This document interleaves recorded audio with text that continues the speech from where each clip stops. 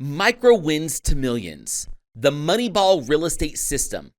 Unlocking the power of simple, conservative investing principles for economic independence by Kevin Clayson and Steve Earle. Introduction. Have you ever imagined what it would be like to transform your life one small victory at a time? Can you envision the liberating sensation of waking up tomorrow free from the overwhelming pressure of accomplishing all your big goals at once and without the constant worry of not being far enough along your desired path? From this very moment, prepare to witness a transformative shift in how you perceive progress and success. That's correct. We said it. The micro wins mindset, an enduring principle-based methodology unveiled within this book, is poised to revolutionize your approach to business, finance, and life strategy. It's universally applicable, whether in business, real estate, investing, faith, family, academia, hobbies. The list is boundless. Every sphere of your life stands to gain. This claim might seem audacious, even improbable, but we, Kevin Clayson and Steve Earle, have leveraged the micro wins mindset to construct a successful company. We have wielded it to assist an array of clients from diverse backgrounds and possessing varying degrees of wealth in building prosperous real estate portfolios. This approach is unequivocally the most effective strategy we've unearthed for altering the trajectory of any and all dimensions of one's life and success. Assume you've set a goal to save $10,000. Now, depending on your job, income, and personal spending habits, this may seem like a difficult task.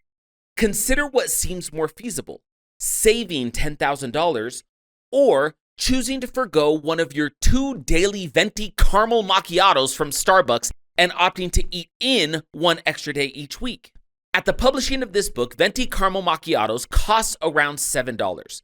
Cutting one per day saves you $35 a week. That's over $1,800 a year. Now let's look at dining out. If you usually go out twice a week and each meal costs around $30, cutting one of those meals could save you another $30 a week, adding up to over $1,500 a year. Put together, that's a saving of more than $3,300 a year, all while continuing to enjoy a caramel macchiato every day and a delicious meal once a week. Now imagine if instead of just tucking this money away, you decided to invest it into a 5-year CD that pays 2% annually. At the end of 5 years, these modest savings and collection of tiny, seemingly insignificant choices would mature to approximately $17,385. Now, what if I told you that real estate gets a lot more fun than that? It's the power of taking small, consistent actions and letting time, the market, and the nature of real estate do the rest. These small, consistent wins are what we're advocating for in this book. The sense of accomplishment you get from these smaller victories fuels your belief that you can repeat them. The thrill of regular achievement lets you savor the journey, fostering a sense of joy and fulfillment, not just upon reaching the destination, but all throughout the road leading to it. To broaden our understanding of micro wins beyond financial terms, let's explore a vivid, hands-on analogy that illustrates the cumulative power of small victories. Picture yourself walking through one of the many Legoland parks around the globe, making your way to an area known as Miniland. This remarkable section showcases intricate Lego replicas from iconic Star Wars scenes and renowned cityscapes such as San Francisco and New York. Each Miniland marvel stands as a testament to the meticulous craftsmanship and countless hours of dedication by the park's master builders. If you haven't witnessed these marvels in person, a quick online search for Legoland Miniland, followed by any of these themes, will unveil the intricate masterpieces created by the park's master builders. During visits with our families, we've stood in awe before these creations, marveling at their complexity and beauty. They prompt a deep curiosity about the meticulous process behind their assembly, especially when you learn about record-breaking feats such as the Lego model of Dubai's iconic Burj Khalifa. Crafted by 17 master builders, this Lego Burj Khalifa, constructed from over 450,000 blocks, weighs more than 1 ton and towers over 55 feet tall, encapsulating more than 5,000 hours of collective labor. Whether you're admiring a picture, watching a video tour, or standing beneath its towering form, the realization hits you. Each of those 450,000 bricks, seemingly minor when isolated, collaborates to sculpt this architectural wonder. This revelation lies at the heart of the microwinds philosophy, and it's an insight we hope becomes clear as you journey through the pages of this book. Now imagine you're seated before a scattered array of Lego bricks, each representing a tiny yet pivotal action, a daily decision, or a small win. As you connect each piece, you're doing more than assembling a model. You're meticulously crafting a complex edifice brick by brick. Some pieces might form the hidden foundation, crucial for the structure's integrity, while others contribute to its aesthetic appeal, molding its final appearance. This building process is a poignant metaphor for personal and financial growth through microwinds. Every small action lays the foundation for a larger success story, contributing to the overall stability and potential of your life's endeavors. It's a journey that transcends the mere completion of a project. It's an ongoing celebration of every little victory along the way.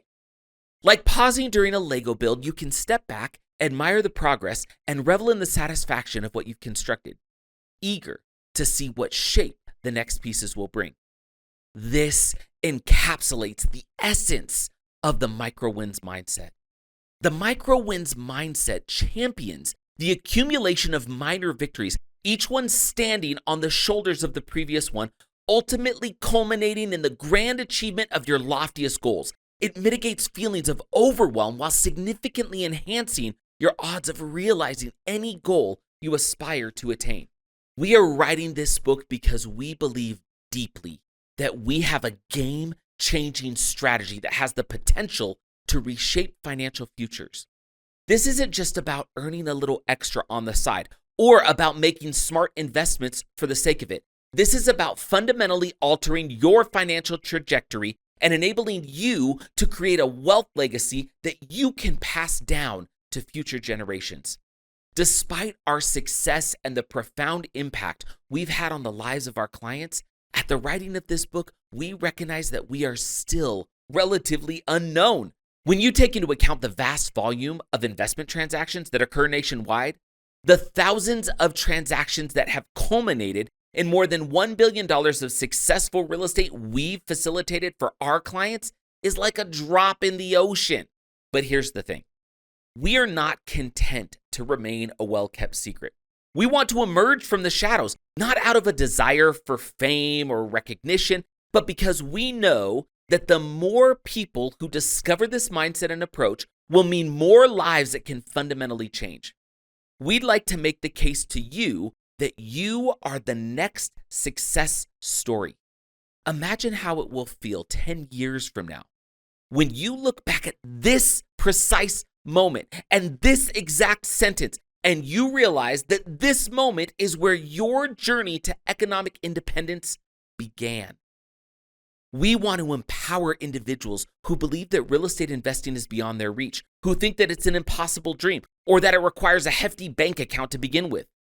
Through the principles and strategies outlined in this book, we aim to dispel those misconceptions. We believe that anyone can achieve wealth through real estate investment, but the first step towards this wealth is to start. Our goal is to provide you with the knowledge, tools, and confidence to take that all-important first step, and we feel that this book is the first step. We are fueled by a passion to bring about meaningful change. We want to shift the needle, to redefine what success looks like, and to show you how you can micro-win your way to a brighter financial future. Let us take you on this transformative journey. Together, we can redefine your present and revolutionize your future. The genesis of our journey. This really all began in the year 2008 with the inception of our real estate investing company, Done For You Real Estate, also known as DFY. This was a time when self-styled gurus, TV personalities, and authors would establish enterprises that outwardly claimed to empower people to reclaim their financial futures. These so-called experts would employ platitudes and evocative slogans like, swing for the fences and you miss 100% of the shots you don't take, to persuade hardworking individuals to relinquish their hard-earned money in exchange for the allure of unimaginable wealth. Naturally, this quote-unquote wealth always lay beyond the paywall of whichever high-priced educational course or coaching program they peddled at the back of the room. The most disturbing aspect? These quote-unquote gurus were actually aware that their paying, adoring fans stood little chance of achieving any level of success in real estate. At the height of the real estate investment seminar era, fewer than 5% of individuals investing in coaching, mentoring, and educational programs ever completed even a single real estate transaction. An even smaller percentage of them ever made a single positive dollar in real estate. When we started our company, we were determined to challenge the status quo. We decided to undertake a radical and innovative endeavor. Note the sarcasm, if you would. We decided to actually assist people to invest in real estate, not merely educate them on the subject, knowing that they will likely never act on the knowledge. We realized we could shoulder the majority of the burdensome work for people while enabling them to retain 100% ownership, 100% of the profits, the tax benefits, and appreciation of their real estate. We could do 95% of the work while they could keep 100% of the financial benefit of owning their real estate. Now, if that seems confusing, by the way, we are going to go in tremendous depth in this book. So just stay tuned, guys, because I'm going to unlock all of this for you. Our team of licensed professionals sought out properties that aligned with our clients' unique investment objectives, fixed up the properties with rent-ready rehabs, secured the required financing, and arranged insurance. Moreover, our teams found tenants and managed the property on behalf of our clients for the entire duration of their investment. Our clients also benefited from our dedicated team of coaches who provided hands-on support and guidance throughout the entire process of acquiring an investment property and beyond. Our business model offered ordinary people a genuine opportunity to amass substantial wealth without depending on Wall Street or traditional stock market-based investments. We believe we innovated a method to bring real estate investing to the mainstream. We sometimes like to say that we've been able to mainstream real estate investing for Main Street. This approach has been so successful that we continue to employ it today. Having facilitated over 6,000 home transactions at the time of the writing of this book, amounting to more than $1 billion in powerful yet conservative real estate transactions, we've managed to differentiate ourselves from the deceivers and sidestep the fickleness of real estate trends and fads that have defined the industry for decades. As we've observed the economic tides rise and fall, weathered economic and real estate crashes, and witnessed markets devastated by a global pandemic, we felt a growing impetus to share our story. Specifically, we aim to illustrate how the micro-wins mindset, along with its underlying principles, has allowed us, and more crucially our clients, to prosper despite the volatility of economies, markets, jobs, and real estate conditions. This book is your guide to liberating yourself from the shackles of the traditional financial system, which exploits your dreams and finances while offering you the hollow promise that one day you could attain financial freedom. Our objective is to equip you with the principles of the micro-wins mindset. This way, irrespective of what the future holds, you and your loved ones can enjoy a new level of success and happiness that remains unaffected by factors beyond your control. It's time you're permanently fixed in the driver's seat of your financial future. The power of principles. The pursuit and acquisition of knowledge is undoubtedly valuable, yet such knowledge may not always endure nor remain perpetually relevant. It can eventually become obsolete. Principles, on the other hand, are far more concrete. In Benjamin Hardy's book, 10x is easier than 2x, he defines a principle as, quote, a fundamental truth or proposition that serves as the foundation for a system of belief or behavior or chain of reasoning. This book you're reading right now, this book contains knowledge, but is squarely fixed on principles. Consider the medical practices of the past. Just a couple centuries ago, leech therapy was prevalent, even lauded among some physicians. The prevalent belief was that to expel an illness, it was necessary to drain it out of the body. This quote-unquote knowledge at the time inadvertently resulted and more harm than good for the patients it was intended to heal. The principle underlying this practice, which is curing patients and eradicating their ailments, was praiseworthy. This principle is still respected and upheld in today's medical world. However, our understanding of how to implement this principle has dramatically improved. The urgent care nearby probably doesn't tend to rely on leeches for treatment. And by the way, if it does, you may want to find a new urgent care location. In the realm of real estate investing, a similar shift can be seen. For many years, investors abided by the 1% rule. This rule suggested that an investment property should only be considered if the monthly rent was equal to or exceeded 1% of the purchase price.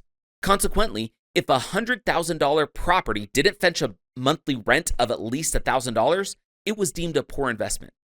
This piece of advice was sound for a period, but as property value saw an average annual increase of 12% between 2012 and 2022, and rent increases plateaued at about 5% annual increases during the same period, the 1% rule became unreasonable to expect and impractical to rely on. The principle at the heart of the 1% rule, which is to invest in properties based on the sound financial metrics rather than emotion, holds merit. But the rule itself as a piece of learned knowledge has lost its relevance in the face of shifting markets and economies. Are you tired of chasing trends and knowledge that don't stand the test of time? What if instead you could build your life and your financial future on solid, enduring principles? Although this book imparts substantial knowledge, some of which may eventually become outdated despite our best efforts to include timeless information, the ensuing 12 principles are steadfast. They will form the bedrock for what we hope will be your new belief system, the micro-wins mindset. By embracing the micro-wins mindset and these time-tested principles, you can make incremental progress toward greater joy and satisfaction in your personal life. You can gradually build a successful and robust business. You can incrementally amass a real estate portfolio that cultivates generational wealth for you and your loved ones. Through this principle-based approach, you can gradually accumulate your way to millions, one micro-win at a time. Navigating this book. While this book aims to guide you toward success in all aspects of life, its core essence is a real estate investment manual, set to reveal duplicable, proven steps toward your journey to economic independence. Therefore, each chapter is composed of two parts. Part 1 will explain one of the timeless principles we espouse through anecdotes, business stories, and analogies. The second part of each chapter illustrates precisely how we have harnessed that same principle in real estate investing. Hence, the text on the cover of the book, Micro-Wins to Millions, A Moneyball Approach to Real Estate, Unlocking the Power of Simple Conservative Investing Principles for Economic Independence. Ideally, you should read this book from start to finish, but we also encourage a personalized reading experience. If you're seeking solely a personal success handbook, the following roadmap delineates the reading process tailored for you. Ideally, you should read this book from start to finish, but we also encourage a personalized reading experience. If you're seeking solely a personal success handbook, the following roadmap delineates the reading process tailored for you. Just visit microwinstomillions.com/success. If you're in pursuit of a real estate guide that confidently sets you on the road to economic independence, this is your customized roadmap. Visit microwinstomillions.com/real estate. But if you're seeking a comprehensive approach to wealth, success, and achievement, we recommend immersing yourself in every page. Your road to economic independence. The micro-wins mindset and its associated principles aim to recalibrate your outlook in all of life's facets, including the vital area of income replacement. We approach real estate with the perspective of gradually replacing income over time. Perspective is invaluable. It's the lens through which we perceive our surroundings. In real estate investing, possessing a clear perspective or leveraging in others on what constitutes a good deal is crucial. Our perspective is shaped by our experience with thousands of clients from all walks of life and thousands upon thousands of successful single-family rental SFR investments that have significantly benefited them since we first introduced this method in 2008. These are not singular, fortuitous million-dollar deals, but thousands of successful transactions, countless micro-wins amounting to millions. If you're intrigued by how the micro-wins mindset can transform your relationship, real estate investments, career, and finances, this book is for you. If you're searching for joy, peace, and fulfillment, or aspire to make a positive impact in the world, then this book is designed for you. Before we begin, allow me a word of caution. Warning: applying the micro-wins mindset to every aspect of your life won't always be smooth sailing. Initially it may be challenging. We're urging you to recalibrate a lifelong perspective on happiness, success, business investing, retirement, and long-term financial planning. By encouraging you to make conservative strides and celebrate minor victories, the micro-wins mindset contradicts conventional teachings. Obstacles will arise, and hardships are part and parcel of the journey. However, we firmly believe that by using this book's principles to navigate your decisions, you will eventually reach your desired destination. Our earnest desire is for you to experience spectacular success, whether that involves incorporating real estate income into your financial plan, replacing your active income with passive income streams, or applying these methodologies to fields outside of real estate. Ready to embark on this journey? We're thrilled to travel on this transformative journey alongside you. Onward to the next chapter. Chapter 1. Stacking micro-wins. General principle: stack micro-wins to create large-scale victories. The micro-wins mindset.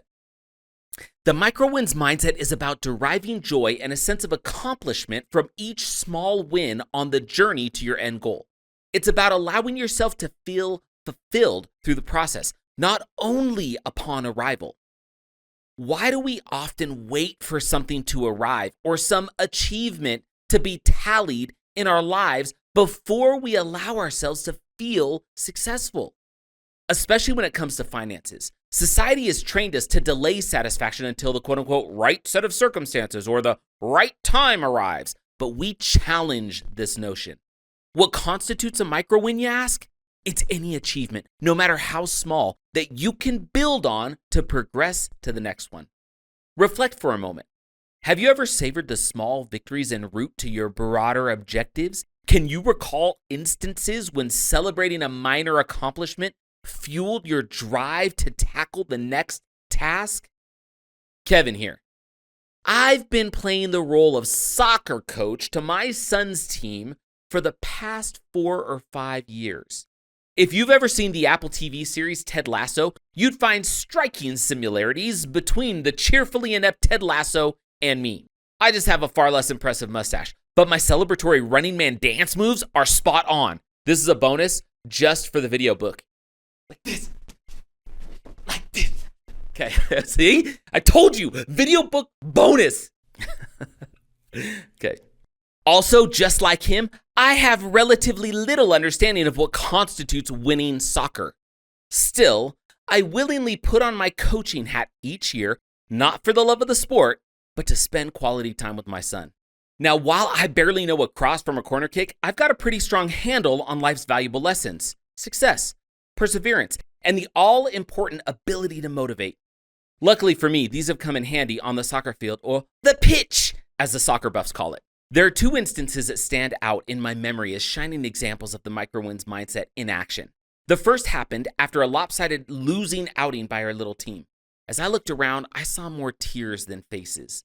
The boys felt crushed, as if they'd committed some monumental error, but this is where I saw an opportunity for a micro-win. Gathering my dejected troops, I turned the tide of the conversation. I began to acknowledge each player individually, spotlighting what they had done well in the game and getting the rest of the team to nod along and confirm the individual successes. For each sullen face, I recounted a tale of a good pass, a brave stop, or some fantastic teamwork. The tears dried up, replaced by shy smiles as they started to see their efforts in a different light. That day, I reminded them that scores fade, but the taste of small victories should linger. In the second instance, the micro-wins mindset was beautifully demonstrated by the boys themselves. We were, again, in a rough match, and our poor goalie was having a hard day, with balls zipping past him like small checkered comets. Some of the boys began to loudly voice their disappointment with him. However, in this moment of juvenile criticism, two players, one of them my son, shout out to Brody, this was awesome, dude, rushed to the goalie's defense. They reminded the team about his courage to stand in that position for the first time and praised his valiant efforts. They started pointing out our little goalie's micro wins right there in the middle of the game. Their words had a profound effect, instantly changing the team's dynamics. The naysayers fell silent and the positive energy bounced back. After that, put-downs were banned for the remainder of the season, unless it was like a funny comment about my male pattern baldness. That was totally okay, and plenty of those came. These examples might seem minor, but that's the beauty of micro wins. They're small, yet incredibly powerful. They may not make headlines, but in the grand scheme of things, especially in the community of the boys U10 soccer league, they can shift perspectives and shape futures. Through these experiences, my young players have not only become better at their game, but they've also become better human beings, embracing the transformational power of the micro wins mindset. The Moneyball approach, an unorthodox road to success. All right, let's throw a curveball here and talk about a concept that played a pivotal role in shaping the micro wins mindset. Its origins stem from the world of baseball, as chronicled in the movie Moneyball, an Academy Award-winning film inspired by Michael Lewis's 2003 bestseller, Moneyball, The Art of Winning an Unfair Game. While we shamelessly admit that we watched the movie before we read the book, we soon sought out the written account, even dusted off our old library cards in order to get a copy. We can now enthusiastically recommend both the cinematic and literary versions of this compelling story. Moneyball spins a captivating tale of the charismatic former pro player Billy Beane, who, as the general manager of the Oakland Athletics, the A's, revolutionized the game with an ingenious recruiting strategy. In 2001, he stood up to the challenge of making the cash-strapped A's compete against the big league's giants, such as the New York Yankees. With a colossal budget of about $125 million, the Yankees were a Goliath to the A's, who had a comparatively paltry $44 million to spare. Beane, however, was not one to back down. He introduced a fresh, revolutionary approach to player recruitment. His strategy involved ditching the age-old, subjective judgments of traditional scouts for a more analytical, data-driven approach to team building. Faced with budget constraints, the A's couldn't afford the quote-unquote rock stars of the sport. Instead, they turned their attention towards statistically robust players who flew under the radar. Those who didn't necessarily hit the most home runs, but had consistently high on-base percentages and batting efficiency numbers. These players were the unsung heroes, often overlooked and thus surprisingly affordable. In adopting this against-the-grain, quote-unquote, get-on-base mentality, the A's crafted victory with fewer risks and a far smaller budget. It seemed like a game of David versus Goliath, but the A's knew how to sling their stones. They ended the year triumphantly as divisional champs and set an unprecedented record for the longest consecutive win streak in Major League history. While they fell short of their ultimate aspiration, winning the World Series, it's safe to say that their impact was far greater. The 2001 season became a landmark in baseball history because the A's broke the mold and reshaped the entire strategy of building a baseball team and winning games. They took the sport by storm, leveraging what they had rather than lamenting what they didn't. They innovated and acted where they could rather than obsessing over what they couldn't control. The Moneyball approach is an embodiment of the micro-wins mindset. It's about amassing a series of small victories, building momentum, and slowly but surely inching toward more significant outcomes. It champions the power of focusing on existing achievements, leveraging them as a springboard to the next victory, propelling you toward your larger goals. It's about, quote-unquote, getting on base, more than it is about, quote-unquote, knocking it out of the park. Through this lens, progress isn't just about moving forward. It's about adding points to the scoreboard of success. Stay consistent, and soon enough, you'll find that you're not just participating, you're dictating the game and ultimately basking in the joy of winning. Stop swinging for the fences. Expanding on our Moneyball metaphor, let's consider this. The micro-wins mindset is about focusing on-base percentages rather than constantly swinging for the fences, hoping against hope to hit that elusive ball out of the park. What if the true key to success was consistently hitting singles? These are the achievable, realistic goals that you can accomplish right now. After all, a home run is impressive, but if you're not winning the game, what's it worth in the grand scheme of things? Would you rather relish in numerous, perhaps less flashy wins, or hold on to that single spectacular highlight from a losing season? Now, let's be clear. We absolutely advocate for celebrating the small victories, regardless of the broader circumstances. Let's wind the clock back to my, Kevin, sophomore year in high school. Picture a lackluster junior varsity basketball team, our Arroyo Dons. Not exactly the Golden State Warriors. Our record that year was a series of blowout losses, each loss leaving an emotional mark on our collective spirit. My personal history with basketball had been a steady journey of underachievement. My earliest triumph was back in 5th grade when I was awarded the Most Valuable Player Award. Yes, that was the zenith, the peak of my basketball journey. The rest of the trek had been a slow and steady descent. But on one fateful evening in 1995, a little spark of magic danced back into my life. Okay, picture this. It was an away game at Hayward High School, and the Hayward Farmers had us on the ropes. The Farmers weren't just good. They were like a basketball factory. They were churning out hoopers like it was their business. Among them was a future NBA champion, side note, who I'm pretty sure dunked on me at one point, with the Boston Celtics. Our ragtag team, in comparison, felt like a band of misfits. There we were, down by over 20 points with the game clock ticking down to the final seconds of the 4th quarter. The Farmers scored another basket, punctuating our impending defeat. Yet, as the ball swished through the net, our center quickly retrieved the ball and tossed it my way. Instantly, I was swarmed by 2 defenders. I glanced at the game clock. 3, 2. As the last few seconds were being mercilessly shaved off, I found myself near the free throw line at the opposite end of the court. It was now or never. Pushing off my left foot, I launched into a leaping baseball-style throw, hurling the ball toward our distant hoop. Time seemed to elongate as the ball traced a high arc, cutting through the tense silence that had swallowed the gym. The buzzer blared, signifying the end of the game, but before the echoes of the buzzer had faded, a sweet, crisp thunk swoosh reverberated through the gym. My long-distance Hail Mary had found its mark and banked in. The reaction was electric. Our team, the spectators, even a few bewildered farmers erupted into cheers as if we'd snatched a championship win from the jaws of defeat. But the cold reality was that we had still lost by more than 20 points. Looking back, I cherish that memory, that tiny diamond of success amid the rubble of a disastrous season. But as intoxicating as that moment was, as much as it temporarily ignited our spirit, I must confess, I would have given it all up for a winning season. The thrill of my long-distance miracle shot pales in comparison to what a series of consistent, boring, successful shots could have meant for our team. After all, it's the steady rhythm of hitting the mark game after game that builds a winning team. An unexpected 3/4 court shot may get the crowd roaring, but it's the steady grind of disciplined practice, effective teamwork, and reliable performance that wins the season.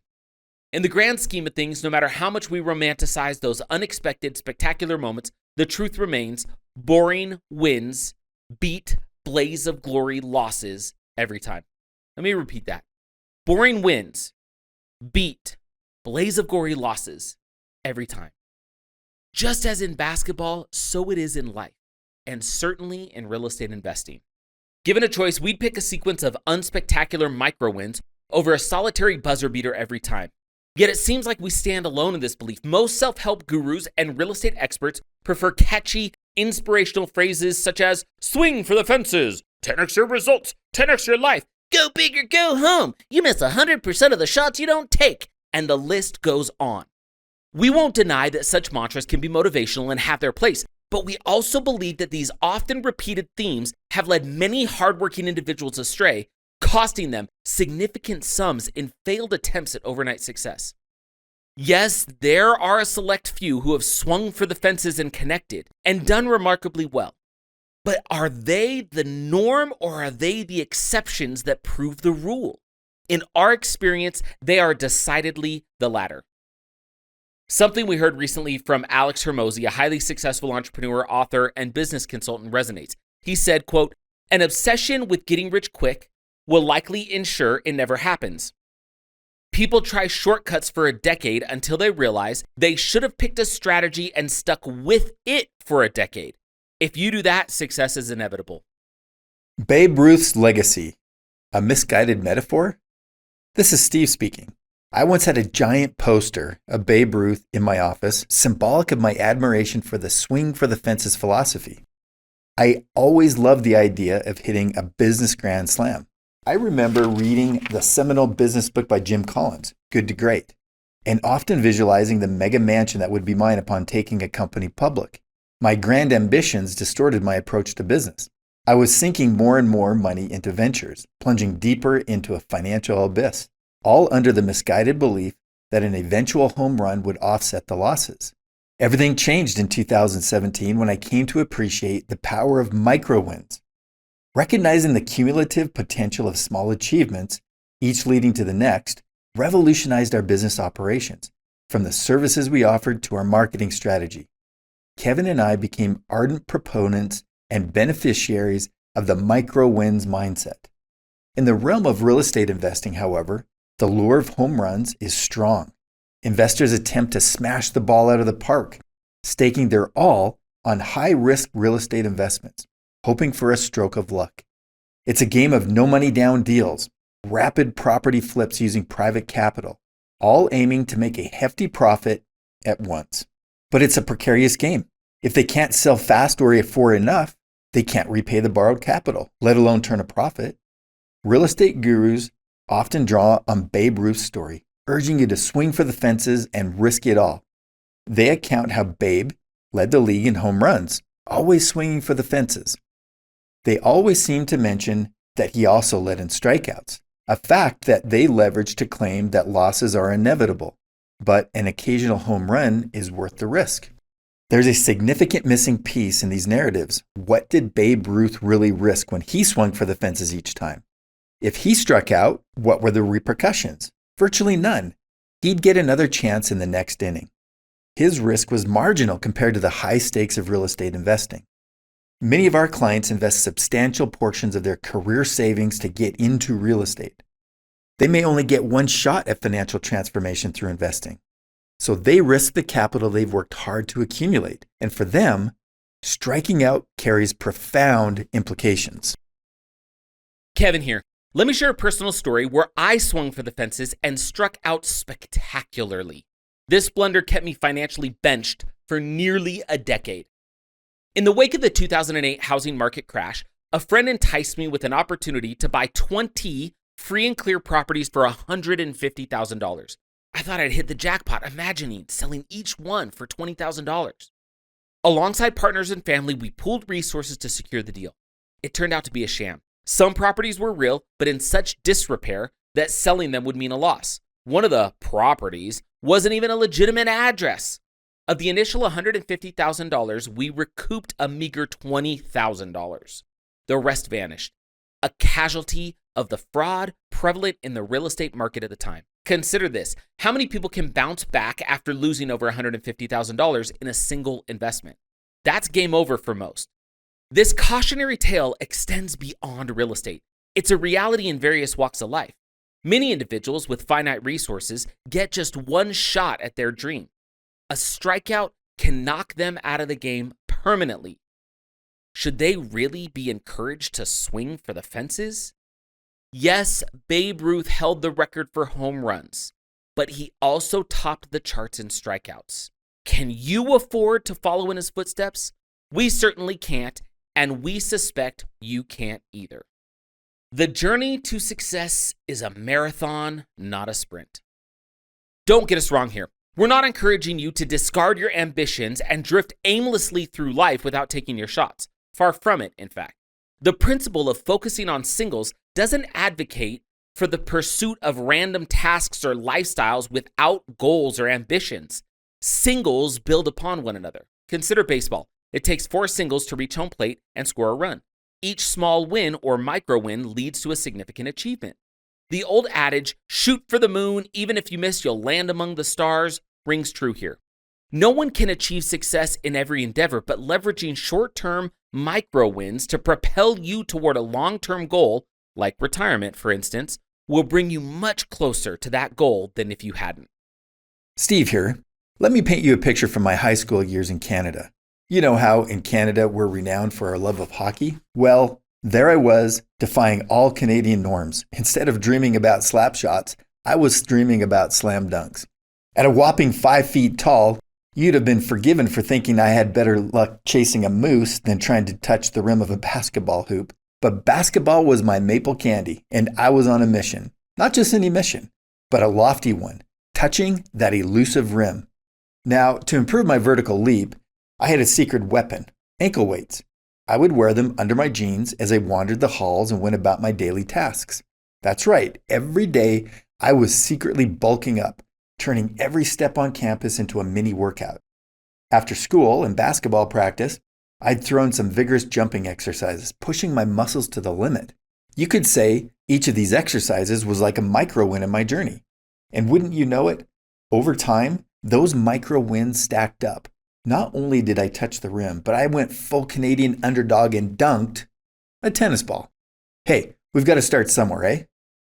Part of embracing the micro wins mindset involves understanding the requirements of your journey to the ultimate goal. Obstacles will arise, but preparedness to overcome them is key.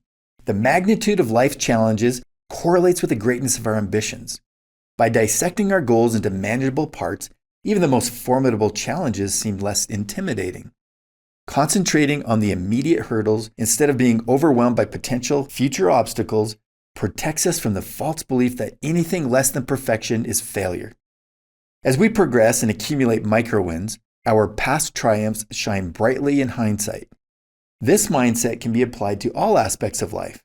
Consider building a solid relationship. Challenges will arise, and each surmounted difficulty strengthens your bond. Celebrate these victories. Express gratitude for the person in your life and prepare for the next inevitable challenge. The process of celebrating micro wins prepares you for future obstacles and strengthens your relationship. The act of getting off the bench and into the game, whatever your game may be, is a victory in and of itself, and it should be celebrated. Further victories, like making a hit and reaching the base, should also be celebrated. No matter your ultimate goal, whether it's income replacement, real estate investment, or overall life satisfaction, accumulating micro wins keeps you motivated on your journey towards your goals, overcoming challenges as they arise.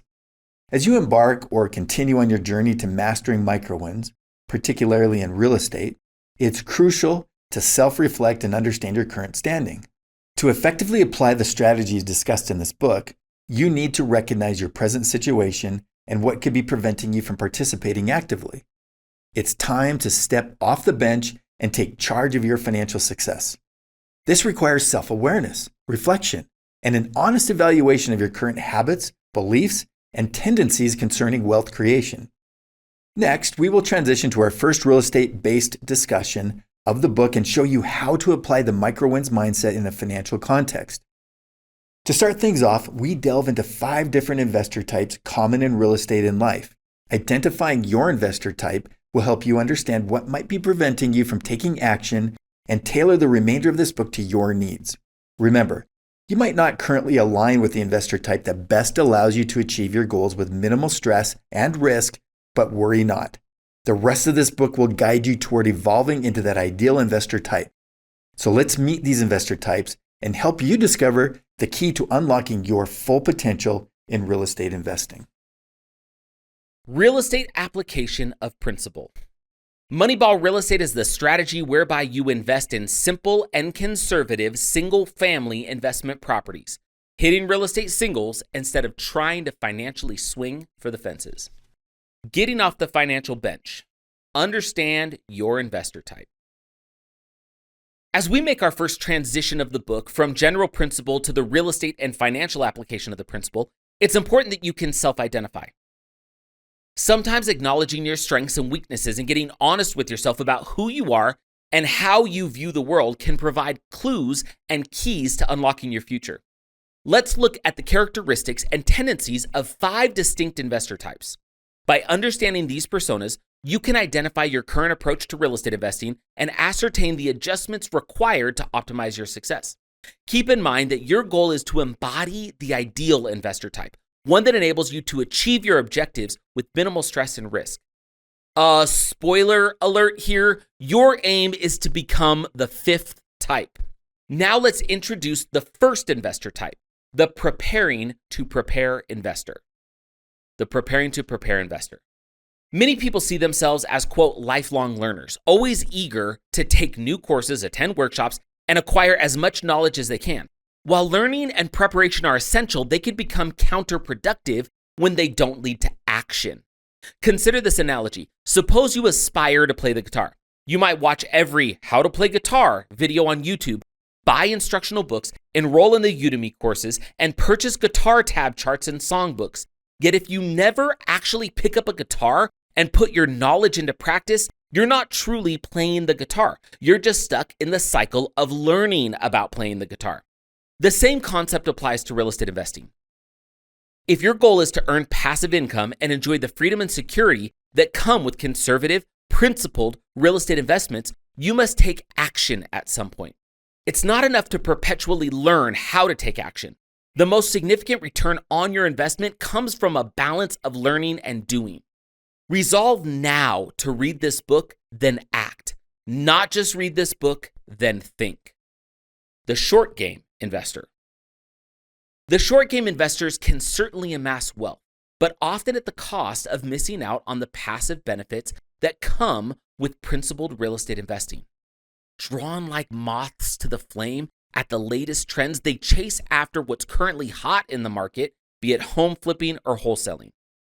This mindset mirrors the behavior of the eternal network marketer, perpetually attracted to the newest, most dazzling opportunity. Think of those acquaintances who hop from one multi-level marketing venture to the next, endlessly peddling an eclectic range of products from rare superfruits found on the slopes of the Himalayas to the most recent innovations in beauty. Instead of committing to one brand or company, they flutter between opportunities with their eyes on immediate profits rather than long-term potential. Short game investors often fall victim to the same distractions.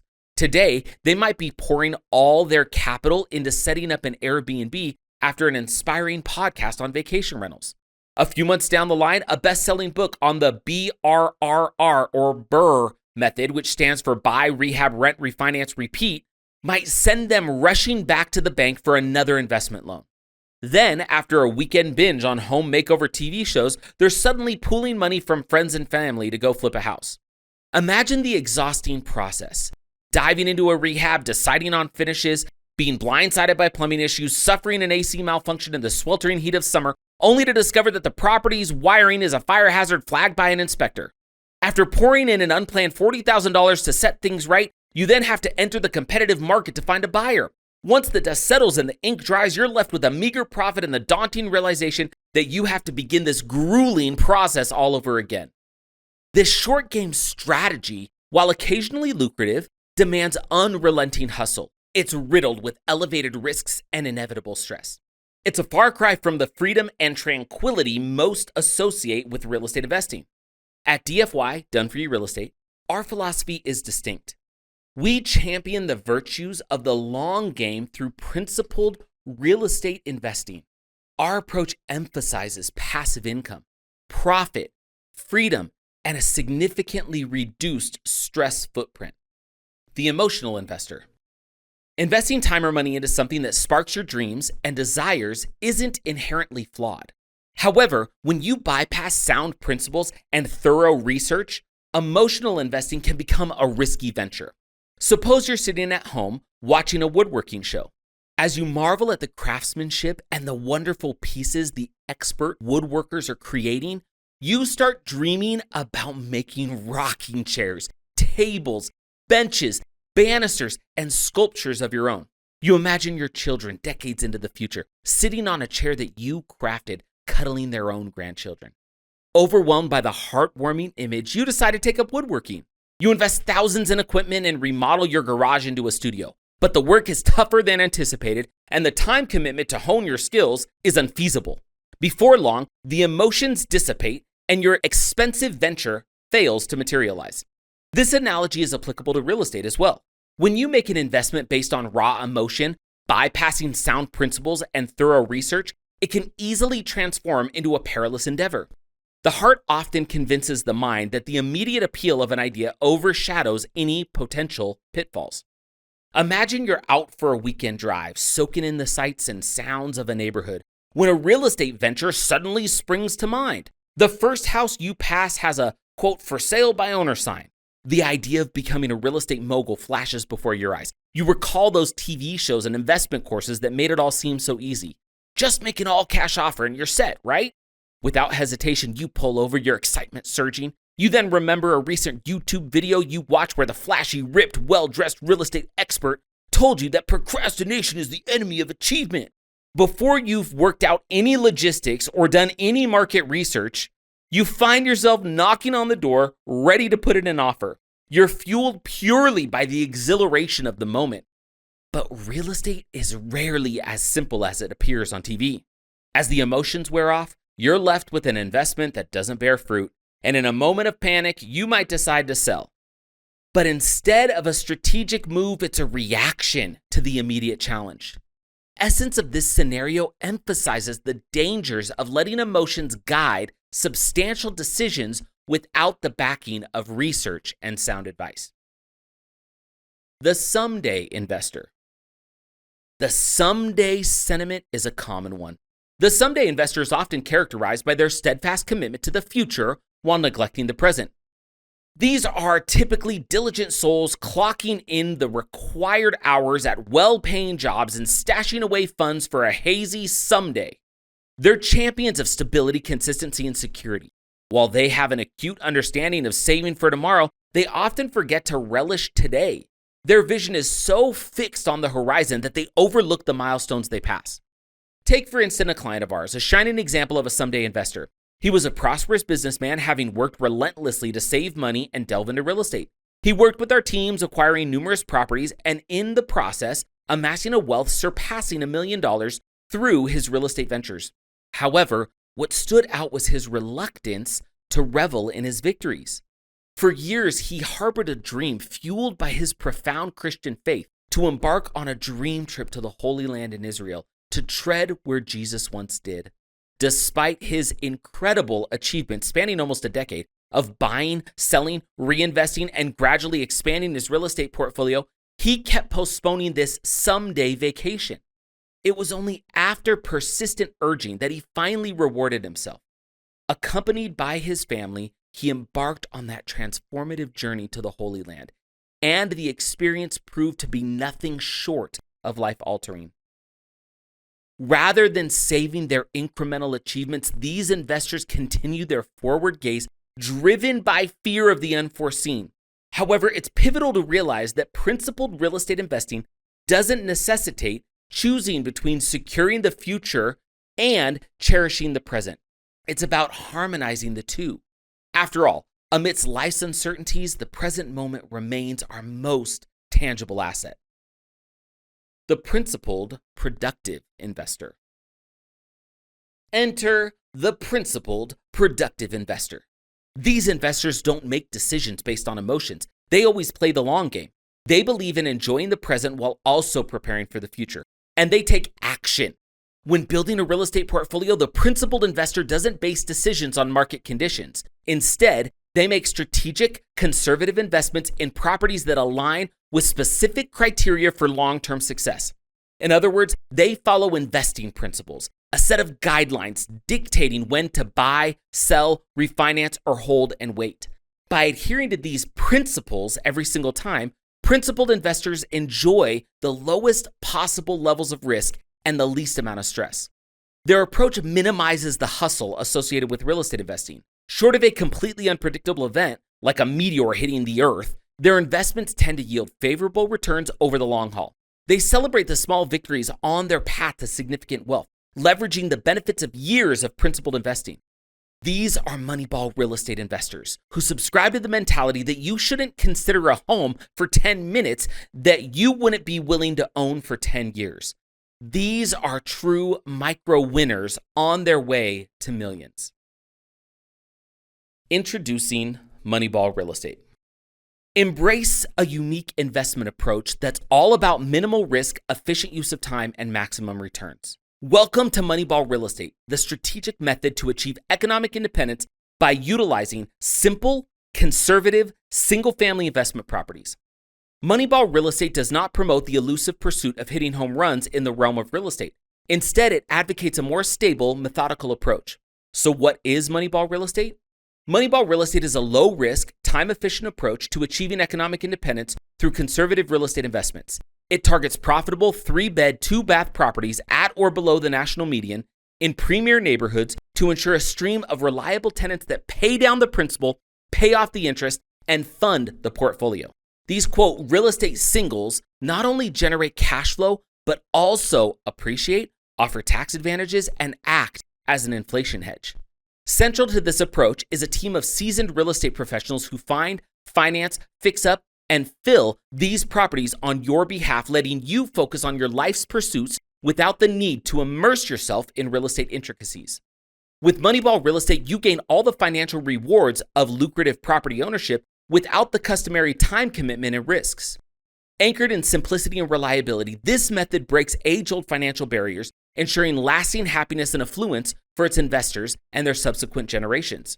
This strategy doesn't just open up a wider spectrum of opportunities, but the real beauty of Moneyball Real Estate lies in the simplicity of the concept. It is all about harnessing the power of micro wins. It's the act of accumulating wealth and securing your economic independence in a risk-averse manner as opposed to the frantic pursuit of quick gains. A crucial element of the Moneyball Real Estate method is meticulous property selection. We're talking about comfortable homes in appealing suburban neighborhoods underpinned by good schools, low crime rates, and dynamic job markets. These parameters ensure a high demand for rentals, thereby fostering an environment of steady, predictable returns over time. Best part? Professional property managers take care of the day-to-day duties, leaving you to focus on your job, your family, and your passions, all while growing your portfolio. Mortgage leverage and long-term strategizing are key pillars of the Moneyball Real Estate philosophy. Typically, these properties are financed with a 25% down payment and maintained via a 30-year fixed mortgage. The objective is a medium-term hold on these homes with options to refinance, allowing you to expand your property portfolio over time with a strategy we refer to as refi and grow. Also integral to the approach is the utilization of periodic strategic sales of your properties in order to utilize 1031 exchanges, which allow you to defer taxes and accelerate growth through a strategy we refer to as sell and grow. The idea is to organically grow your real estate portfolio bit by bit, one property at a time, leveraging the advantages the market gives you during any economic cycle. So in a nutshell, Moneyball Real Estate is a strategic, low-risk, long-term investment approach that centers around acquiring stable, high-demand, single-family rental properties in non-volatile markets across the country. By having these properties managed for you by in-market property management experts, you can remove the barriers of geography. This slow and steady approach is all about generating immediate cash flows and consistent returns on the road to economic independence. Moneyball Real Estate is the recipe that can create lasting happiness and financial freedom for you and your loved ones. Moneyball Real Estate solves the retirement quandary.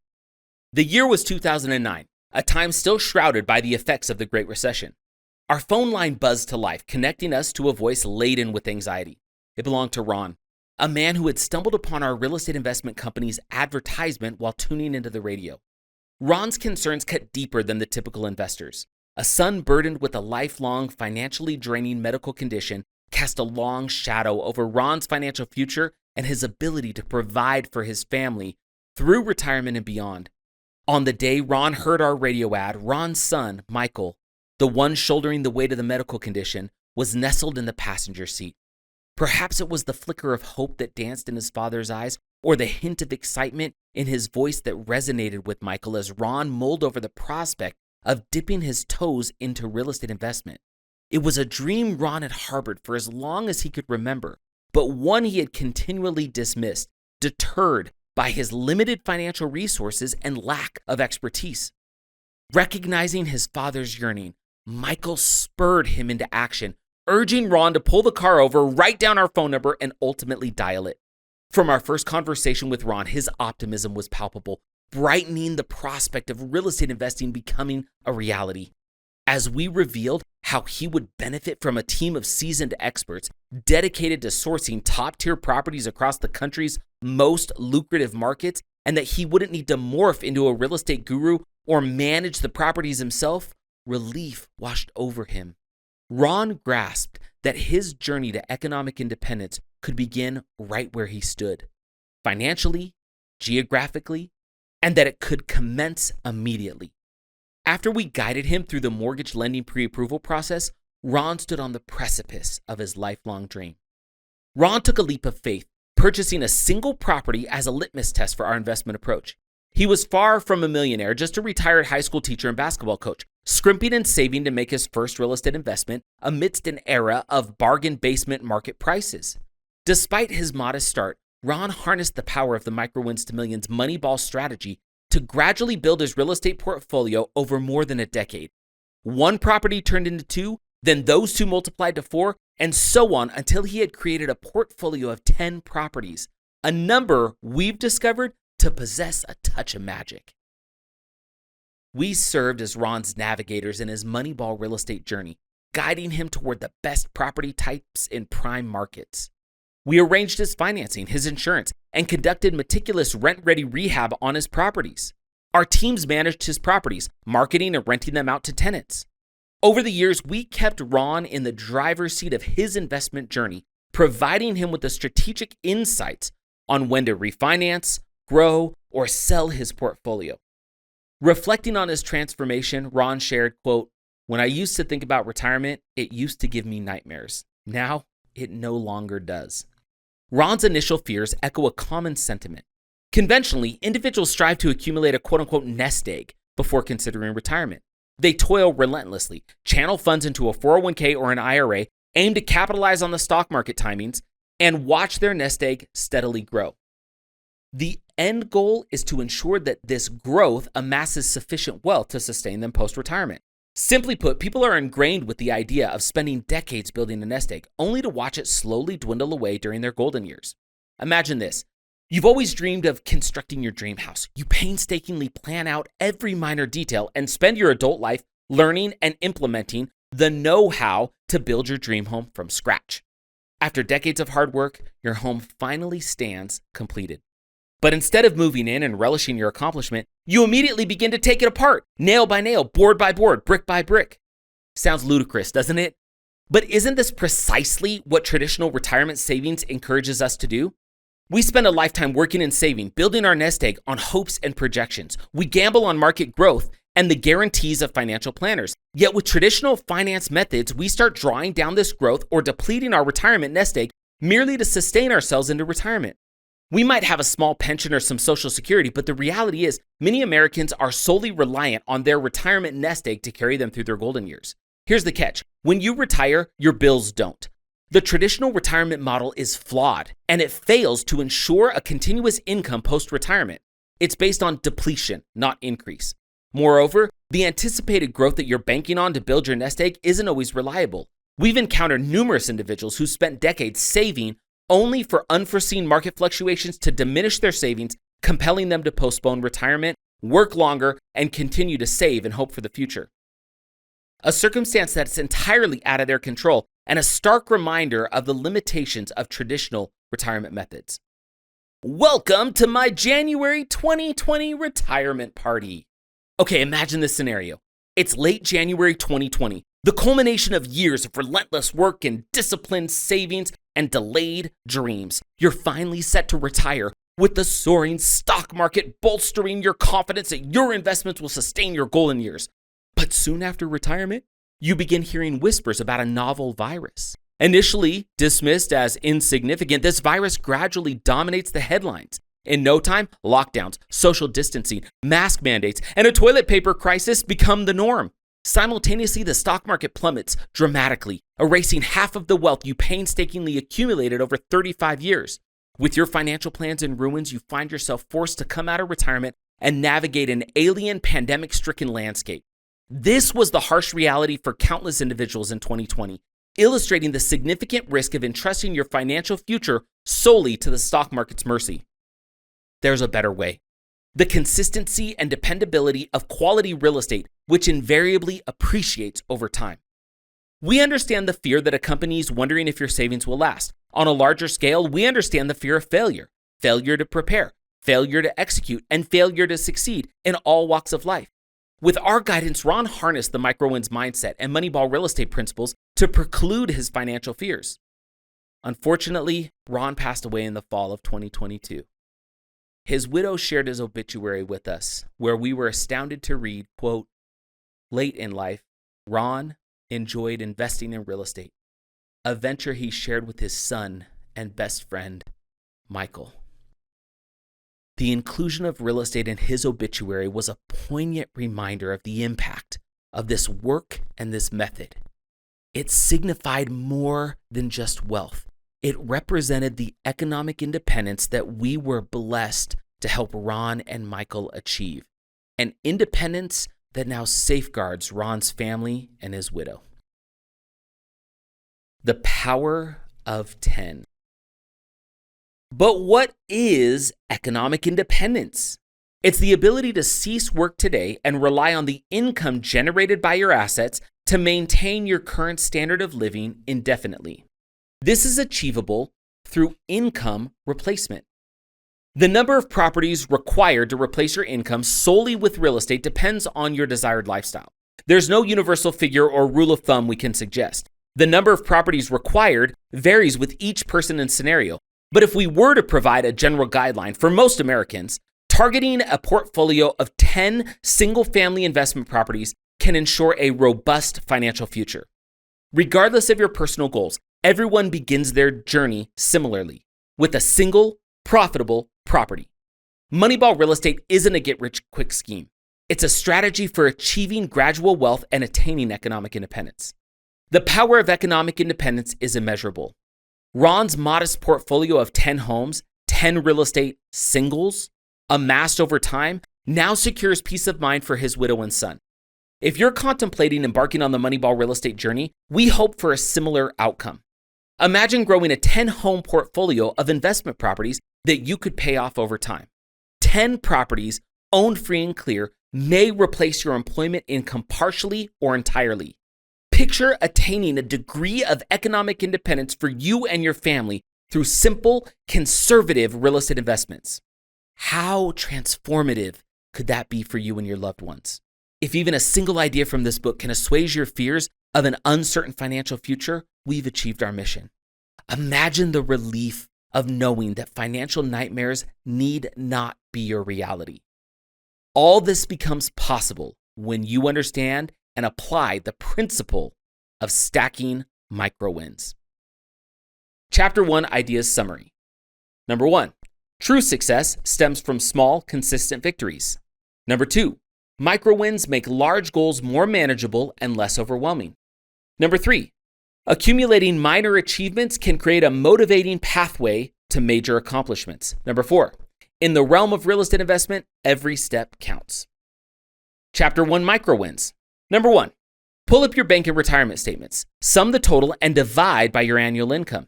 How long could you maintain your current lifestyle if you stopped working today? Even if the results are discouraging, celebrate the proactive step of evaluating your financial standing. It's a micro win. Micro win number 2, open a journal or a notes app on your computer or phone and title it, quote, micro winning. Think through your day-to-day. List 2 to 3 little victories you've had throughout the course of the day. Here's a perfect example. You finished this chapter. Now allow yourself a moment to feel some joy by acknowledging yourself for these 2 to 3 micro wins. Chapter 2, celebrate the journey, not the arrival. General principle, achievement is a celebratory journey, not an arrival. A beat-up old truck and a pair of Levi's. Let me, Steve, share with you a story of how I planted the seed of my own business. In my first year of college, I found myself working as a painter for an individual who owned his own painting business. Encouraged by this experience, I decided I should establish my own painting company for the summer months. To jumpstart my enterprise, my wife lent me $700 to purchase a dilapidated old truck, an essential piece of equipment for transporting painting supplies. However, the truck was just the beginning. I had yet to acquire the necessary painting equipment. Fortunately, my previous employer was retiring from his painting business and had a stash of equipment up in Canada. He graciously allowed me to take the equipment and pay him later. All I needed to do was collect it. So, there I was, with a truck procured through the last of our savings, no credit card to my name, and a shortage of funds to even consider seeking outside help. In a resourceful move, I decided to sell a few pairs of my coveted Levi's, which at the time were considered quite valuable. With the money from the sale, I was able to afford the gas for the journey to Canada. Upon my return, I wasted no time. I went door to door, offering free house painting estimates. After a long string of refusals, I finally got a yes. To my amazement, they accepted my estimate, and I received a $500 deposit. I immediately drove to the bank, cashed the check, and my wife and I treated ourselves to a long-awaited shopping trip.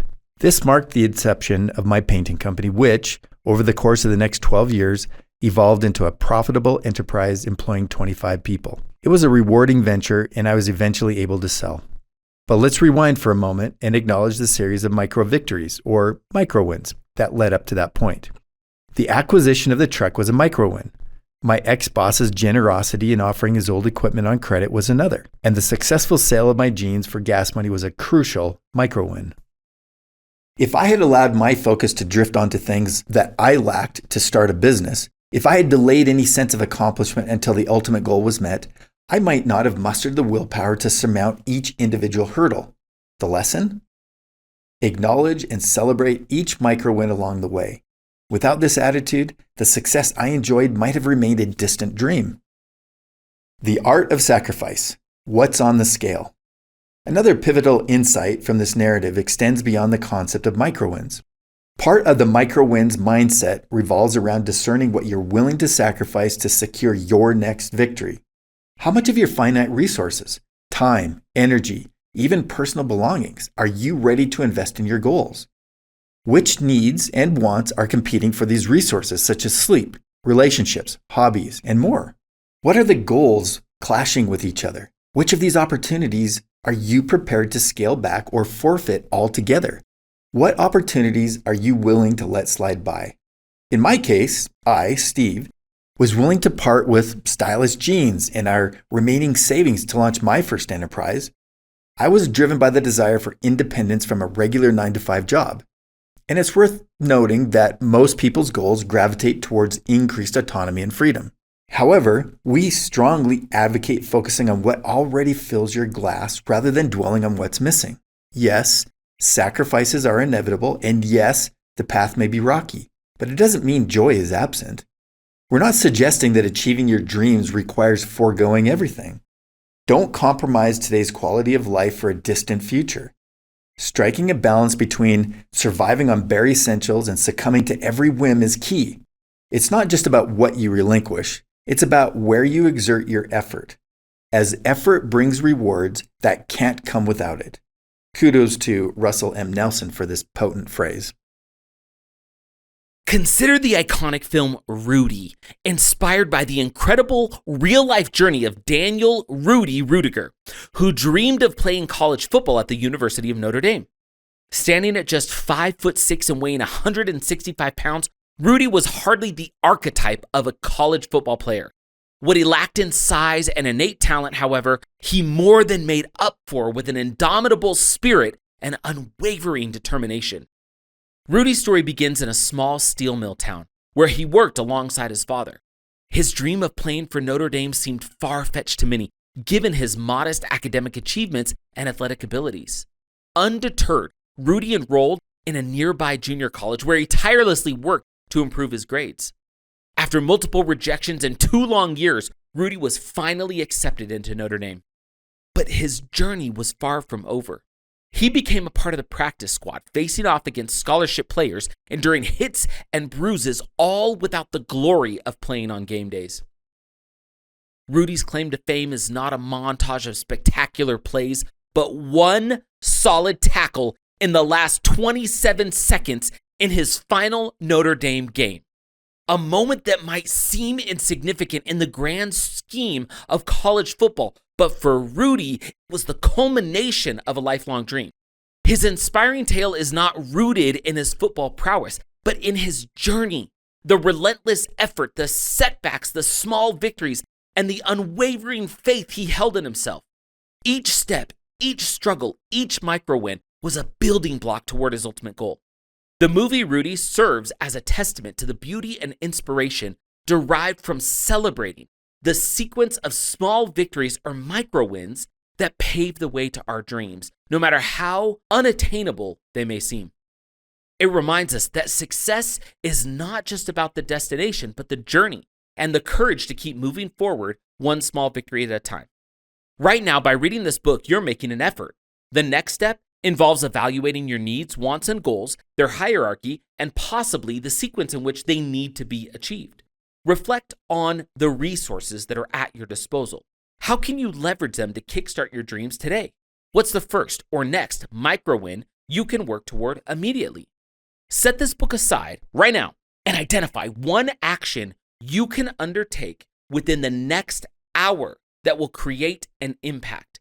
Pursue that seemingly minor step, then take a moment to celebrate your achievement. Micro wins and the brain. Celebrations and neurochemistry. Celebrating micro wins serves as a catalyst to relish the journey rather than just the destination. Micro win celebrations act as your fuel, propelling you toward your ultimate goal. Our brains are wired to thrive on achievements, however small they might be. Accomplishing a minor goal or overcoming obstacles akin to a base hit, a layup, getting a first down on a 3rd and short, or witnessing your child behaving kindly toward a sibling triggers the release of dopamine in our brains, commonly known as the quote, happy hormone. As we are naturally programmed to seek dopamine releases, these acts of accomplishment serve as potent motivators, urging us to continue our journey. There's a caveat, however. If you don't recognize and appreciate a win as a win, the dopamine release doesn't occur. It's not just about a biochemical reaction in the brain. It's about a mindset that involves recognizing and celebrating each accomplishment. Hence, you need to reshape your thought processes, especially when your micro wins don't pan out exactly as you envision. Adopting this approach can be challenging if you're not accustomed to acknowledging and celebrating victories. If you're someone who has experienced numerous defeats or tends to be self-critical, this mindset shift might initially feel daunting, but that's perfectly fine. With practice, celebrating small wins will help rewire your brain, making these celebrations and the sense of fulfillment they induce more instinctive over time. Humans are creatures of habit, naturally inclined to form patterns, be they positive or negative. We speak from personal experience. In 2012, I, Kevin, was grappling with my inner demons. Despite seeming to have it all, a loving wife, beautiful kids, a comfortable home, and a growing company, I was still unfulfilled. This period led me to a profound revelation about happiness.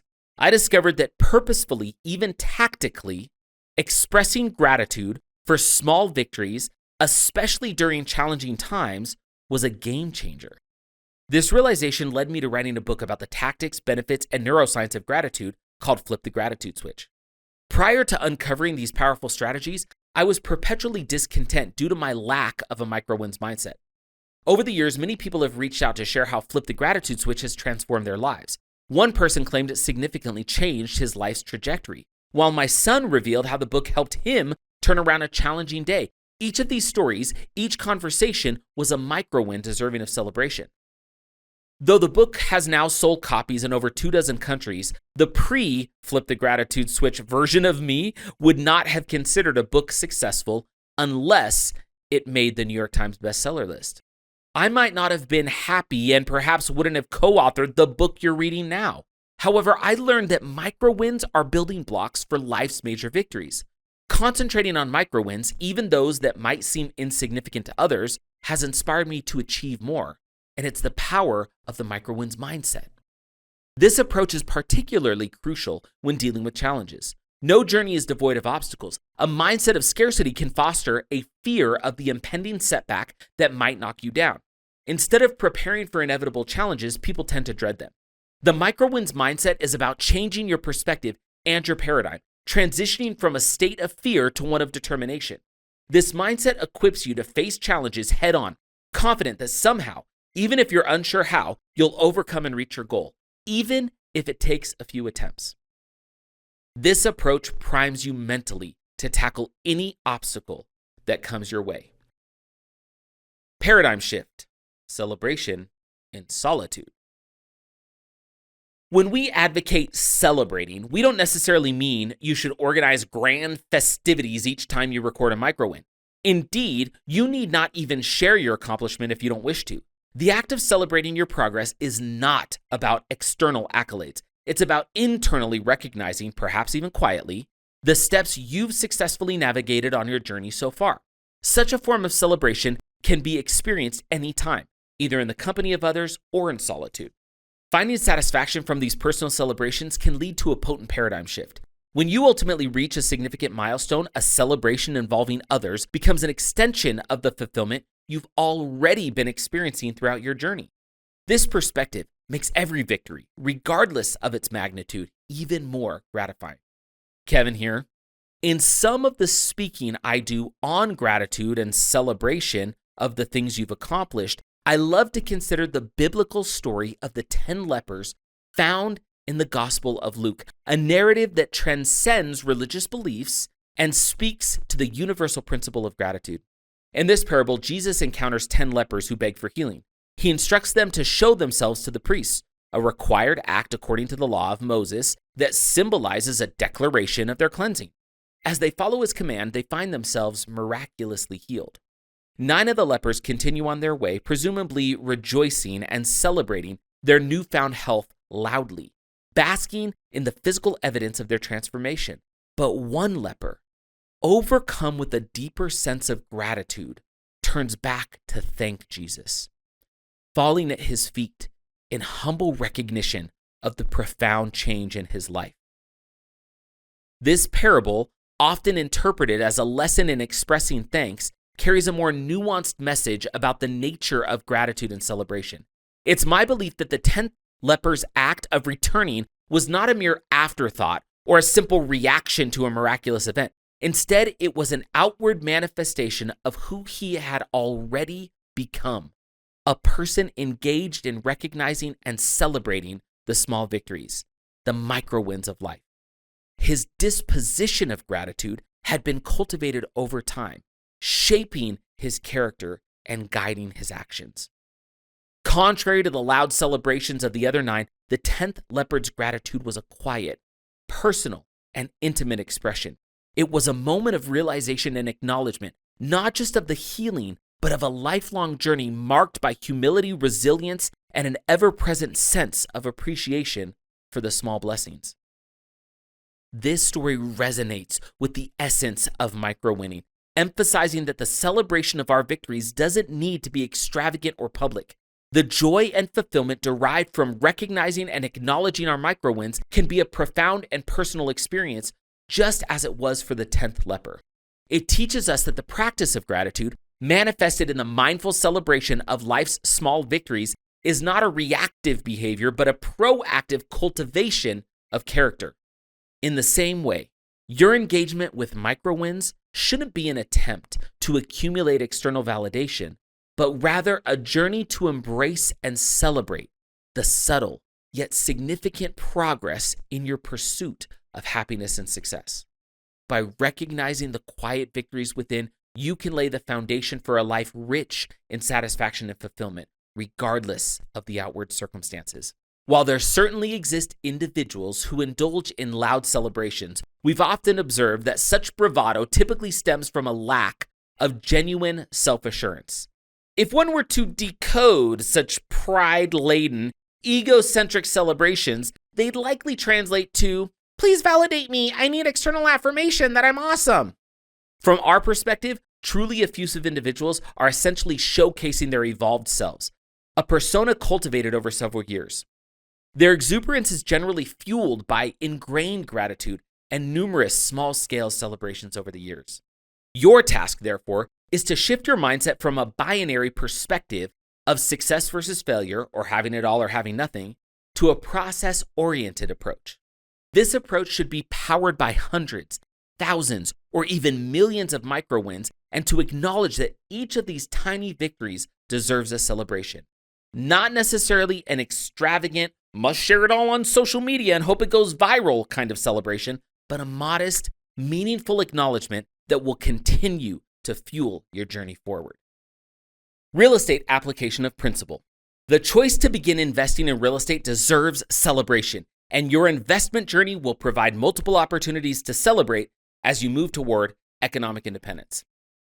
Real estate, the quintessential micro-winning tool for wealth creation. The dynamic nature of real estate sets it apart from traditional investments, and especially from conventional retirement plans, given that real estate has multiple avenues for wealth creation. When you invest in stocks, bonds, mutual funds, and the like, your success is contingent on the growth of the market. Your wealth accumulates when unfamiliar individuals and companies over which you exercise no control miraculously align in an ideal set of conditions that augment the value of your investment. Oh, don't worry, your broker assures you as he glances at his Apple Watch. The S&P 500 has historically delivered an average yearly return of about 10% over the past century. You'll probably be just fine. Note the unmistakable sarcasm there.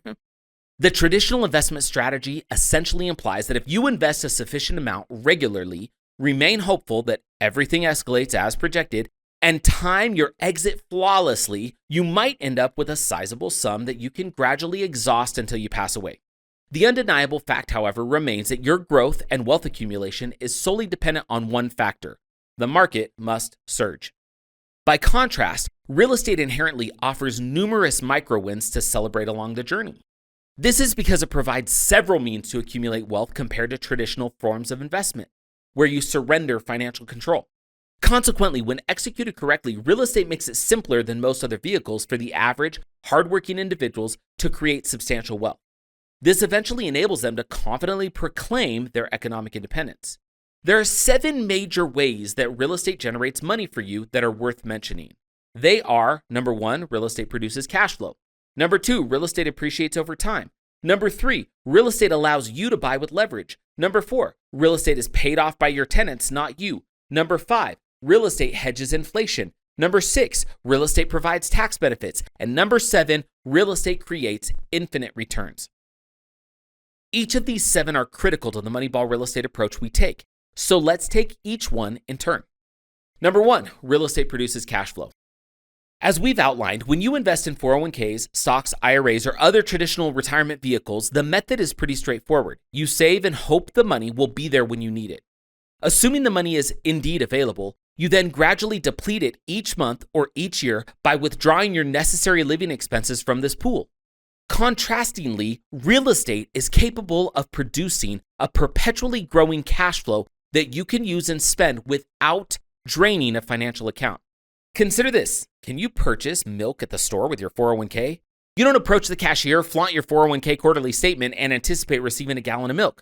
However, if you've invested that money in real estate, which generates a steady cash flow every month like clockwork, you'll possess actual, tangible dollars that you can exchange for milk, bread, diapers, and more. This also helps you evade an inevitably awkward conversation if you do attempt to buy milk with your 401k statement. I don't recommend that. Actually, I do recommend it. Give it a try. It might be funny. When you purchase a property, there will be expenses linked with that property. If you lease that property for an amount greater than the cost, you'll have cash flow surplus that you can retain. This cash flow is produced because your tenants typically pay you more in rent than you need to pay the bank for your principal, interest, tax, and insurance. If you buy the right kind of real estate in the right market with a precise analysis and favorable market conditions, your cash flow becomes practically guaranteed. Number 2, real estate appreciates over time. Regardless of your location, a swift Google search will reveal how much homes in your area cost a decade ago. We're based in Utah, where homes have experienced a 120% price increase or appreciation over the last 10 years.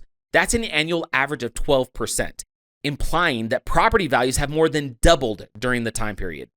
One might regard Utah as an exception. It's been one of the top appreciating markets in the country, for most of the 2010s and into the 2020s. But even one of the slowest appreciating markets in the country, Louisiana, saw a 43% price increase over the same 10-year period that equates to an average increase of over 4% a year.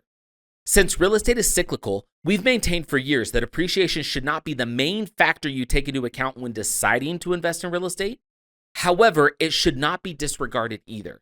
In our many years of investing in real estate and assisting our clients to do the same, we've never observed a consistent, sustained decrease in real estate values.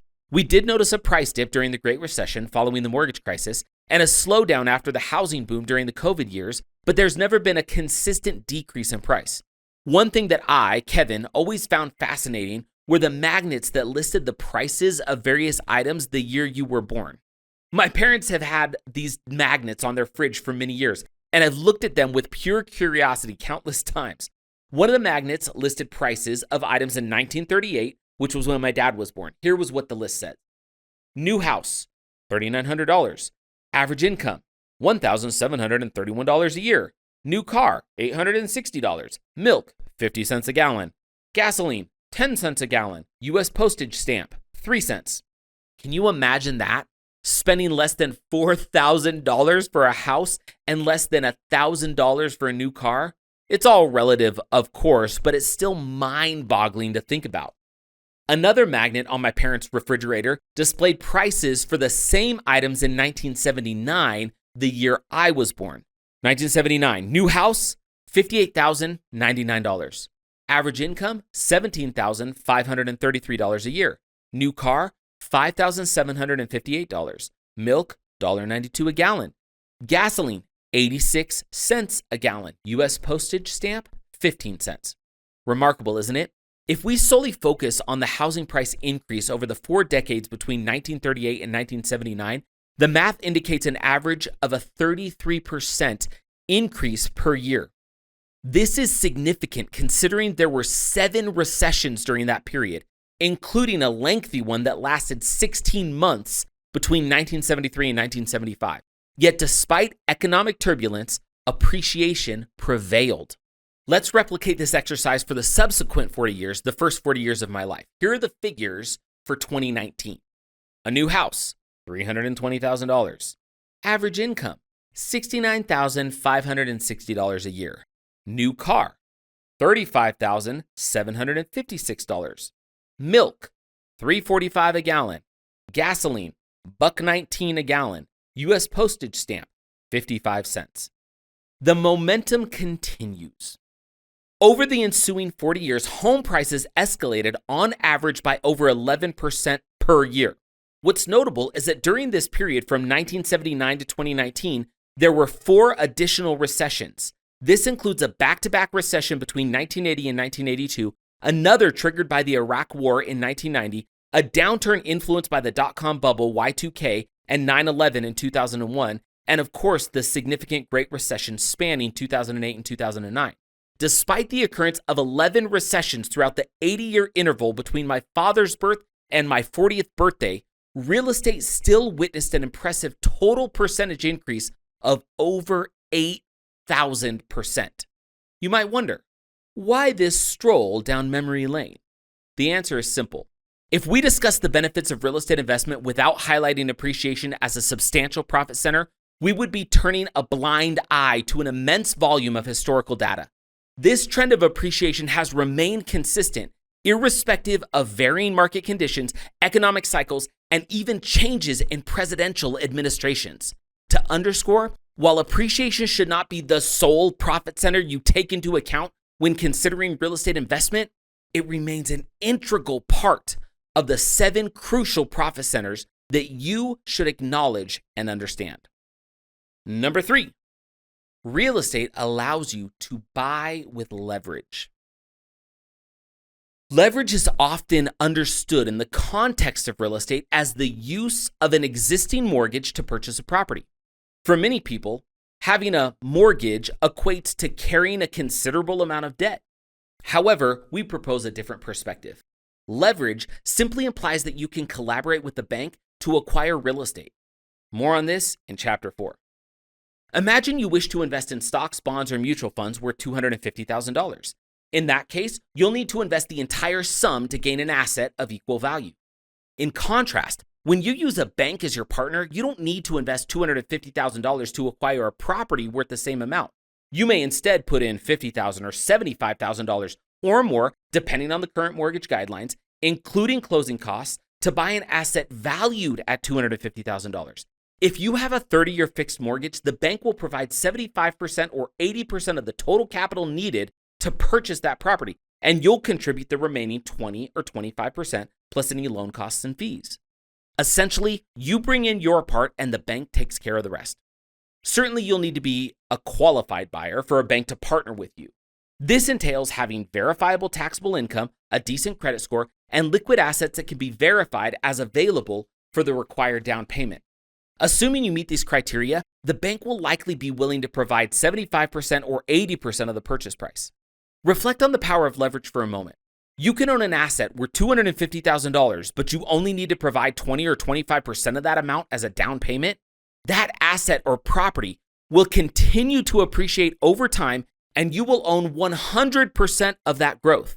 The bank allows you to profit fully from the property with the obligation on your part to repay your principal plus interest at the agreed rate when you close on the loan.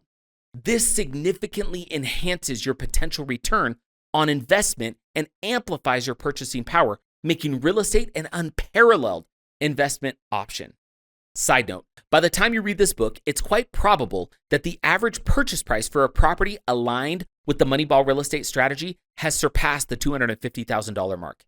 However, this shift in value doesn't alter the underlying principle or the mathematics of the approach. Leverage continues to be the key, enabling you to invest just a fraction of the asset's total value to acquire it. This fundamental concept ensures that the Moneyball real estate method remains relevant and effective regardless of fluctuating market prices. Number 4, real estate is paid off by your tenants, not you. In the United States, it's not uncommon for companies to match your 401k contributions, which can be perceived as receiving free money. This perception often motivates individuals to delay investing in real estate and instead max out their 401k contributions to extract the most from their employers. We're not advising against accepting free money, but we do encourage you to consider real estate investment as equivalent to or often superior to a conventional employer's 401k. What if we contemplated the concept that a basic and conservative real estate investment could act as a parallel to the free money situation, except this time it's your tenants instead of your employer who are funding your retirement? Principal reduction, a benefit often overlooked by real estate investors, plays a huge role here. Your tenant's rent typically exceeds your mortgage payment. So each month they pay rent, they're effectively making your mortgage payment for you. They're covering your principal and interest with a little extra on top, which is the cash flow, for the privilege of residing in your property. Your tenants are essentially financing your entire property purchase. Let's delve into the numbers. According to a study by SHRM and Expert HR, about 82% of the employers they examined matched a portion of their employees' contributions. The average match was 4.5% as reported in Vanguard's annual study on investment behavior. Let's presume your employer matches the full 4.5% of your annual salary of $100,000. You contribute $4,500 a year, and your employer generously matches this with another $4,500 a year in pre-tax, tax-deferred dollars, although these are not immediately spendable and are illiquid. Sounds impressive, right? Of course, you may have exchanged over 2,000 hours of your time on payroll to secure that contribution, but it remains a noteworthy advantage. Now imagine you own a $250,000 property with a 6% interest rate mortgage. In the first year of ownership, your tenants would repay $2,301 of principal for you. That's $2,301 going straight to your bottom line. If you have an additional net cash flow of $200 each month on top of the principal reduction, your tenants would contribute a total of $4,701 to your bottom line, with half of it being liquid and immediately spendable. Better yet, you didn't have to exchange a single hour of work for this. And that's just in the first year. The longer you own the property, the more principal is paid off annually. By year 5 of owning your investment property, combining cash flow and principal reduction, your tenants would contribute closer to $7,000 to your bottom line in year 5 alone. Consider this. You've borrowed money from a bank, which allowed you to purchase a $250,000 property for an average of $65,000 plus closing costs, and your tenant covers your interest, principal, and provides a little extra for cash flow. This is all in addition to the appreciation and tax benefits you'll also enjoy from owning the property. Rental real estate, it seems, certainly has the potential to surpass even a generous employer contribution to your 401k. Number 5, real estate hedges inflation. Inflation means there are too many dollars chasing too few goods in the economy. Inflation is a phenomenon that arises when there are more dollars circulating in the economy than goods available. This imbalance makes everything more expensive, from labor costs to the materials required for building homes. Consequently, the construction of new properties becomes pricier, which in turn escalates the prices of homes and rents. Let's envision a scenario where you purchased a house in a desirable neighborhood as an investment 10 years ago. Now, due to increasing demand, a developer has bought a plot of vacant land near your residence to exploit the favorable market conditions. Their plan is to construct more houses similar to the one that you bought a decade ago. What does the developer have to pay for? They have to shoulder the costs for land, labor, and building materials, essentially bearing all the expenses necessary to construct that house. After completion, their intention is to sell it for a profit, certainly not for less than their total investment. If the cost of constructing a house today is higher than it was 10 years ago due to increased resource and labor costs, then the newly built house will inevitably sell for a higher price than what you paid for your house a decade ago, regardless of whether the floor plans and square footage are identical. The sale of these new homes creates a natural upward push on the price of similar real estate properties in the area. Owning real estate means possessing a tangible asset. The government may be able to print more money, but they can't print more land. The basic principles of supply and demand, along with upward pricing pressure, contribute to the appreciation of real estate over time. Moreover, if your mortgage is at a fixed interest rate, it remains unaffected even when the property's value appreciates. Consequently, when rent prices rise, your mortgage payment remains the same. You get to pocket the difference between the increased rent you collect and the mortgage payment you make, thereby providing an additional safeguard against the rising costs stemming from inflation. Number 6, real estate can provide tax benefits. Tax benefits are an often overlooked profit center in real estate for new investors, mainly due to the lack of understanding or knowledge about it. However, there are several ways to lower your taxable income and enhance your cash flow via real estate investments. Some common tax deductions for property owners include mortgage interest expenses, property taxes, and depreciation. Depreciation is a non-cash expense that is spread over the useful life of the property. Furthermore, when you sell a property at a profit, the gain might be eligible for the lower long-term capital gains tax rate, resulting in substantial tax savings. One particularly significant benefit of owning real estate in the U.S. is the provision for a 1031 exchange in the tax code. This allows investors to defer paying capital gains on the sale of a property by reinvesting the profit into the purchase of a similar property. This strategy can help conserve cash, which can then be used for other investments or for repairs and upgrades on the new property. Moreover, a 1031 exchange can be used to upgrade to a pricier property or diversify an investment portfolio. However, to qualify for this tax deferral, the 1031 exchange must be structured and executed correctly, so it's crucial to consult a tax professional or attorney with experience in this area. Your real estate investment can also benefit your heirs through a concept called a quote, step up in cost basis. This refers to adjusting the cost basis of an inherited asset, like real estate, to its fair market value at the time of the original owner's death. For tax purposes, this adjustment is significant, particularly for capital gains tax calculations when the beneficiary decides to sell the inherited property. For example, suppose you invest in a property for $250,000, which appreciates to $500,000 at the time of your death. Upon inheritance, your beneficiary's cost basis is stepped up to the fair market value, $500,000.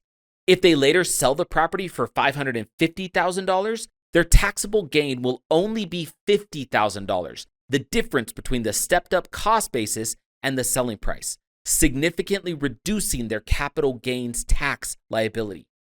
When diving into the world of real estate investing, understanding the tax landscape can be just as vital as recognizing a prime location for your next property.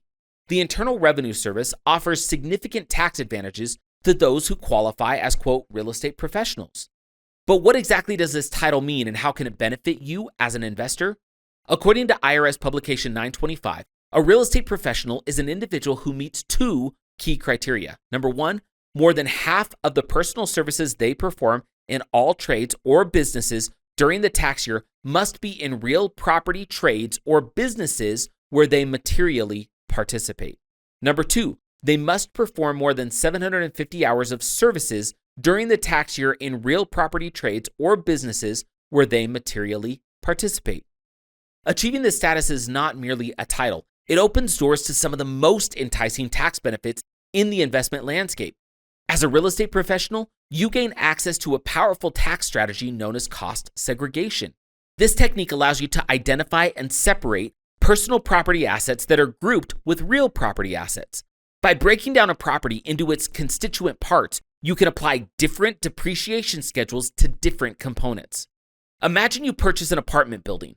Rather than depreciate the entire building over 27 and a half years, you can segregate costs associated with specific items like appliances, carpeting, or landscaping, and depreciate those over a shorter lifespan. The result? More significant depreciation deductions in the earlier years of ownership. Then there is accelerated depreciation, which takes the concept of cost segregation one step further. By front-loading the depreciation of certain assets, you can reduce your taxable income substantially in the initial years of investment. Let's say you've isolated the cost of a new HVAC system in your rental property. Instead of depreciating it evenly over its useful life, you might use a method that allows you to write off a larger portion of its cost in the first few years.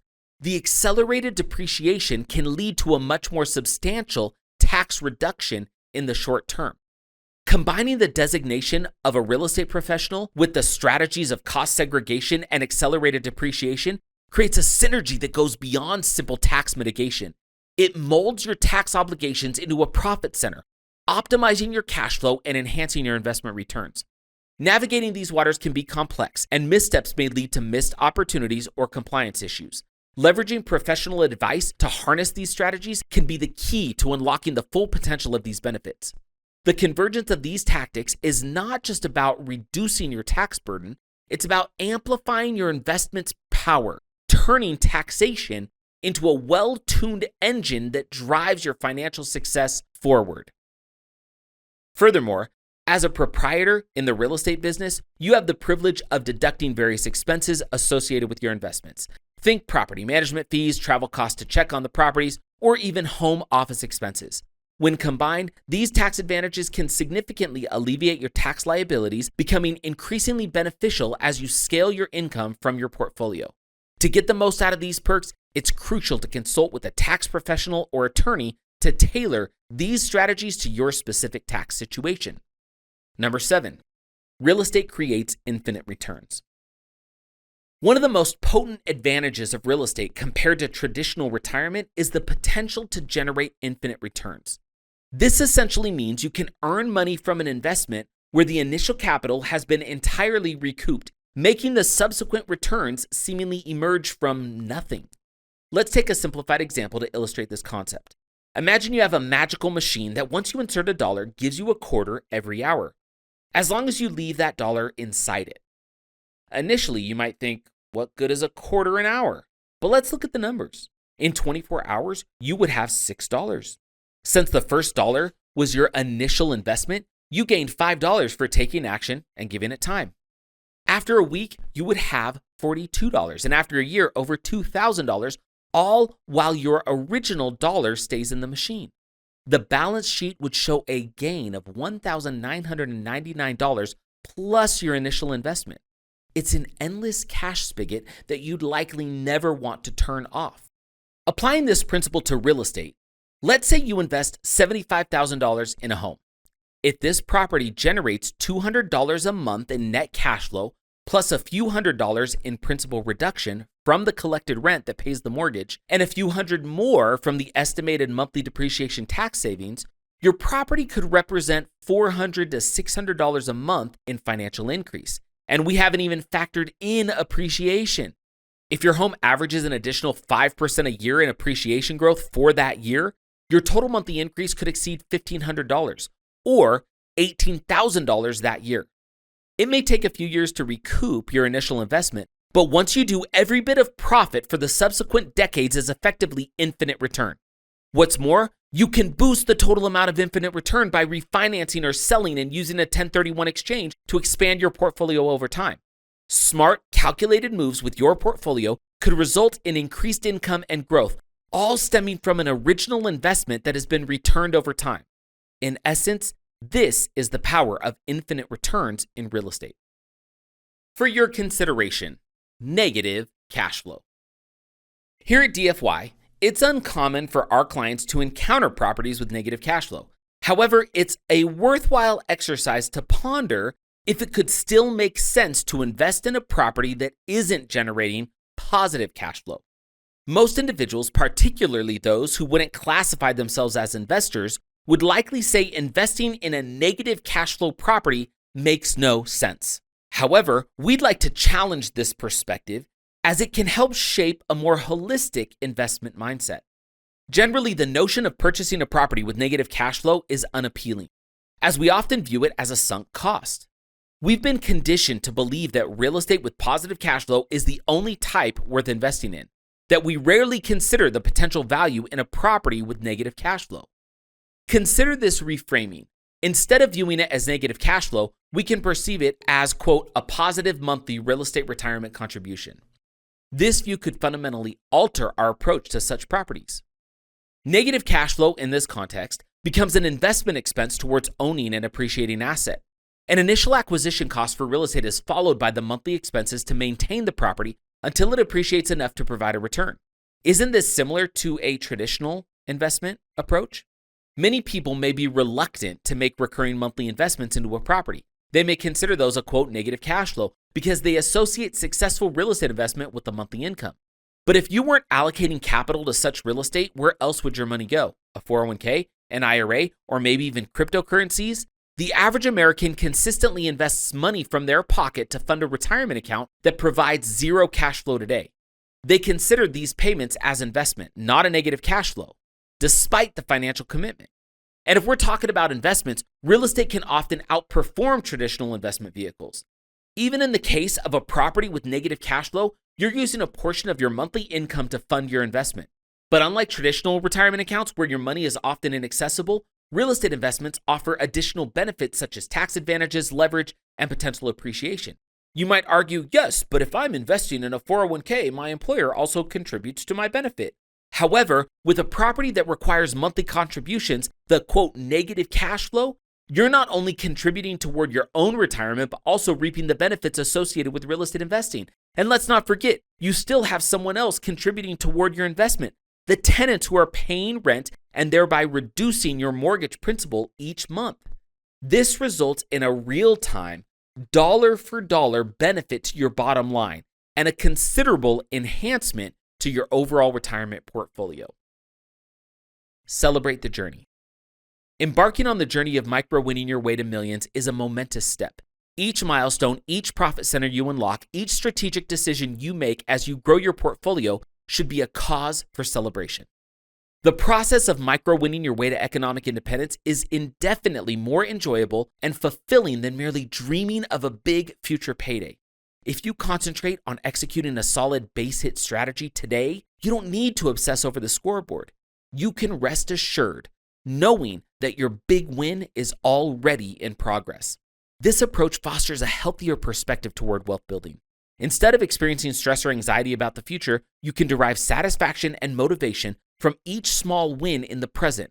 With each victory, no matter how small, you're not just building wealth, but also gaining the knowledge, skills, and confidence that are essential in this journey. This way, you're not just waiting for the destination, you're genuinely enjoying the journey.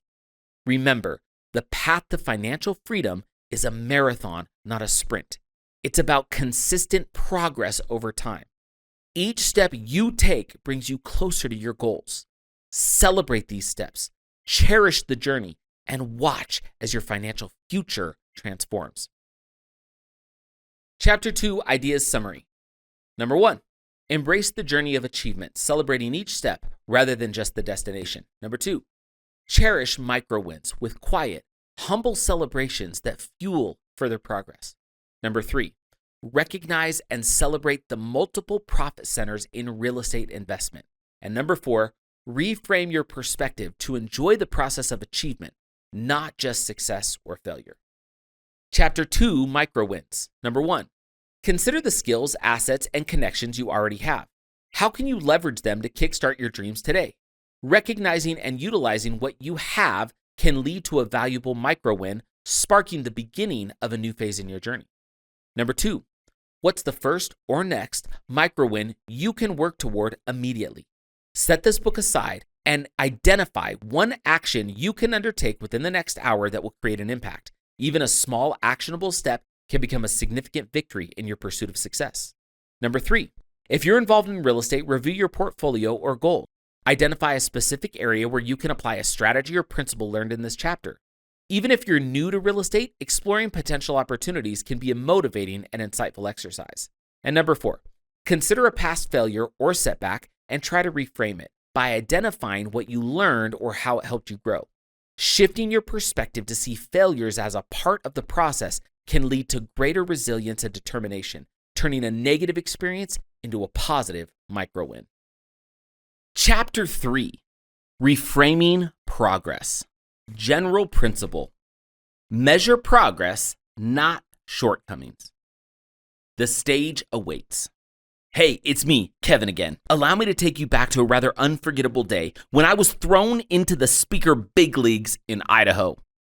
Picture this, an event jam-packed with heavy hitters in the religious motivational world, and there I was, scheduled to close the show right after the legendary Hank Smith Jr.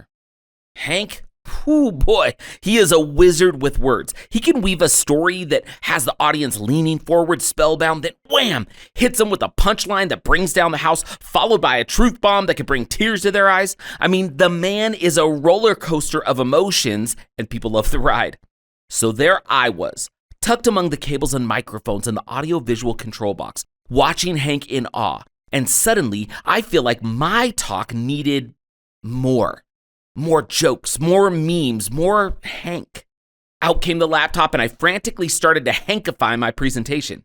Slides changed, punchlines were added, all in a desperate attempt to replicate Hank's magic. But you know what they say about imitation? It's often just a pale shadow. My newfound, inspired by Hank version of my talk bombed. It flopped, it failed. I'd forgotten the very style that had gotten me to the stage, trying to walk in shoes that weren't even mine to walk in.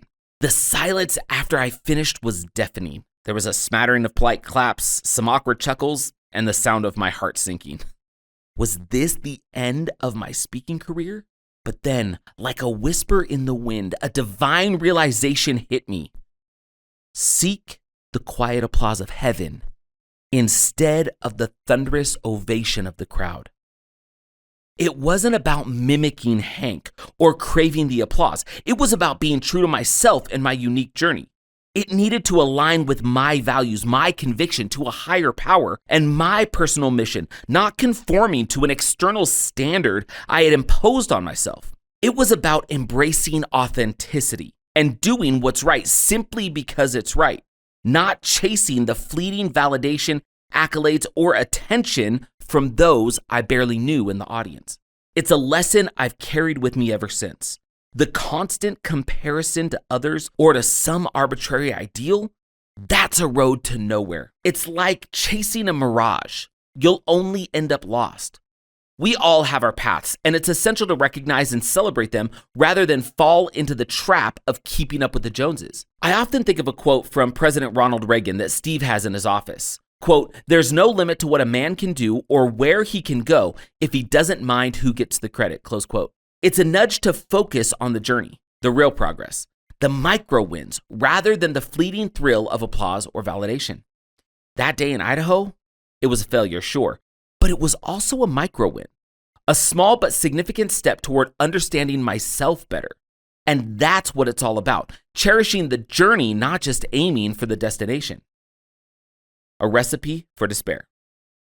Many of us tend to look for external validation in our achievements. This craving for approval often prompts us to measure our worth based on others' perceptions. However, this cycle can become hazardous as we find ourselves continually pursuing the next big thing for validation and worth. At DFY, Done For You Real Estate, we frequently encounter clients harboring extensive financial aspirations. Some want to make millions overnight, while others aim for a vast property portfolio within a few years. These lofty aspirations are exciting, but they often stem from a desire for external validation, a need to demonstrate their success to others. This approach can lead to unnecessary risk-taking and potentially cause financial distress. It's crucial to understand that success isn't about how much money you amass or the number of properties you acquire, but whether you're meeting your personal financial goals and crafting the life you desire. It's not about keeping up with the Joneses or impressing others, but about shaping a fulfilling and meaningful life for yourself.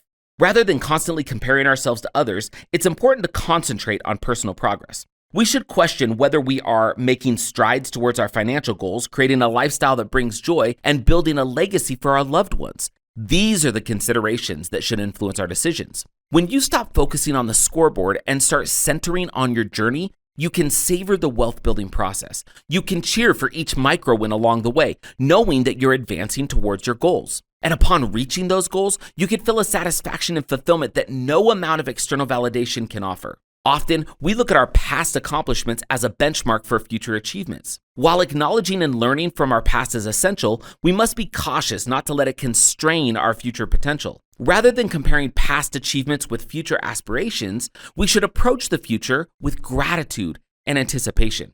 Focusing on the future with a sense of gratitude opens up to possibilities.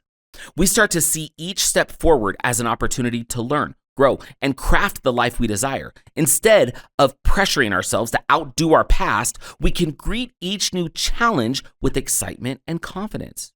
At DFY, we encourage clients to embark on their financial journey with this sense of gratitude and anticipation.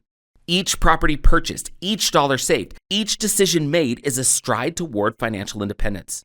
Instead of persistently comparing themselves to others or their past selves, we motivate our clients to celebrate each micro win and revel in the journey towards their goals.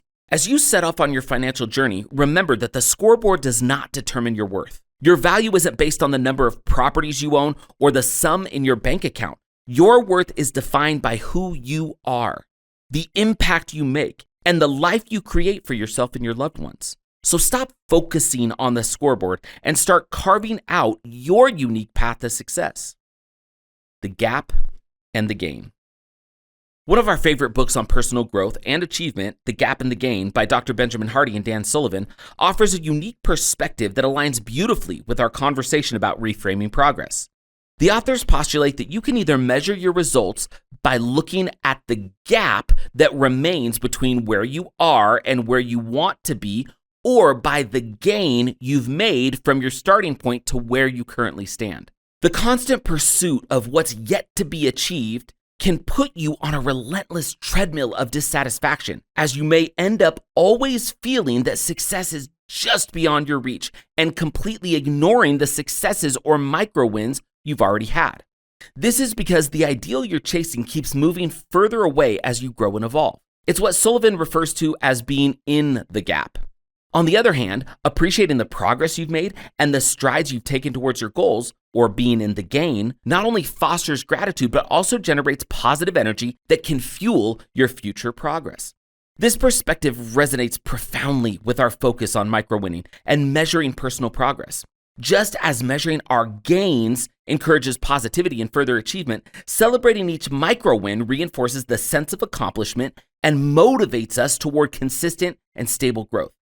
This focus on the gain rather than the gap liberates us from the perpetual chase for validation and societal approval, allowing us to truly enjoy the journey. By emphasizing what has been accomplished, we naturally foster a sense of fulfillment and contentment. This positive mindset then propels us forward, inspiring further achievement. Therefore, instead of continuously comparing ourselves to others or obsessing over the gap, between our current status and our lofty ambitions, let's focus instead on our gains.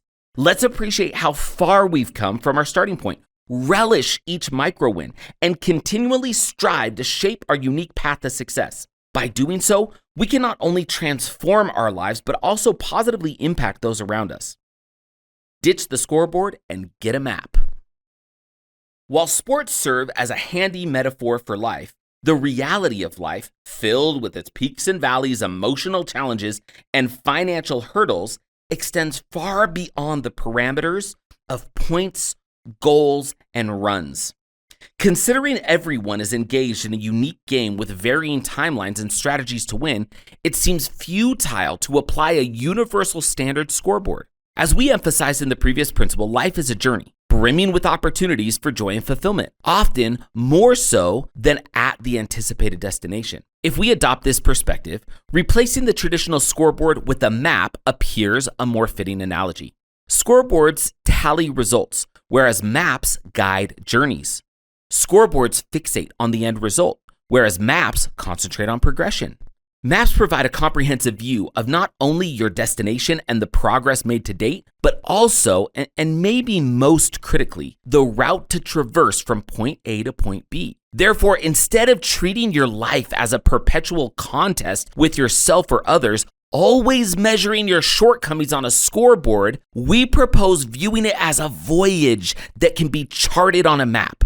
Every facet of your life, including the ambition to attain financial freedom through real estate, is much more a voyage than a finish line. Why is that? Because as long as you're alive, you're evolving, and every single stride on this path represents a micro win. The net worth illusion. One of the most common measures people refer to while glancing at their metaphorical scoreboard is their net worth. A value calculated by considering all our liabilities, assets, and bank balances, expressing our worth in monetary terms. In his seminal 1996 book, The Millionaire Next Door, Thomas J. Stanley delved into various facets of lives led by paper millionaires, individuals boasting a net worth exceeding $1 million. He scrutinized elements like the cars they drove, their clothing and accessories, their shopping preferences, and the nature of their residences. Subsequently, he examined similar aspects for those he labeled as the, quote, real millionaires or the, quote, millionaire next door. People who could halt working this instant and still uphold their existing lifestyle indefinitely. Will it astonish you to learn that his research conclusions align with the principles in this very book? Your net worth and apparent affluence do not necessarily represent your actual wealth or lifestyle. It's your residual income that sustains your living standard that truly matters. A host of figures in the media, on social media, and within the personal development and seminar circles are eager to define the meaning of wealth and income generation for you. Forever in search of audience approval, they frequently display their success and parade their extravagant lifestyles. There were times when entire seminars were devoted to real estate gurus performing such antics. Let us be clear, appearances can be deceptive.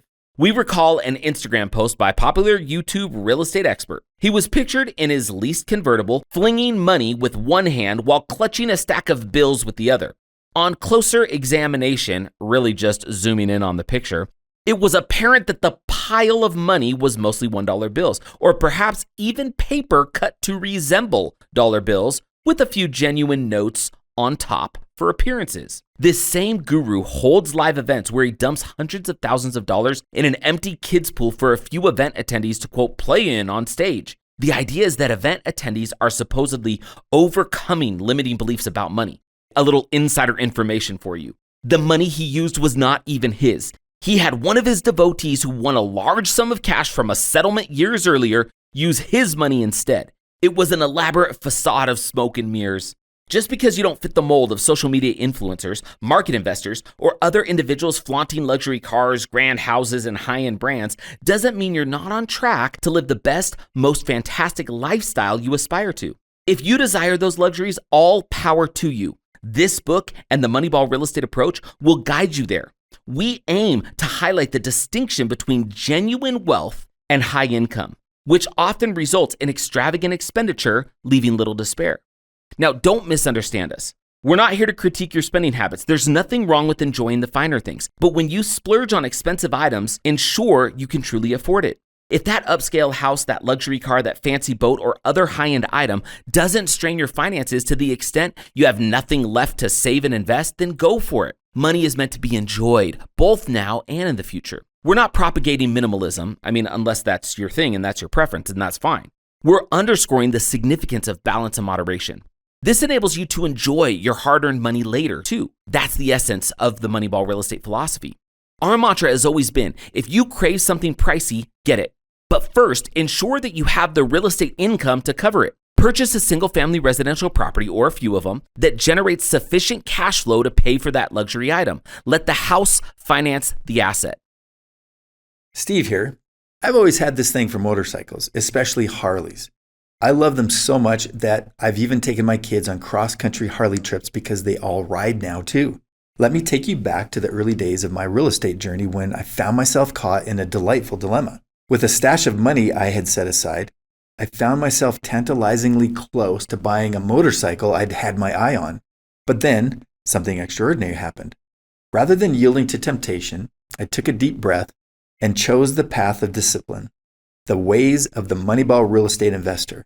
Instead of impulsively buying the motorcycle, I set aside a little more money, took a little more time, and identified a purchase-worthy Moneyball real estate property. It was the perfect fit, generating just enough cash flow to cover the payment for my new motorcycle. Did you catch that? By letting real estate foot the bill, I didn't just get the bike, I bought an appreciating asset that continued to grow in equity. It was like having my cake and eating it too, with a sweet cherry of tax benefits on top.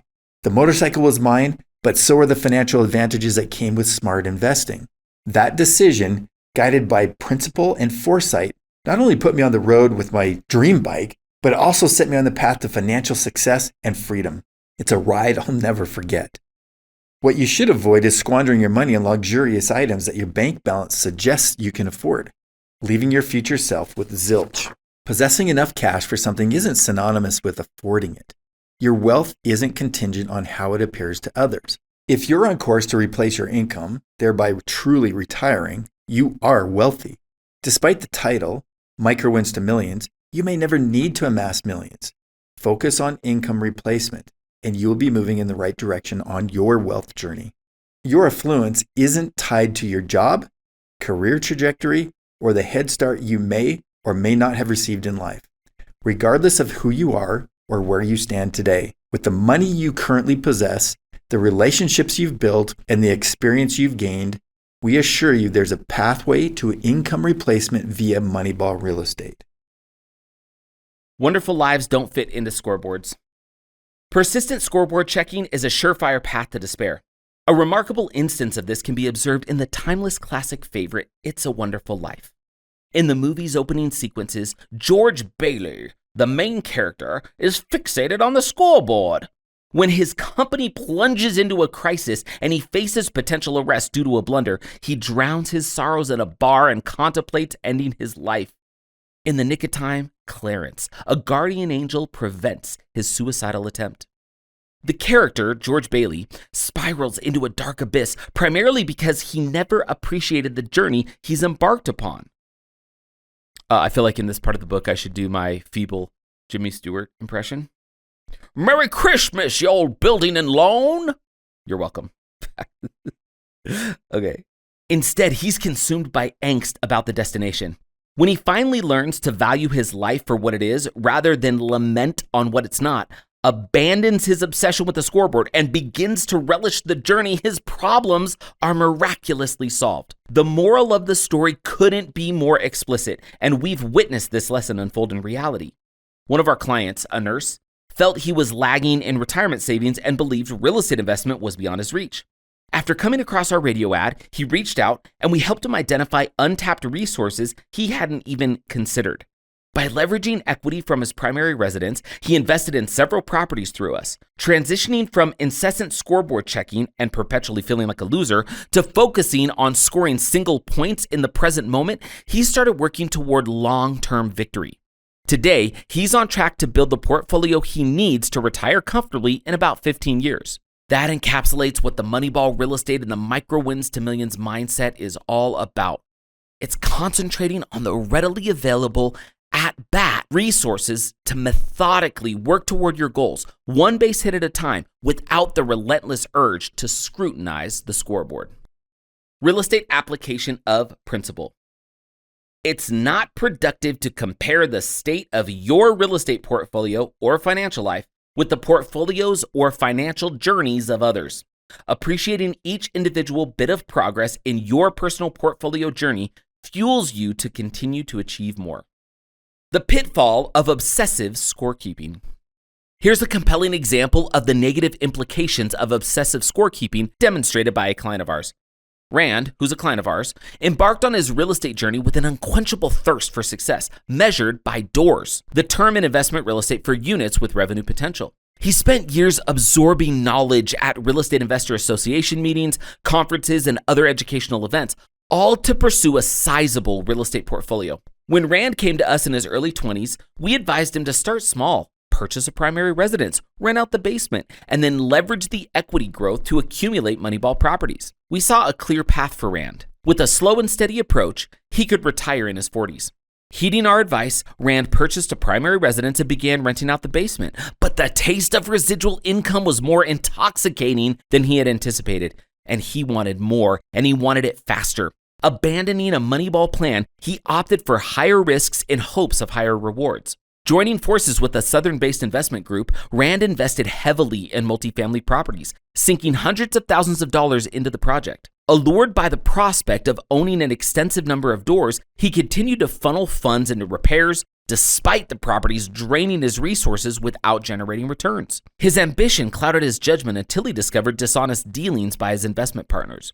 Realizing the folly of his ways, he withdrew from the venture, his portfolio shrinking from over 20 doors to just 2 single-family residences. This bitter experience was a lesson in humility for Rand, as well as a wake-up call to the importance of focusing on small, consistent victories. He had swung for the fence and struck out, but in doing so, he learned to appreciate the wisdom of the slow and steady wins the race type philosophy. Rand's journey serves as a reminder that real estate investment is not a sprint, but a marathon. Striving for unreachable ideals and unnecessary risks can obstruct progress, especially if we lose sight of our unique paths and purposes. By embracing a mindset that celebrates incremental progress and the small victories we achieve along the way, we set ourselves up for sustainable success rather than momentary triumphs. Sometimes, wisdom lies not in chasing grand slams, but in appreciating the beauty of well-played singles. It's all about the journey, not just the destination. And for Rand, the journey continues with a renewed focus on what truly matters in the world of real estate investment. With a renewed focus, Rand recently closed on 2 Moneyball properties and will likely still retire in his 40s, but perhaps in his late 40s now. So you see, if we persistently attempt to assign scores to everything, we risk overlooking excellent opportunities. For instance, we employ a property analysis tool to gauge the potential of investment properties for our clients, highlighting key numbers. We explore this a lot more in Principle 8. Among these figures is the cash flow, also known as the anticipated profit post-deductions like mortgage, repair reserves, property management expenses, and other costs from the rent. We've observed that for most aspiring investors, decisions to purchase properties often hinge solely on projected cash flow. However, such an approach fails to capture the comprehensive value that an individual property can add to your financial life when you play Moneyball real estate. Last chapter, we talked about the mini profit centers, of which cash flow is only one. A property might indeed be a valuable investment for a combination of other reasons and potentially deliver a better overall financial gain than a property solely evaluated on higher cash flow. We invariably urge our clients to thoroughly assess every property to chart out the ones that will best aid them on their journey to financial independence. Suppose you own a property generating a modest cash flow. Maybe only $100 a month or possibly none at all. If you're fixated on your yet-to-be accomplished multimillionaire status, this scoreboard obsession might keep you from seeing additional possibilities. For example, if refinancing a property, even at a higher interest rate, enables you to withdraw enough cash to purchase a lucrative second property, shouldn't you consider it if you're focused on the journey and not on the score? In most cases, our answer is a resounding yes. You're accumulating additional micro-wins by acquiring more properties, which is far more significant than the immediate score of a higher cash flow from a single property. We aren't suggesting that you abandon tracking your progress entirely, but caution against an unhealthy obsession with minutia. Prioritize measuring the gain and planning your next micro win over score tallying as a comparison. Celebrate your progress and rejoice in how small victories steer you closer to the big win you're striving for. From uncertainty to confidence. Our amazing clients, John and Judy, were in their 50s back in 2013 when they began their journey with Done For You Real Estate. John, now 67, was feeling a little defeated in a recent game plan review session we'd conducted with him. His portfolio was not where he'd hoped it would be 10 years into the adventure. Our team worked with John to refocus his mindset and helped him recognize the series of micro wins he'd accumulated over the years. Soon enough, he began to see how exceptional his journey has been. John was focusing on the scoreboard, on the hoped end destination. John was in the gap. Initially, John and Judy purchased 3 properties in Arizona between 2013 and 2014. They decided to sell these assets in 2018 and 2019 to broaden their holdings by purchasing some properties in Florida.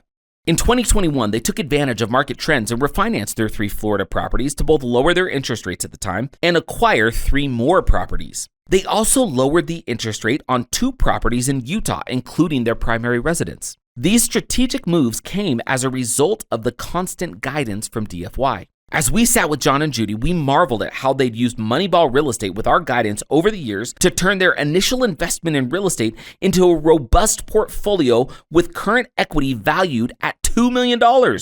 Recently, John lost his job, which paid him $120,000 annually. Facing financial uncertainty, John considered taking an $80,000 per year job, even though he wasn't excited about it. Simultaneously, John found immense joy in helping an 84-year-old man with a wood carving business, a father-like figure to him. After several comprehensive meetings, we devised a strategy for John and Judy that went beyond their real estate investment. We incorporated tax considerations and future income needs into their plan. Our approach was sell one of their older properties every couple of years and reinvest in a newer property in an income-generating market. By doing so, they could tap into their accumulated equity through partial 1031 exchanges, thereby setting up a regular income stream. This plan enabled John and Judy to balance their immediate cash flow needs with long-term financial stability and growth. Not only would they be protected against inflation, but they would also have resources set aside for healthcare and other retirement expenses. John decided to turn down the $80,000 job and retire, focusing on what truly makes him happy. The strategy provided them with the financial confidence they needed to move into this new chapter of their lives. Through a series of small but calculated decisions, and after years of micro wins, John and Judy managed not only to lay the bricks for a secure financial future, but also to lay the groundwork for a lasting legacy for their loved ones. John moved out of the gap and into the gain by focusing on the progress their portfolio had made, and it resulted in a massive life-altering shift, proving once more that over time, micro wins can indeed create big results, even millions. The journey to economic independence. The path to achieving economic independence and enduring success in real estate investing requires a fundamental mindset shift and a steadfast commitment to a set of pragmatic steps. Initiate your journey by establishing clear, long-term aims, such as owning 10 single-family investment properties to replace your income, or maybe owning and controlling $1 million of real estate and then gaining $1 million in equity. Understand that this endeavor is more akin to a marathon than a sprint, and the process of building enduring wealth necessitates time, patience, and discipline. Segment your long-term ambitions into smaller, more manageable milestones that act as the micro wins crucial to reaching your ultimate goal. Develop a feasible plan to accomplish these milestones and adhere to it consistently, making necessary adjustments along your journey. Remember, slow and steady progress is more sustainable and less risky than the pursuit of fast, high-risk gains. Regularly track your progress toward your long-term ambitions and smaller milestones, acknowledging and celebrating each micro-win as it's achieved. This habit not only keeps you motivated, but also underscores the significance of each small stride. To stay on the right path, engage with like-minded individuals who echo your long-term vision and dedication to your lasting success. The exchange of experiences, learning, and support can be priceless. Never cease learning about real estate investing, personal finance, and wealth-building strategies. The more extensive your knowledge, the better equipped you'll be to make informed decisions and remain committed to your long-term goals. By adopting these practical steps and shifting your focus from short-term wins to long-term achievements, you'll lay a solid foundation for lasting wealth and economic independence, one micro win at a time. Grasping the difference between on-paper millionaires and actual millionaires is crucial. If you're not a millionaire yet, the discrepancy boils down to time and assets. You haven't yet invested the required time to amass the necessary assets, but that's okay. The best time to start is now. That's why you're listening to this book, right? You don't need to be a high-income earner or wait for the perfect job, a windfall, or a promotion. There's no need to wait at all. You can start building your wealth and achieving your goals today by playing Moneyball Real Estate and stacking micro wins. Set aside your obsession with the scoreboard. Instead, focus on charting your journey to economic independence. Planting money seeds. We love to analogize growing a real estate portfolio to cultivating an orchard. In Utah, where we reside, thriving orchards, apple, peach, cherry, abound. In fact, Steve has a cherry orchard in his backyard. Just like nurturing a real estate portfolio, creating a productive orchard requires time and patience. It all begins with sowing seeds that need watering and care to develop into fruit-bearing trees. As these trees yield fruit, they also produce new seeds that can be planted, progressively expanding the orchard and generating an abundance of fruit. Consider this. Given sufficient time, a single property will amass enough equity that you can leverage it to acquire another. You essentially double your real estate orchard from one property to two, thereby harvesting two potential cash flows, double tax benefits, and twice the appreciation. Your real estate portfolio grows organically over time, similar to an expanding orchard. As the orchard's gardener, your role entails providing necessary care and patience, understanding that the majority of the growth happens naturally, even when you're not watching. Just as apples ripen over time, your real estate investments mature, irrespective of whether you're keeping a constant eye on them or not. The process of creating a self-sustaining, economically independent real estate portfolio parallels the cultivation of an orchard. Your initial investment acts as the seeds you sow. Economic swings might require periodic financial sustenance akin to watering your orchard seeds or perhaps paying to have your trees pruned and fertilized. Recall the double-digit interest rates in the 1980s. It was a struggle to keep up with the loan payments, but those who endured and continued investing in their real estate portfolios now relish substantial economic freedom. Consider posing this question to yourself. If you could travel back in time to 1981 and secure a worthwhile Moneyball-style property at a staggering 18.45% interest rate equipped with your current knowledge and experience, wouldn't those seeds be worth sowing? Visualize the scale and vitality of your real estate portfolio and income orchard today had you taken such a step. Even if your real estate investment isn't cash flow positive for some time and requires additional financial support, adopting the long-term mindset of orchard cultivation will ultimately prove more profitable than most other investments. With time and dedication, your real estate portfolio, like an orchard, will grow and become self-sustaining. By persistently nurturing your real estate investments, you'll eventually create a thriving orchard that no longer depends on your direct financial support. The key lies in maintaining a long-term perspective, understanding that the journey to economic independence is a gradual yet rewarding process. Stay focused on nurturing your investments, and with time, your real estate portfolio will yield the economic independence you aspire to. Consider a past failure or setback and try to reframe it by identifying what you learned or how it helped you grow. Shifting your perspective to see failures as part of the process can lead to greater resilience and determination, turning a negative experience into a positive micro win. Chapter 3, Ideas Summary. Comparison as a thief of joy.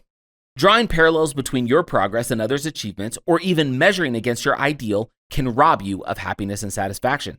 View progress as a journey, not as a scoreboard. Envision your progress as a winding road with small, significant landmarks rather than a race with a strict win-lose dichotomy. Value income replacement over net worth. Your capacity to replace your income through strategic investments matters more than the sheer numerical value of your asset. Cultivate your real estate orchard. Start small with just one property. Consider your investments as seeds and your portfolio as an evolving, self-sustaining orchard that will flourish over time.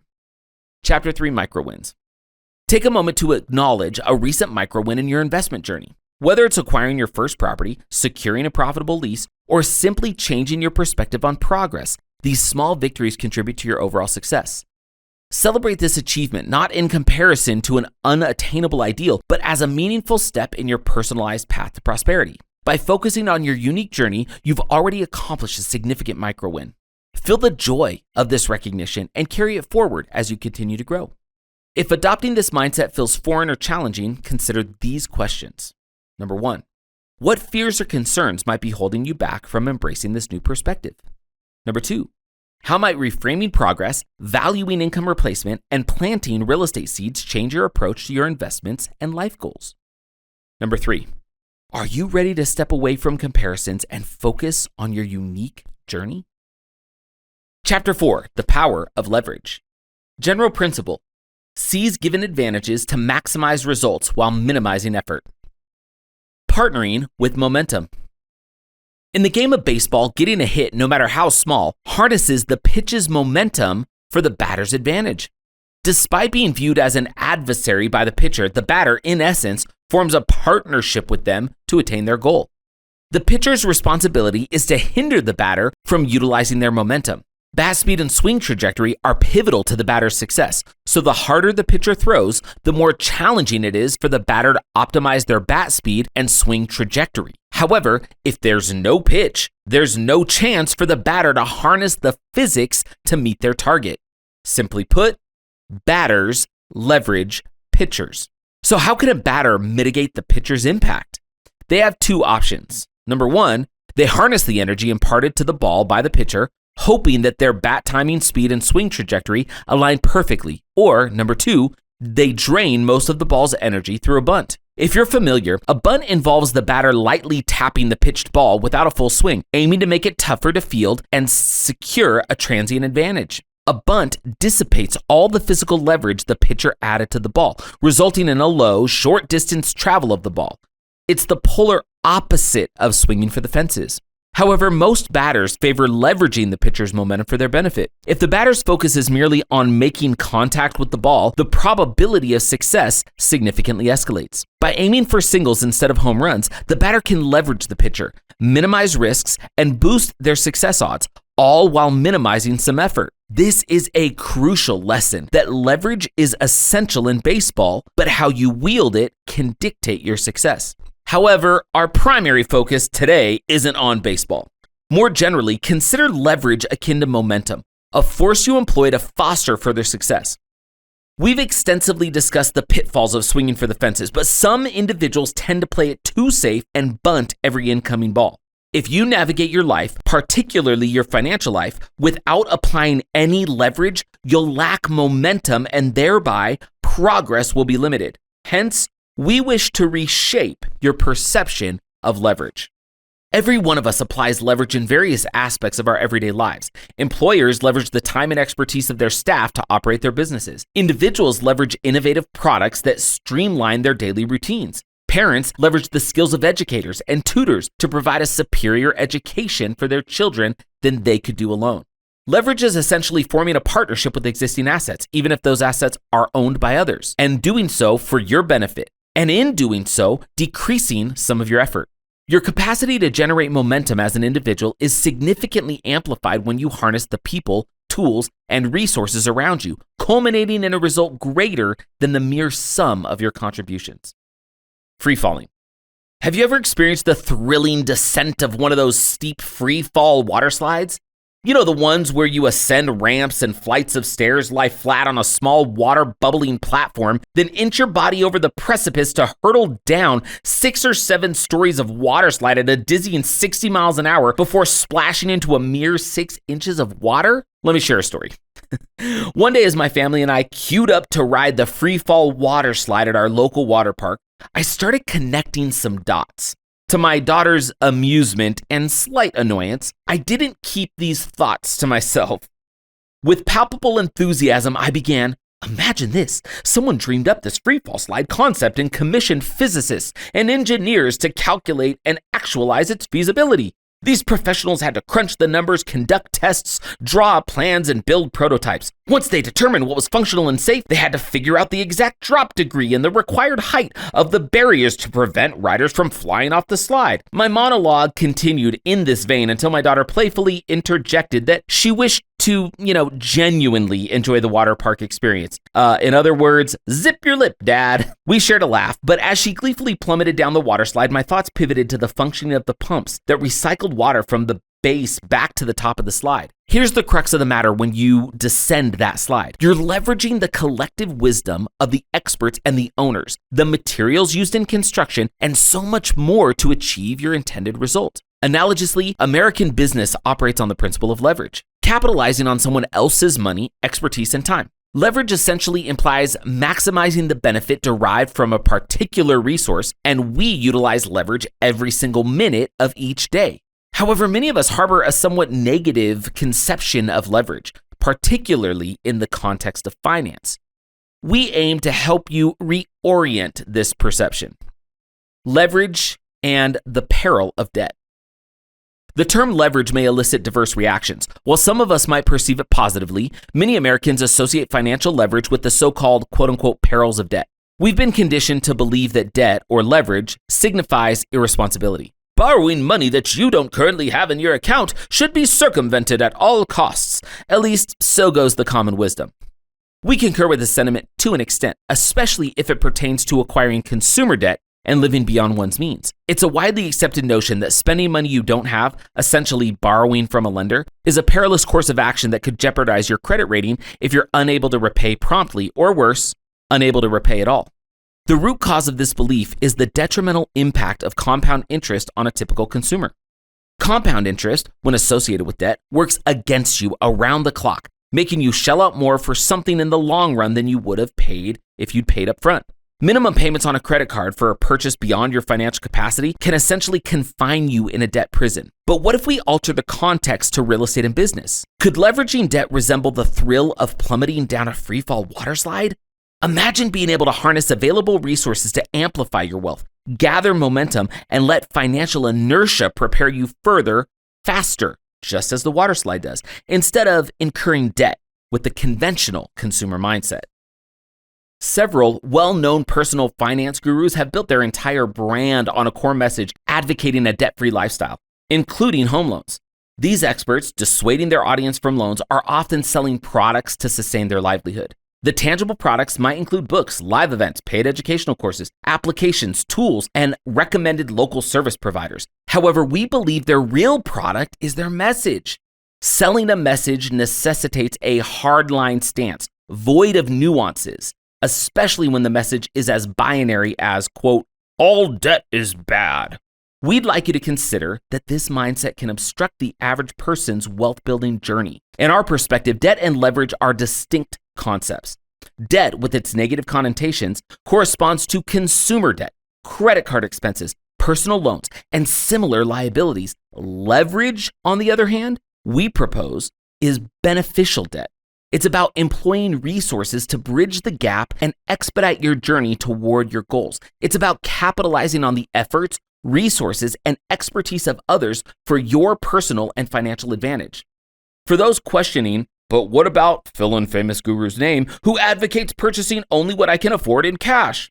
Our response is, if a debt-free lifestyle suits you, excellent, awesome, high five, go for it, live your best life. However, this mindset might not serve you well when venturing into wealth creation through real estate investment. Even the conservative, low-risk version we promote with Moneyball Real Estate. There's a reason those gurus are renowned personal finance personalities and not real estate investment experts. Real estate application of principle. Utilizing leverage in the form of 30-year fixed mortgages and real estate investing is the quickest way to grow your income-producing portfolio and your long-term net worth. The advantage of the U.S. economic system. Regardless of the current ruling political party or the sitting president, the strength of the U.S. economic system is powerful. How often do we pause to consider our good fortune or acknowledge the array of assets available to us, including those that aren't immediately apparent? One such hidden gem is the 30-year fixed mortgage. This tool, boasting some of the most favorable terms, is one of the most potent forms of financial leverage. Warren Buffett himself has praised the 30-year mortgage as one of the world's finest financial instruments. The significant wealth accumulation of many middle-class Americans who've only ever purchased one primary residence testifies to its value. Consider our clients and personal friends, Dave and Holly, who inherited a home in Salt Lake City from a grandmother. She had only ever owned that one home, bought it for tens of thousands of dollars. However, over the years, its value soared to hundreds of thousands of dollars. Using the proceeds from the sale of this property, Dave and Holly were able to invest in their first property with DFY Real Estate. Despite their inheritance not being enough to purchase an investment property outright, it served as a sufficient down payment, allowing them to secure a 30-year fixed mortgage. Over time, they were able to grow their portfolio from 1 to 5 properties by leveraging refinancing and sales. Despite each property being mortgaged, Dave and Holly have built substantial wealth that continues to increase, all thanks to leveraging real estate, beginning with a single injection of capital. The benefits of the 30-year mortgage are hard to beat, even for large, profitable companies. You're generating hundreds of thousands of dollars in profit from a single property over time, yielding 4 to 5 times the amount you invested. All this while paying a small fixed interest rate over 30 years with a fixed amortization schedule. That's remarkable. When people opt for financing tied to certain indexes, they're subject to market fluctuations. However, fixed loans offer stability, which is a great advantage. Essentially, leverage is a collaboration with the existing power of the U.S. economic system, where regular people can qualify for loans based on and collateralized by one of humanity's basic needs: shelter. Without leverage, the middle class in this country would be substantially smaller, if not practically non-existent. How else is the average working person supposed to afford a house before retirement age, considering today's prices? While companies may not receive terms as favorable as those for homebuyers, leverage remains a prevalent and recommended tool in the business world. Venture capital essentially provides private leverage for startup companies, while going public is a form of leverage for established companies. Banks leverage by lending out customer deposits and much more thanks to the current Federal Reserve model. Creators use crowdfunding platforms like Kickstarter to fund production. Each of these methods is a form of partnership with external sources to gain additional funding or leverage to achieve a higher objective. If successful banks and businesses can leverage to generate profit, why shouldn't we leverage it to create wealth also? Yes, we hear your concerns. Despite our discussion on the difference between leverage and debt, you might still equate home loans with negative debt. Loans equate to debt. Isn't that risky? You may ask. Admittedly, there is some risk involved. However, if managed astutely, you can leverage home loans to mitigate these risks and benefit you. Moreover, if it's in rental real estate, you aren't even the one repaying the loan, your tenants are. It's a win-win scenario for both you and the lenders entering into the loan agreement with you. Leverage accelerates your income replacement rate. Here's a simplified hypothetical scenario to illustrate the power of leverage in real estate versus traditional investments. Suppose you purchase a $250,000 property outright in cash. After 5 years, if the property value appreciates at 5% per year, you'll be able to sell that property for roughly $320,000. Accounting for $20,000 in commissions and expenses, you'd have made a $50,000 profit over those 5 years. That equates to a total return on investment of 20%, not including any additional profit from sources like rental income and tax savings. That's an amazing rate of return for a cash purchase. Now consider a different approach. What if you took that same $250,000 and instead of buying one home with cash, you used it as a 20% down payment or $50,000 on 5 separate properties? The bank would provide the rest of the $200,000 you need per property with a 30-year fixed conventional mortgage. If each property appreciates at the same rate of 5% per year, over 5 years, you could sell all 5 properties for the same $320,000 each. After subtracting the same $20,000 in commissions and expenses and what you owe to the bank, you'd walk away with $50,000 in profit per property. Excluding the accumulated rental income, that's a $250,000 profit in total. Suddenly, thanks to leverage, your return is 100% on the same initial investment, which is in stark contrast to the 20% return in the cash purchase example. Same investment, same type of real estate, but significantly more profitable with the use of leverage. We previously discussed that the ultimate goal of replacing your income through real estate is to pay off all the mortgages and own your properties outright. The economic independence of a free and clear portfolio of 10 properties is a dream scenario. However, later on in your investing career, you may want to avoid using leverage. But when you're building your real estate in the growth phase of your Moneyball real estate plan, the power of leverage is an option you should seriously consider. Younger listeners just starting out in their careers might fear it'll take them a decade or more to save up for a down payment on a financed home. Fortunately, this isn't necessarily the case. Let's explore other significant benefits of leverage and how it can expedite your journey to financial independence. Benefit number 1, simplified access to the world of real estate ownership. Leverage provides a significant advantage by offering an easier initial entrance into the world of real estate ownership. Your first investment could be your own primary residence. If you plan to live in it for a significant amount of time, you could acquire a property with a much lower down payment, depending on the type of loan and current lending guidelines when you make your purchase. Steve here, with an example from my own life. I bought my first home in 1996 for $82,000. It was a simple home, just 975 square feet, with 1 bedroom and 1 bathroom. It was a beautiful little red brick home, literally with a white picket fence. It also had a wide, short driveway into a back entrance that we used as a second bedroom for our 2 little boys. I was able to secure an FHA loan, so I was required to only put 3% of the purchase price of the home, which allowed me to secure the property for just a few $1,000s. Within just 3 years, our home had appreciated enough that we sold it and made a profit of $30,000. As someone in my 20s, this was a life-changing amount. By now, my wife and I had a 3rd child and needed a bigger home. With a down payment of $30,000, we were able to purchase what I then considered my dream home. I paid $198,000 for it. Our family's new home was 3,600 square feet, 5 beds and 3 baths with a great backyard for the kids. I could never have saved the needed $30,000 down payment over 3 years from simply working and saving. Purchasing our first little red brick home by using leverage is what made it possible for us to upgrade to a home more comfortable for our growing family. The beautiful thing about real estate is that it gets better and better over the years. 7 years after purchasing home number 2, my wife and I sold that second home for just over $100,000 more than we paid for it. As I'm sure you've guessed, we're able to use those $100,000 in proceeds to build a custom home. We got to design our next dream home to fit the needs of our then 4 children and purchased it for $425,000. We lived in that home for 10 years, after which we sold that home for $650,000. Once again, we used our proceeds, more than $200,000, to move into what we consider today to be our final home. At the writing of this book, it's valued at nearly $1 million and is the perfect home to accommodate our children and grandchildren when they come to visit. As my wife and I upgraded our homes over the past 27 years, we only used that increase in equity, combined with some leverage, to create our own little piece of paradise that we call home. It all started with a small 1-bedroom brick home, a few $1,000s, and time, all complemented by the power of leverage in the form of residential mortgages. If you're just starting out, you might consider your first primary residence as your initial investment property. Leverage has the potential to facilitate your first step into that property.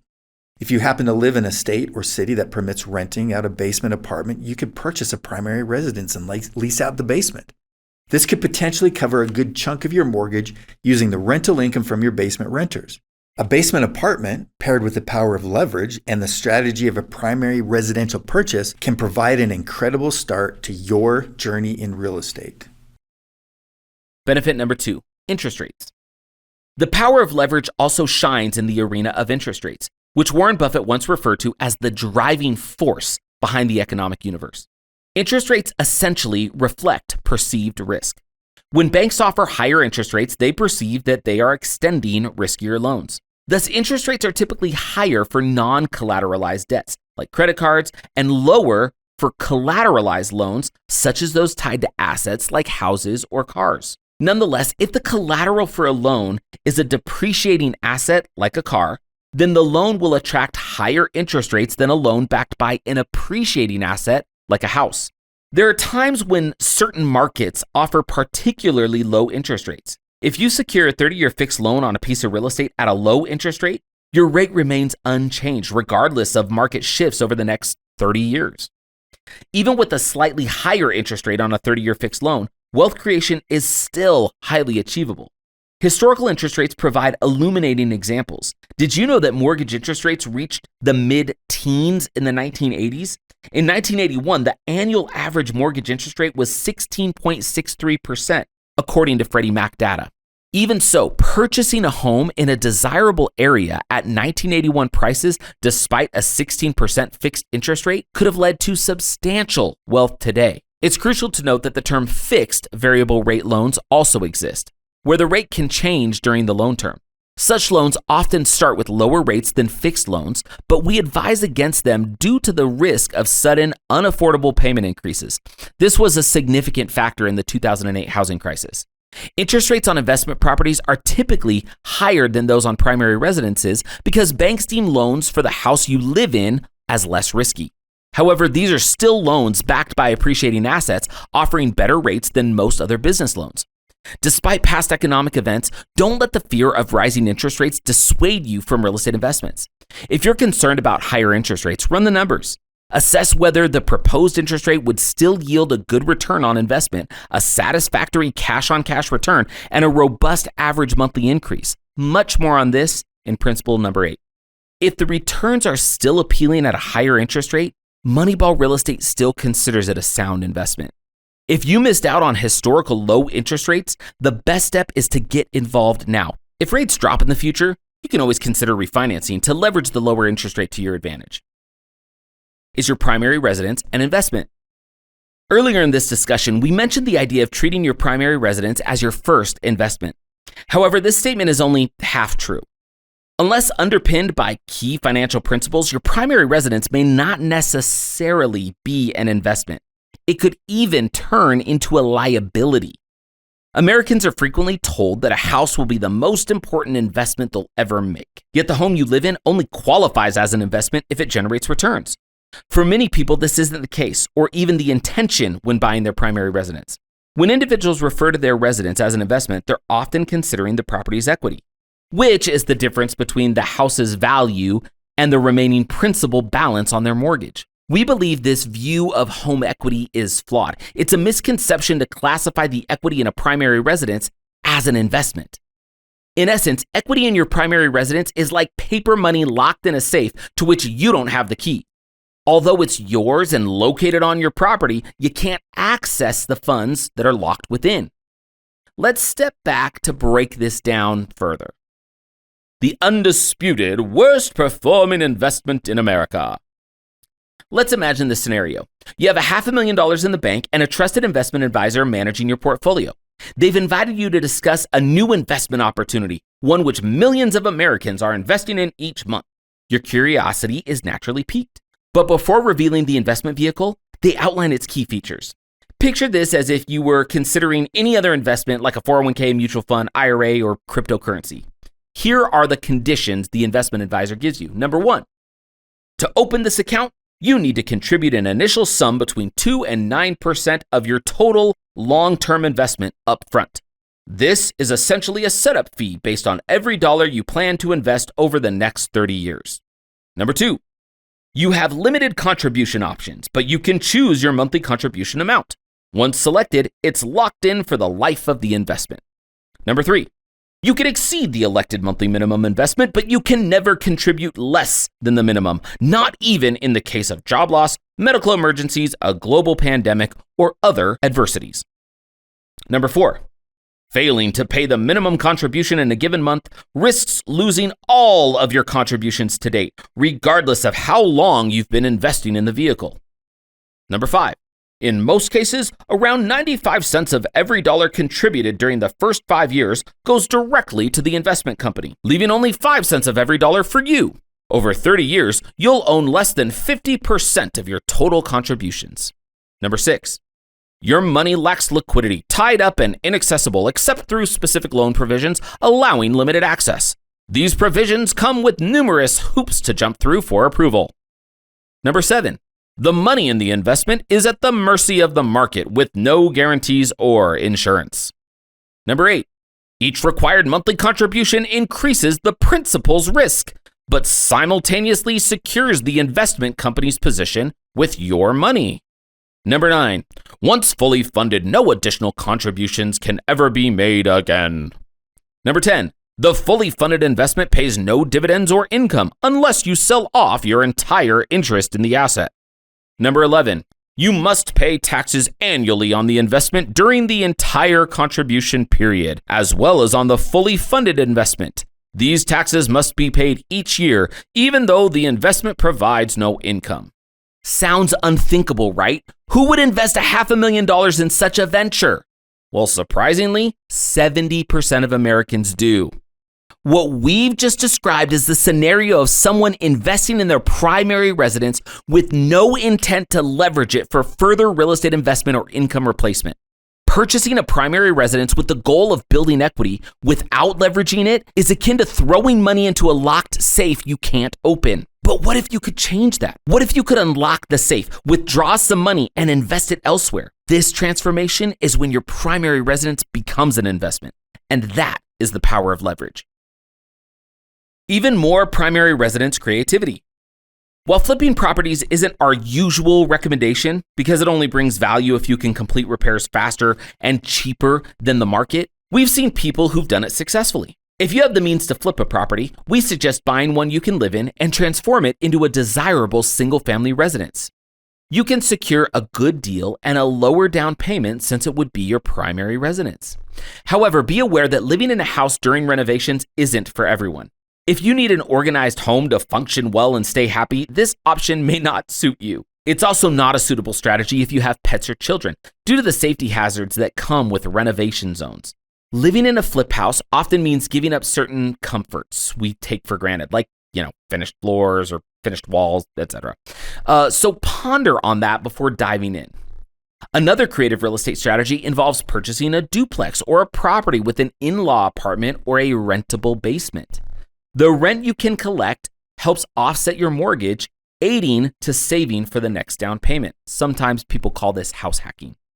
Consider the example of our friend Lisa, who crafted a unique real estate deal with her parents. They owned land zoned for adding a casita. Lisa, in lieu of a down payment, funded the casita's construction by securing a construction loan. Instead of a traditional bank mortgage, she agreed to pay her parents monthly, buying them out of their home interest-free. In return, her parents will live in the house until they're ready to move into the casita in their old age. It's important to note we can't guarantee that any of these ideas will work for you. Unexpected variables can derail even the best laid plans. But if you're looking to get creative, a myriad of different options are waiting to be explored. Use leverage to grow your portfolio. The ROI refi. A cornerstone of the Moneyball real estate strategy involves harnessing your primary residence as an asset to help expand your portfolio. This is frequently done via refinancing. Refinancing is when you close out your original mortgage after making payments for a while and open a new one, generally to get a lower interest rate or new term, known as a rate term refinance. You can also use cash out refinance when you refinance your home with the aim of extracting some of the equity. Alternatively, depending on the lending environment, you may also be able to access part of the equity through a home equity line of credit, also known as a HELOC. Refinancing is often seen as an expense because it involves costs such as closing costs that cover the loan officer, the bank, and other professionals involved in the refinancing or the loan process. As we often do, we like to view this through a different set of lenses. Typically, people assess the expense of refinancing costs by determining how long it will take to recoup the amount spent with the money saved on monthly mortgage payments. For instance, if refinancing your home saves you $100 per month on your new monthly payment, and the loan and lender fees total $6,000, you save $1,200 per year, meaning it would take you 5 years to recoup the $6,000 expense. In the context of a 30-year loan, this doesn't seem unreasonable, but what if you reframed refinancing as an investment rather than a cost? Looking at a refinance on an existing property as a way to boost your rate of return shifts the perspective entirely. We dub this the ROI, or return on investment, refi.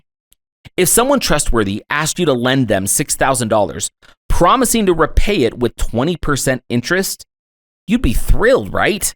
This represents a significant ROI. The $1,200 annual savings you may achieve by refinancing a mortgage on an investment property, as stated in the example above, is a 20% return on the $6,000 you're paying, enhancing the overall ROI on the property. The $6,000 cost of completing the refinance yields a positive return of at least $1,200 annually, improving the bottom line over the life of the property. We refer to this process as ROI refi because it involves a bit more investment, often added to the balance of your new loan, effectively double leveraging the lender's money, to immediately secure a slightly larger cash flow and return on investment. To calculate your ROI percentage, divide your annual mortgage payment savings by the amount you added to your new loan balance to refinance. This represents a smart use of leverage and is often used by individuals considering refinancing with a focus on income replacement. Principal-based leverage. We emphasize the use of principal-based leverage, which means leveraging wisely. Let data guide your decisions, not emotions. By data, we don't just mean market research, but also personal factors such as your current financial capacity for monthly out-of-pocket payments, realistic ROI expectations, and the market size for a specific type of property. Remember, taking on leverage means committing to a monthly payment. Therefore, don't stake everything on leveraging a property, no matter how attractive the deal appears. Allow us to reiterate this. Don't just leverage something because you can qualify for it. This is an advice many gurus won't share with you. An incident that springs to mind involved a wealth creation guru who encouraged the audience to increase their credit limits. Participants were drawn into a competition to see who could get the most significant credit line increase while everybody was in the room. Once successful, they celebrated their newfound potential for large-scale debt, with the guru subsequently coaxing them to purchase an expensive program promising further wealth creation strategies. That's not principal-based leverage, and such strategies can leave you shouldering a considerable debt if they fail to deliver. Despite most of this chapter extolling the virtues of leveraging, we don't advocate for borrowing money and using credit irresponsibly. It's crucial to stay within your financial limits to avoid falling into a debt trap that might be challenging to escape. As a general rule, when leveraging for real estate investments, the rental income from a property should, at the least, offset the cost of the new payment you've committed to when purchasing the property. However, in certain economic climates, there can be some merit to tolerating a slight negative cash flow initially when investing in a property. This is because such a property has the potential to yield tens of thousands of dollars in returns and long-term income. But it's important to remember that this strategy requires patience, discipline, and a long-term outlook. It's a course of action that should only be pursued in specific economic conditions and with a comprehensive understanding of the risks that are involved. Therefore, the choice of property is a critical factor, and you should be prepared to contribute some personal funds into the investment. Furthermore, you should be prepared to shoulder the property's expenses during periods when it's not producing income. If covering these costs would be financially straining, it could lead to unnecessary stress. On Team Moneyball, we firmly advocate for utilizing leverage only after thoroughly evaluating and mitigating potential risks. After all, we maintain a low risk tolerance to ensure financial stability and sustainable growth. We hope this chapter has highlighted the numerous benefits of principal-based leverage, helping you incorporate it as an effective financial tool on your journey to economic independence. Chapter 4, Ideas Summary. Reframe leverage as a positive force. Move beyond financial stereotypes and embrace leverage as seasoned advantages to boost results and reduce effort. Think of a batter using the pitcher's momentum to score a hit. Leverage time, talent, skills, and expertise. Utilize the resources around you, aligning them with your goals. Leverage isn't just a financial tool, it's a mindset that maximizes what you have. Good debt versus bad debt. Differentiate between harmful consumer debt and the beneficial financial leverage, like 30-year fixed mortgages in real estate, that can expedite portfolio growth and net worth. Principal-based leverage in real estate. Apply sound fundamental principles to harness leverage wisely in real estate, enhancing its power without compromising integrity or stability. Chapter 4, Micro Wins. Reflect on an area of your life where you have effectively leveraged time, talent, or expertise to achieve a goal. How did it feel? How could you apply this same principle to your real estate endeavors? Have you identified opportunities for positive financial leverage in your investment strategy? Consider the properties or investments where principal-based leverage could maximize your returns. Think about your perspective on debt and leverage. Has this chapter changed your view? If so, acknowledge this shift as a micro win and brainstorm how you might implement these ideas into your financial strategies. Chapter 5, Success Mapping. General principle: always start where you are. Pursuing success with purpose and consistency. The road to success is often winding, filled with trials, setbacks, and opportunities for growth. As we embark on our journey in real estate, or any other field for that matter, it's crucial to recognize that true success isn't merely a destination, but a continuous process of growth and self-realization. It demands consistent action, driven by the right reasons. Consider the profound words of Viktor Frankl, a renowned psychiatrist, a Holocaust survivor, and the author of one of the most powerful books in history, A Man's Search for Meaning, who expressed a timeless truth about success and happiness. He said, quote, "Don't aim at success. The more you aim at it and make it a target, the more you're going to miss it. For success, like happiness, cannot be pursued. It must ensue. And it only does so as the unintended side effect of one's personal dedication to a cause greater than oneself, or as the byproduct of one's surrender to a person other than oneself. Happiness must happen. And the same holds for success. You have to let it happen by not caring about it." I want you to listen to what your conscience commands you to do and go on to carry it out to the best of your knowledge. Then you will live to see that in the long run, I say, success will follow you precisely because you had forgotten to think about it. I love that quote. It's so powerful. If you haven't read the book, Man's Search for Meaning, please go do that. It'll change your perspective on a lot of things. Okay, back to the script. What Frankl's words encapsulate is the essence of success as a byproduct, rather than a goal in itself. Success is the inevitable outcome when our actions are consistently aligned with our core values, our deepest convictions, and a cause greater than ourselves. It's knowing where you want to go, then stacking micro wins to get there. In the context of real estate investment, this means that pursuing success isn't just about financial gains or accumulating properties.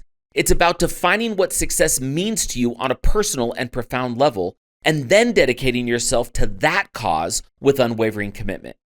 Are you driven by the desire to provide financial security for your family, to contribute to your community, to leave a legacy?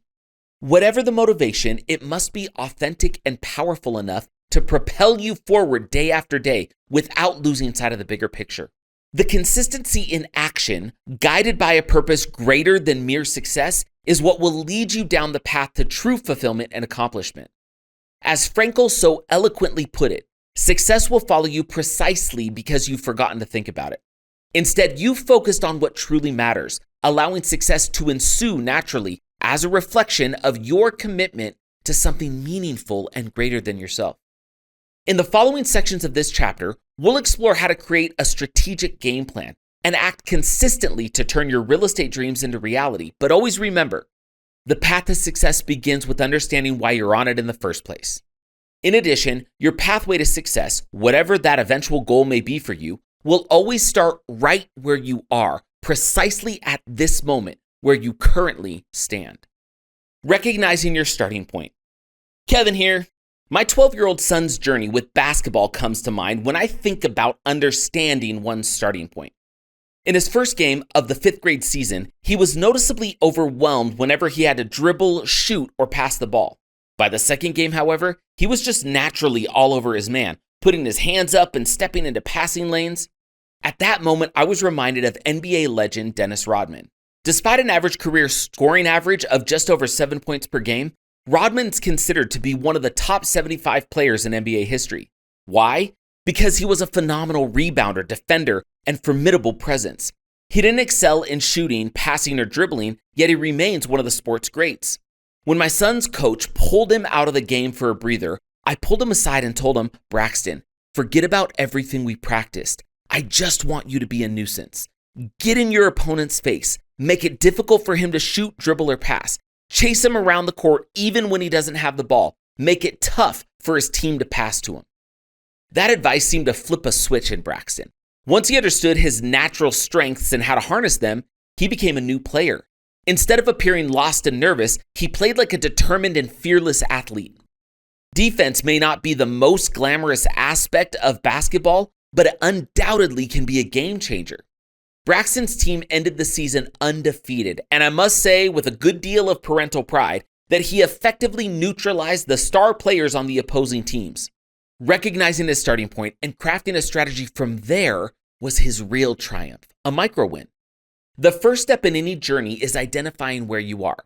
The second step is designing a small, achievable goal, a micro win, based on that starting point. The third step is to continually repeat step 2.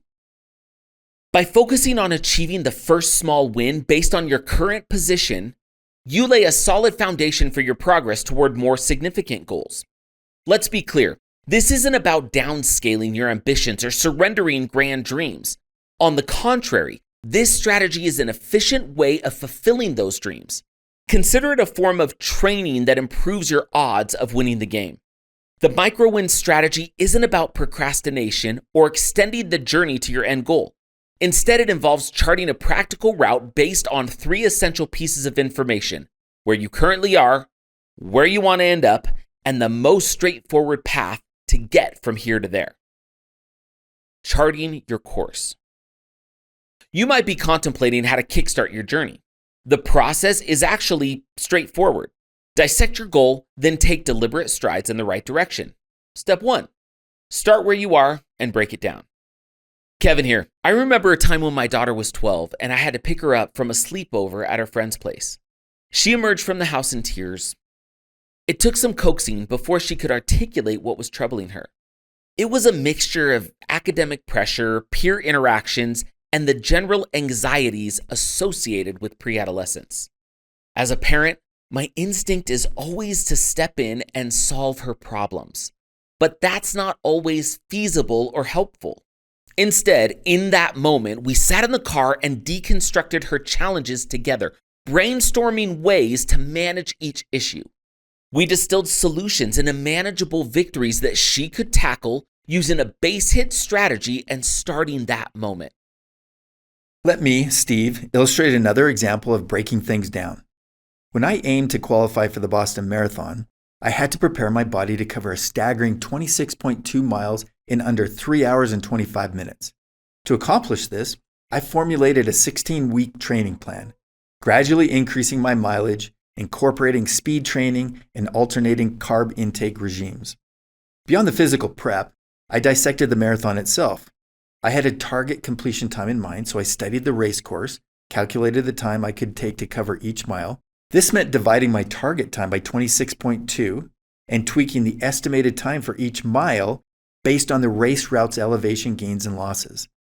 I planned when to eat, use restroom facilities, or visit first aid stations. I even anticipated my physical and mental state at various stages of the race.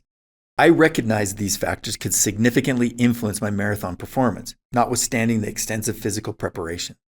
At times, you might stare at your financial future and feel daunted by the seemingly insurmountable task of reaching your goals. But by deconstructing or reverse engineering these goals, we can transform what seems impossible into a viable, attainable target. Step 2, initiate the journey, one stride, one micro win at a time. Among our heroes and a personal friend is an individual named James Lawrence, more famously known as the Iron Cowboy.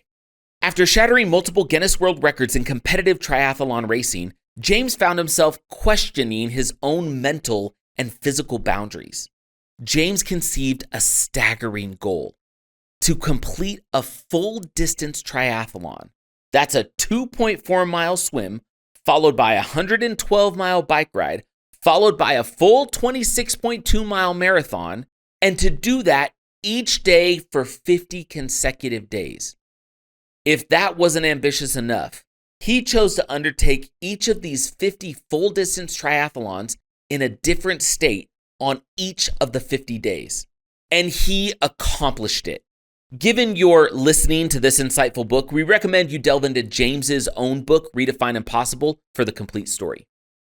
Shortly after James triumphantly concluded his 50-50-50 feat, we had the opportunity to pose a question he's likely been asked countless times.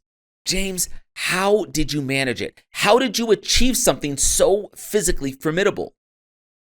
His response encapsulated an enduring truth we want to highlight here.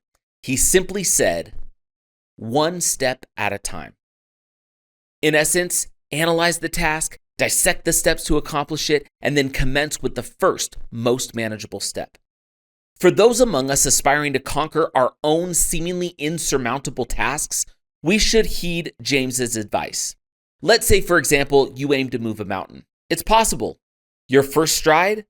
Grab a shovel and start with one scoop of dirt at a time. As soon as you've moved that first shovelful of dirt, you've already shifted a portion of that mountain. That's a micro win worthy of recognition. Step 3. Repeat step 2. Consistency is key in the pursuit of any goal, be it financial success, athletic prowess, or personal development. The journey to success isn't marked by sporadic leaps, but rather a consistent sequence of strides and micro wins. But just as James Lawrence conquered the monumental 50-50-50 feat by breaking it down into individual steps, so too can you apply this principle to your financial future or other life ambitions. By repeating those manageable victories, embracing the gradual accumulation of progress, and celebrating each micro win along the way, you'll find that the seemingly insurmountable becomes attainable. This step is about embracing the power of persistence, understanding that each effort, no matter how small, moves you closer to your ultimate goal.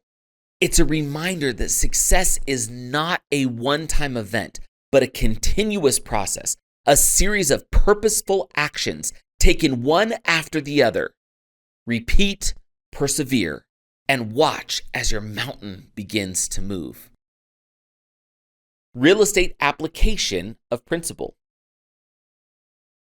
The best way to achieve your desired income replacement goal is to create a personal game plan. Establish what you are working with, determine what you are wanting to accomplish in the long run, reverse engineer the path from there to here, and take your first step forward. Moneyball mapping. In baseball, scoring a minimum of 1 run for the team requires at least 4 successful batters, each hitting singles and securing their base. A strategy for each base hit is essential. If your focus is solely on the runners about to sprint for the home base or batters aiming for a home run, you risk overlooking plays that could potentially make or break the game. Which leads us to a secondary pitfall of constantly fixating on the scoreboard, a theme we've mentioned earlier. And that pitfall?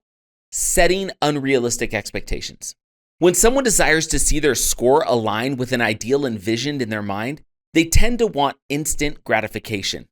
We've reiterated this throughout our discussion. The micro-wins mindset hinges on small victories accumulating over time to achieve your goals. Our real estate strategy is rooted in slow, conservative growth, an approach that might not always align with those seeking a quick ramp-up of their scoreboard figures.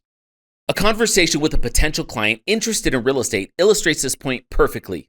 Upon asking him about his objectives for a real estate portfolio, he expressed a desire to earn $30,000 in monthly residual income.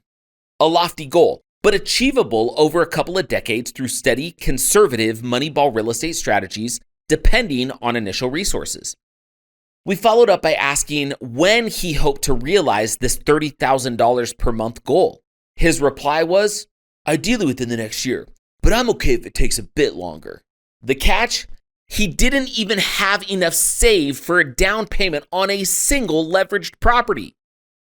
While we're all for manifesting your best life, you can't simply will millions of dollars of consistent and conservative wealth generation through real estate into your portfolio without a realistic plan for accumulating necessary resources.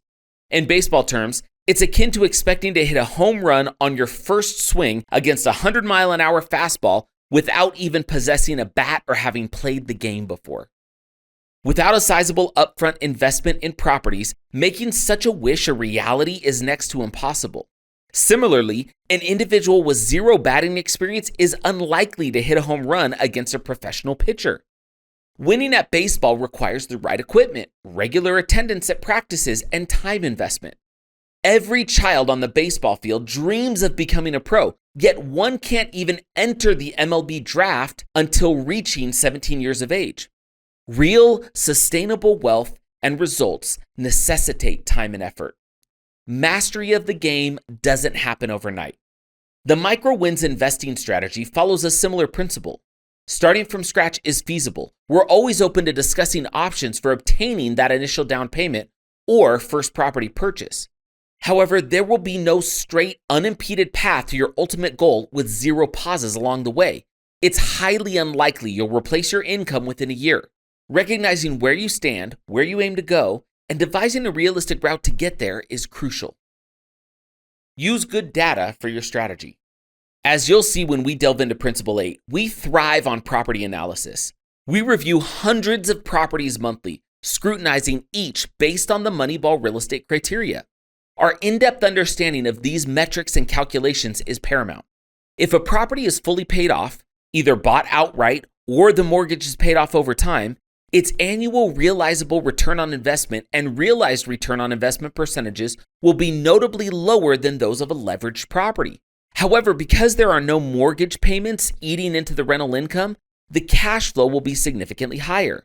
We've come across instances where a company lists a property's purchase price and subsequent acquisition cost as if the home was being financed, meaning the out-of-pocket cost amounts to around 20% of the purchase price. The same property's calculations then portray the cash flow numbers as if it were a cash buy with no debt service to consider. Then they present the projected annual return on investment as if it were a leveraged purchase, resulting in a much higher return. This isn't technically incorrect, but it represents a pick and choose approach from two entirely different purchasing methods to make the deal appear more attractive than it is to prospective buyers. So what's the key takeaway? Numbers are neither honest nor deceptive. They're tools people use.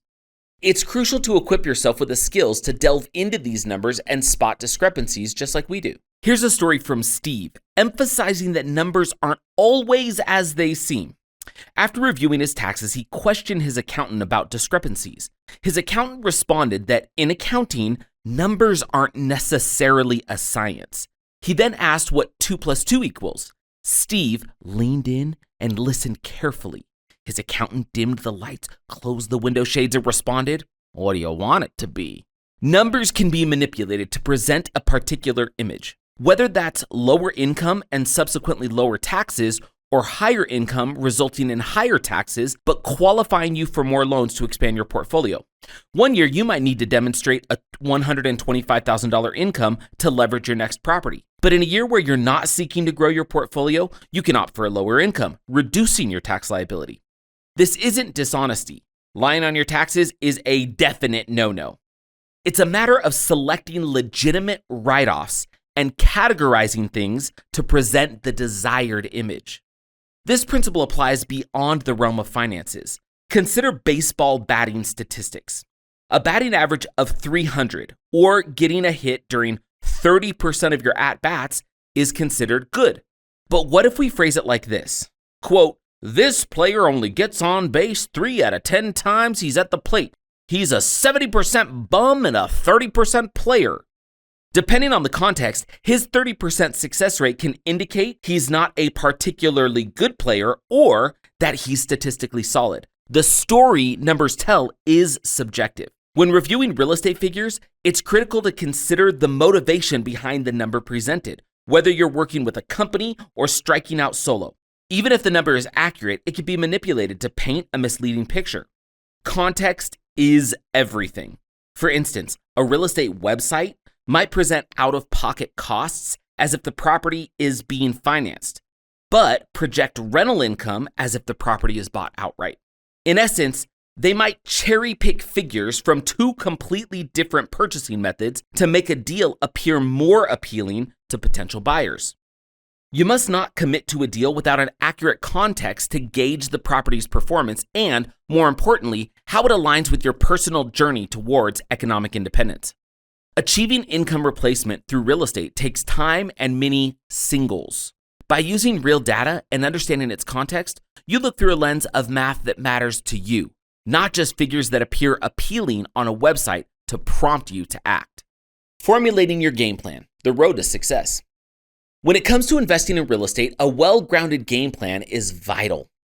It enables you to set distinct goals, understand your financial standing and resources, and make knowledgeable decisions about possible investments. Importantly, It also aids in the risk management and determining the amount you need to invest and how to finance your first investment. A comprehensive real estate game plan should encompass a detailed pre-approval, a projection of cash flow, and a strategy for handling any potential risks. At its core, it needs to establish your current position, your destination, and devise a method for bridging that gap. We devote each day to creating and laying out game plans tailored to our prospective clients, with each plan as unique as the individual it's designed for. We also make it a point to circle back annually for a game plan review, going over all the performance data of our clients' properties to make the most informed decisions moving forward. A useful mindset for adopting the base hit strategy is to think of it as a reverse engineering of your goals. Start with the grand vision of what you aim to achieve, then break it down into smaller milestones that need to be met to reach that overarching goal. This approach effectively helps identify your bases, develop your strategy, set realistic expectations, and monitor your progress toward acquiring the resources and knowledge necessary to fulfill your ambition. Although a game plan is a personal, dynamic, and evolving blueprint, we often encounter several common patterns. We hope to have the opportunity to speak with you personally and help construct your tailored game plan. However, if we don't get that chance, we'll share 4 different, relatively common game plans that we often deploy for many of our clients. Just starting out. Hi, it's Steve. When we embarked on our company's journey, Kevin had only ever completed a single real estate transaction personally and was uncertain about how to transition into an investor. He had a strong understanding of mortgages, but that was the extent of it. Rewind to 2007, and I helped Kevin find a home for his family. The house had sound equity, was structurally solid, and was situated in a prime location. Additionally, it featured a separate entrance leading to a basement apartment. Simultaneously, he moved out of his townhome and converted it into a rental. Kevin also converted the basement of the new home into a separate rental unit. In one fell swoop, Kevin's situation transformed. He went from owning a single townhome and paying about $1,200 a month for his mortgage to owning 2 properties, his primary residence and his townhome. His new primary residence had a monthly mortgage of $1,700, but he rented out the basement for $800 a month and his townhome for $1,400. This transition shifted his financial liability from $1,200 a month on one property to a combined liability, taking into account the rents he was receiving, of just $700 a month while owning 2 properties. Not only did he have an additional net $500 each month in his pocket, but he also had 2 properties accumulating equity every single month and providing tax benefits every single year. This starting out game plan primarily focuses on one critical goal: acquiring your first property. That property may well be a primary residence, but if you manage to secure a primary residence, thanks to the wealth creation properties of real estate, you're likely already well on your way to further success. If you've been diligently saving and patiently awaiting the right opportunity, beginning with one investment property could be your ideal game plan. In fact, it's probably the most common strategy we see among our clients. Here's how it typically unfolds for many of our clients. You use your resources to acquire a simple and conservative Moneyball real estate single. For instance, if you've amassed substantial home equity in your primary residence, you could conduct a cash-out refinance, reset your loan, and extract tax-free dollars from your home. This cash could then fund the down payment on your first property. If you've locked in one of the extremely low interest rates that were available from 2020 to 2022, consider talking to your bank or a local credit union about whether a home equity line of credit or a HELOC might be an option for accessing equity for a down payment. If you have an old or current 401k, and you're weary of the stock market's volatility, it might even be sensible to withdraw money from your retirement accounts to invest in your first property. Naturally, you'll want to consult with a financial planner, accountant, or tax expert when deciding to use your resources in this way. You might be thinking, Kev, I don't want to pay taxes on a large sum I withdraw from a retirement account. And we understand that concern. But let me pose a question.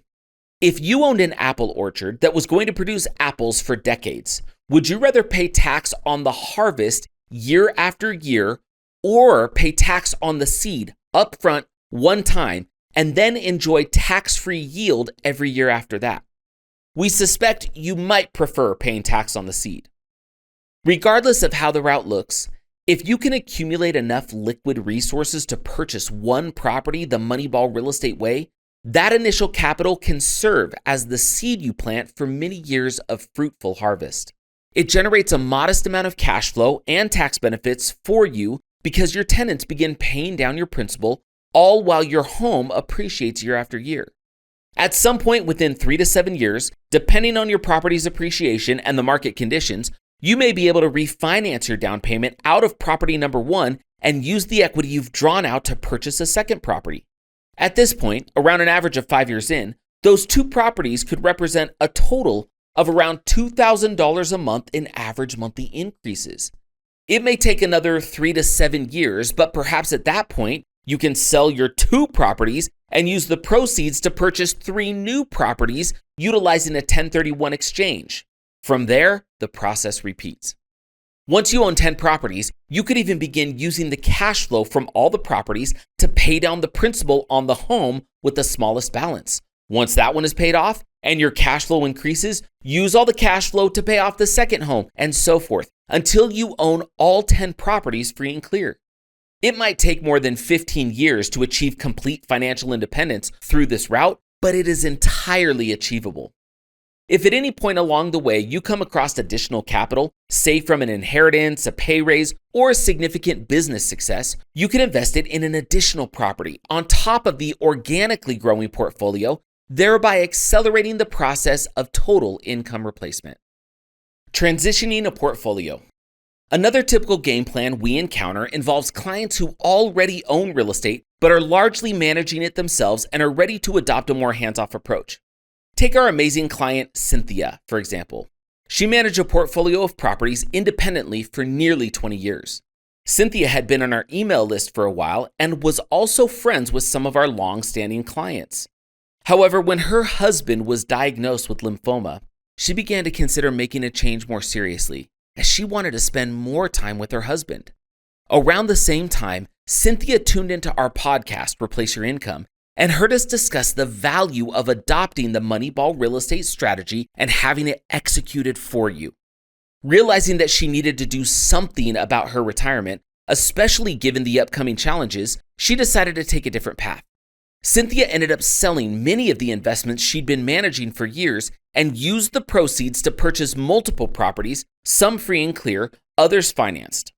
As a result, she quadrupled her overall monthly cash flow and practically eliminated all the work she'd been doing for many years in managing tenants, properties, and her portfolio's books. Another perfect example is our client and friend, Brent. He had already been successful in commercial real estate investing and wanted to expand his portfolio to include single-family homes. Brent and his wife converted their 401ks into self-directed IRAs and bought a few homes with us within their retirement accounts. The purchase and subsequent results were so exceptional that when it was time to decide what to do with the commercial strip mall they owned, they chose to sell it and transfer all the proceeds into more Moneyball real estate singles. They purchased homes in 4 states with our teams, witnessing a 35% increase in profits by shifting from the commercial shopping center to residential real estate with our teams. We have countless stories just like Cynthia's and Brent's. If you're already a successful real estate investor and you're wondering whether you could enhance your cash flow or significantly reduce your effort and headaches, Moneyball Real Estate might be a good fit. Analyzing your current portfolio, envisioning what could be, and then considering the amount of time, effort, and work you're investing in your successful portfolio might allow you to inch even closer to economic independence. Improving retirement. Many people we work with have saved money, built up retirement accounts, or accumulated substantial home equity and are either already retired or approaching retirement.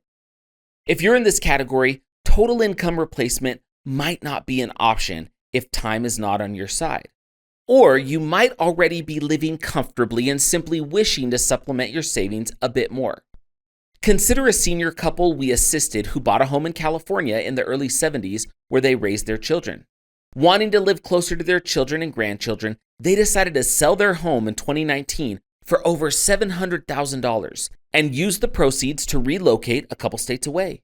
After they bought and settled into their new home in their new state, they had nearly $400,000 left over, languishing in savings and checking accounts.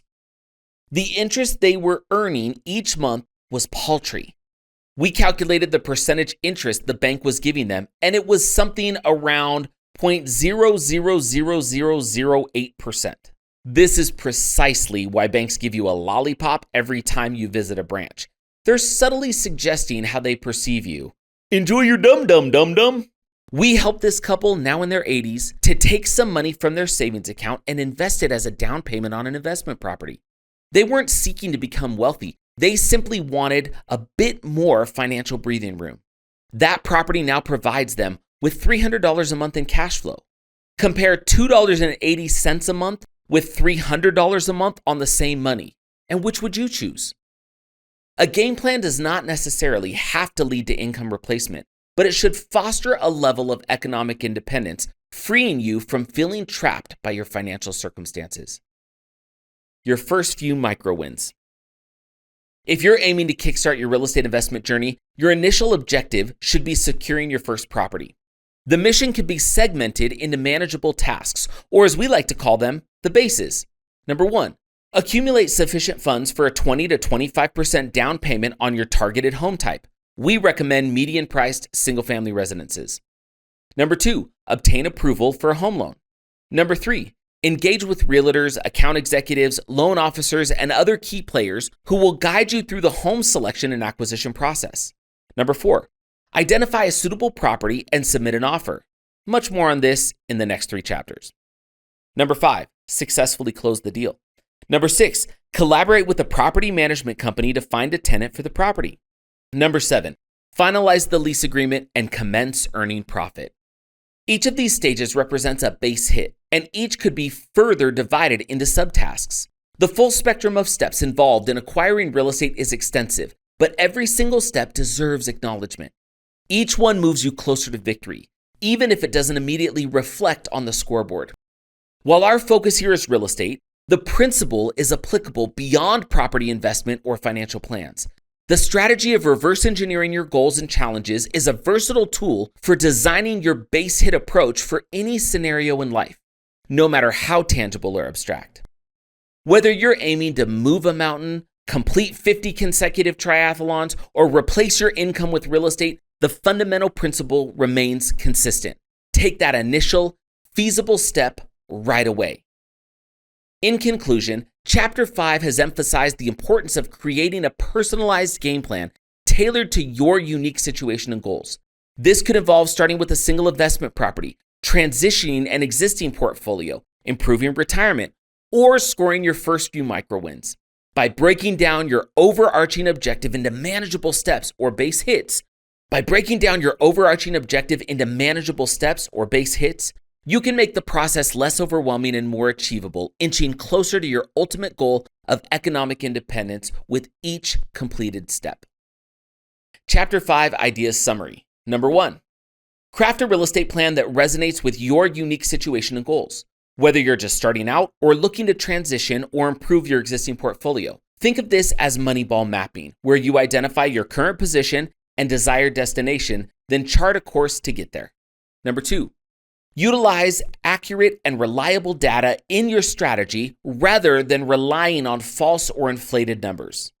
Ensuring that your plan is grounded in facts is key to successful real estate investing. Number 3, recognize and align with one of the 4 types of game plans that suit your stage and needs. Just starting out, start with one property, transition your portfolio, or improve your retirement. Each offers a distinct pathway tailored to specific circumstances and goals. And number 4, follow a step-by-step process from accumulating funds for a down payment to finalizing the lease agreement. Engaging with key players and understanding your targeted home type will lead to a successful deal and consistent profit. Chapter 5 Micro Wins. Number 1, what stage are you at in your real estate journey? Reflect on your current position and determine which game plan aligns with your specific needs and objectives. This self-awareness is the first micro win on your path to success. Number 2, whether it's acquiring your first property or improving your retirement plan, define what success looks like for you. Break it down into actionable steps and celebrate each micro win along the way. And number 3, are you using reliable and factual data in your investment decisions? Assess the quality of your information and, if needed, seek out trusted sources that can provide accurate insights. This commitment to truthfulness in your strategy is a significant micro-win in itself. Chapter 6, Success is earned, not given. General principle. Invisible moments culminate in visible results. Contrasting successes. Kevin here. I've already shared some personal anecdotes about 2 different phases in my life. My basketball career and my speaking and author career, the latter of which I'm still in the midst of, as evidenced by the book you are now listening to. My basketball career was lackluster, to say the least, largely because I became complacent after a few early successes and stopped putting in the effort to improve. One of the highlights of my short-lived basketball career was the MVP trophy I earned when I was in the 5th grade. Another was the time I had a dribble off with the star of the local high school team and won using a fancy maneuver I'd perfected known as the spider. Unfortunately, these early experiences made me think, "Oh, Kev, you're amazing at basketball," and I stopped trying. Fast forward to my junior year, and I barely made the varsity team. Then I didn't start a single game until the last game of my senior year, and that was because it was senior night, and there was only 5 of us, so it was pretty easy to start me. That game, the game I started, I had minimal impact, scored a whopping 6 points, and thought, what if I hadn't believed that I was already amazing at basketball? Would I have actually dedicated myself over these last 5 years? I had some natural talent, but it was unrealized because I didn't think I needed to try. I thought I was okay. And then I spent years wondering why I wasn't starting, let alone scoring more. Much later, I took the opposite approach to my speaking career. Now I spend hours conducting research and interviewing people to prepare for a single talk. I then spend hours writing it, always starting fresh for a new audience, even if I'm sharing the same message I've shared 100 times before. I also spend hours practicing the talk in my bedroom, in my basement, in my car, so much so that my wife can't drive with me to an event because all I do is loudly rehearse on the way. And the result of all this effort is that I've seen the kind of impact powerful thoughts and words can have on audiences across the country. The contrasting results from these 2 experiences highlight a key principle. True success cannot be handed to you. It must be earned. If success is simply given, it can actually be demotivating, as it creates an illusion that achievement is a given, not something that necessitates work and effort. This brings us back to the concept of micro-wins, which we have discussed throughout the book. These are the countless unseen efforts, the small steps towards success that go unnoticed by others. They're not glamorous, but they're the bedrock of your success. They are the invisible foundations that ultimately help you achieve the success you yearn for. The same principle applies to real estate investing. It requires a tremendous amount of knowledge, expertise, and the relentless pursuit of purchase-worthy properties. It involves numerous micro-wins that stack up over time to culminate in visible, tangible success. The fallacy of overnight success. The notion of quote-unquote overnight success often creates a sense of wonder. It might make you ask, do these people have access to some sort of shortcut unknown to the rest of us? Take the example of Hall of Fame wide receiver Jerry Rice. He came from Mississippi Valley State, a mid-level football school, and was the 16th overall draft pick. His rookie season was far from spectacular, but by his second season, he was already making waves. He went on to play 20 extraordinary seasons in the NFL, primarily with the San Francisco 49ers, setting several records, including the most touchdowns and receiving yards in the history of the league. While to the millions watching him, Rice's success might have appeared inevitable, but it was actually the culmination of countless unseen efforts. A short excerpt from Jeff Colvin's book, Talent is Overrated, provides a glimpse into Rice's typical training regimen. It states, quote, "In team workouts, he was famous for his hustle. While many receivers would trot back to the quarterback after catching a pass, Rice would sprint to the end zone after each reception. He would typically continue practicing long after the rest of the team had gone home. Most remarkable were his 6 days a week off-season workouts, which he conducted entirely on his own. Mornings were devoted to cardiovascular work, running a hilly 5-mile trail. He would reportedly run 10 40-meter wind sprints up the steepest part. In the afternoons, he did equally strenuous weight training. These workouts became legendary as the most demanding in the league, and other players would sometimes join Rice just to see what it was like. Some of them got sick before the day was over. What may seem like quote-unquote overnight success is typically an accumulation of countless invisible moments, each in its own distinct microwin, piling up one after another until they culminate in the visible success recognized by others. Practice in private, get rewarded in public. Stephen Curry, renowned as the greatest shooter in basketball history, is not just the star of my personal favorite NBA team, the Golden State Warriors, but a testament to the relentless pursuit of excellence through microwins. Curry's journey from his collegiate days at Davidson College, where he was dubbed the babyface assassin, to being selected as the 7th overall pick by the Warriors in 2009, to achieving the status of the NBA's first unanimous MVP and going on to win multiple championships along with the Finals MVP award, represents the classic tale of an underdog triumphing against all odds. The foundation of Curry's success was laid in his youth, sharpening his skills on a homemade hoop at his grandfather's home in rural Virginia. This rustic setup, a utility pole for a stand, a fiberglass backboard, and a rigid steel rim, posed unique challenges that honed his precision and adaptability.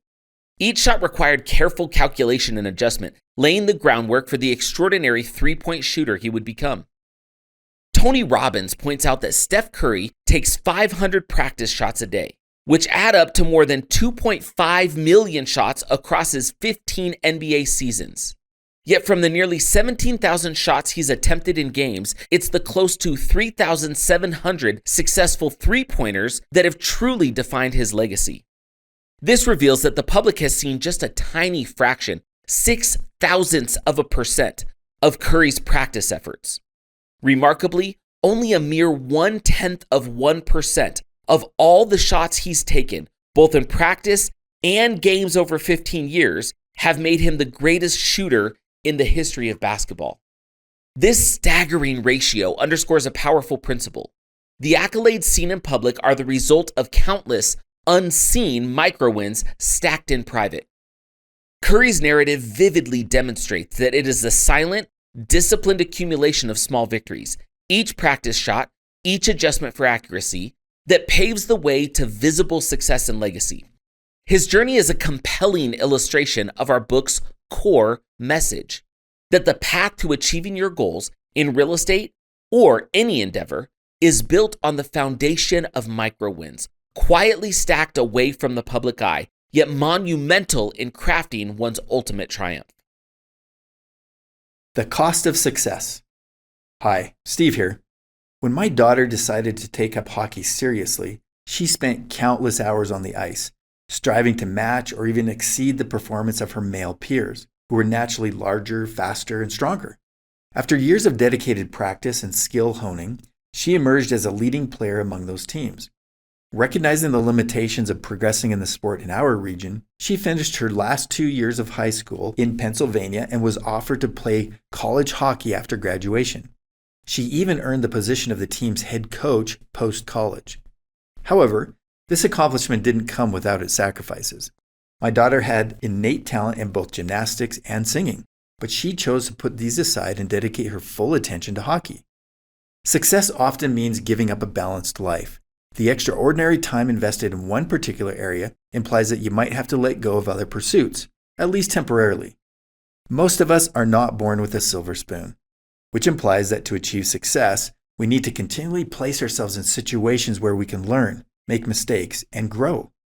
This could mean associating ourselves with people who share our ambition, attending workshops, spending extra hours after training, dedicating our evenings and weekends to skill refinement, essentially doing what most people aren't prepared to do. And this typically comes at the cost of sacrificing other pursuits.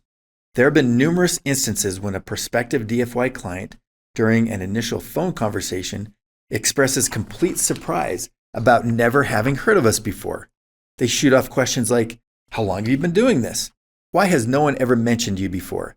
Where did you guys come from? How have you maintained your success over the years despite the market's wild fluctuations?" While these are valid questions, they reflect the illusion of overnight success that they perceive. They aren't aware of the innumerable hours we've spent with our teams in the field. They don't know that it's taken us over a decade to perfect our property valuation method, that we've made thousands of adjustments to spreadsheets and specialist property analysis based on the realities of thousands of properties that we've helped our clients purchase. They are unaware of the tens of thousands of hours spent in meetings with our leadership team, with external experts, in masterminds with our industry leaders, devouring articles, research, and hundreds of books to establish and operate a company that employs extraordinary individuals who go above and beyond for our clients. They don't see the numerous deals that we evaluate and reject for every property we present to our client as a purchase-worthy property. It is often said that in business and in life, you are publicly rewarded for the work you've done and the sacrifices you've made in private. Fortunately, you don't have to give up your social life or retirement dreams to achieve economic independence because we've already spent years of learning, failing, and growing. Continue reading to find out what myths we've debunked over the years so that you can fast-track your success in real estate. Real estate application of principle. Locating and investing in purchase-worthy properties time and time again takes a tremendous amount of knowledge and expertise performed during quiet yet continual applied and arduous effort. Redefining the good deal in real estate. If you took a moment to ask a number of real estate investors about what constitutes a good deal, you would likely encounter some standard answers accepted and echoed within the investor community. Answers like, it should be below a specific purchase price, or it must have a certain amount of equity, or maybe it needs a specific cap rate, or the rental income should be a set percentage of the purchase price. Although these general guidelines can sometimes be useful to determine if a property merits further investigation, we argue that these traditional metrics are not the most effective way to assess a deal from the perspective of the Moneyball mind. None of these measures take into account the ease of acquiring, owning, maintaining the property, or the potential headaches of managing real estate and dealing with tenants. These benchmarks are arbitrary. It may sound unconventional, but monetary considerations alone should not be the primary determinant of whether a deal is worth buying. We take into account factors like the local economy, the type of tenants attracted to the area, and even the local weather and climate conditions. In fact, we examine, measure, and evaluate more than 30 different criteria to determine if a given real estate market will generate the kind of small incremental wins essential to long-term sustainable success in real estate. And most of these criteria don't fall into the broadly accepted metrics, what others might classify as a quote-unquote good deal. Yet all of them impact the ease of maintaining the property and keeping it rented out. Let's consider our esteemed client, Kelly. She gained a comprehensive and pricey real estate education from a well-known expert before collaborating with us at DFY Real Estate. Fortunately, her education has proven valuable, as Kelly's real estate portfolio is impressively diverse, comprising both single-family and multifamily properties. Kelly owns more than 20 properties. While she possesses the necessary knowledge and skills to manage both types of investment, she's found that managing multifamily properties requires significantly more effort than the single-family properties she's bought and owned through us. This is not to imply that one form of real estate investment is inherently superior to the other, but the amount of time, energy, financial resources, and expertise needed significantly varies. We find it somewhat amusing, considering most multifamily advocates would argue quite the opposite. Kelly is not alone in asserting that. For busy professionals like her, what makes a good deal depends as much on the personal time and energy required as any other traditional real estate evaluation metric. Take another client of ours, Court, as an example. He approached us with prior experience in commercial real estate for retail. As he was nearing retirement, he sought to diversify his real estate portfolio to increase his cash flow while decreasing his risk and the time spent managing his assets. Court had owned a strip mall for so long that the tax benefits of depreciation were soon expiring. Reminder, depreciation is the process used to deduct the costs of buying and improving a rental property spread across the property's useful life rather than being a one-time tax deduction upon purchase. After developing a meticulous plan with his DFY coach, Court listed his strip mall. Finding a buyer and closing the deal took over a year of determined effort, but eventually, Court was able to exchange his strip mall for 18 single-family residences in 4 different cities across 4 states, all within the 180-day deadline from the time he closed on his strip mall's sale. Court increased his cash flow by nearly 30%, had 18 properties for ongoing maximum tax benefits through depreciation, and as a cherry on top, never had to set foot in any one of those 18 properties. With his time freed up, his retirement started in earnest. Mission accomplished. We emphasize the case of ownership because our strategy's purpose is to fund retirement, not to create another full-time job as a real estate investor. We haven't heard anyone else in the industry define a good deal as we do, and we're excited to share our unique perspective with you. In fact, we don't even refer to these investment properties as good deals. We call them purchase-worthy properties. To adequately describe what constitutes a purchase-worthy property, we need to dispel the common misconceptions of what makes a good deal. Debunking real estate myths. Price. Imagine stumbling upon a deal for less than $100,000 that brings in $1,500 a month in rent. On the surface, it sounds enticing, right? If finances were the sole deciding factor, you might be ready to jump right into this investment. But what if we revealed that the property is located in a problematic neighborhood and requires a minimum of $50,000 in repairs to make it rentable? Suppose your property manager informs you that you may go through 3 or 4 sets of tenants each year, and each one typically causes $20,000 worth of damage before vacating the property. Not to mention the house is over a century old, suggesting that the maintenance costs will be substantial. Does it still seem like a good deal now? I mean, perhaps. It might still make financial sense, but do you possess the mental, emotional, physical, and temporal resources necessary to manage it effectively? At times, the stress of owning a specific property in a certain location simply because the cost looks attractive on paper is unequivocally not worth the hassle. Price often reflects value. A property with an unusually low price is likely priced so for a reason. Conversely, a high-priced property may not necessarily offer the best returns. Consider this. You find a $2 million property in excellent condition that, for some inexplicable reason, you can buy for $1 million. Sounds like a golden opportunity, right? Absolutely. If you can afford the mortgage on a $1 million loan, which would be around $13,000 with taxes and insurance at a 6% rate. Now, if you can't afford this mortgage, or if you cannot resell the property for more than the purchase price before your first payment is due, then it's a terrible deal. If you fail to rent out the property immediately, you'll be hemorrhaging $13,000 for each vacant month. And from our experience, there aren't many tenants willing to shell out more than $10,000 in rent.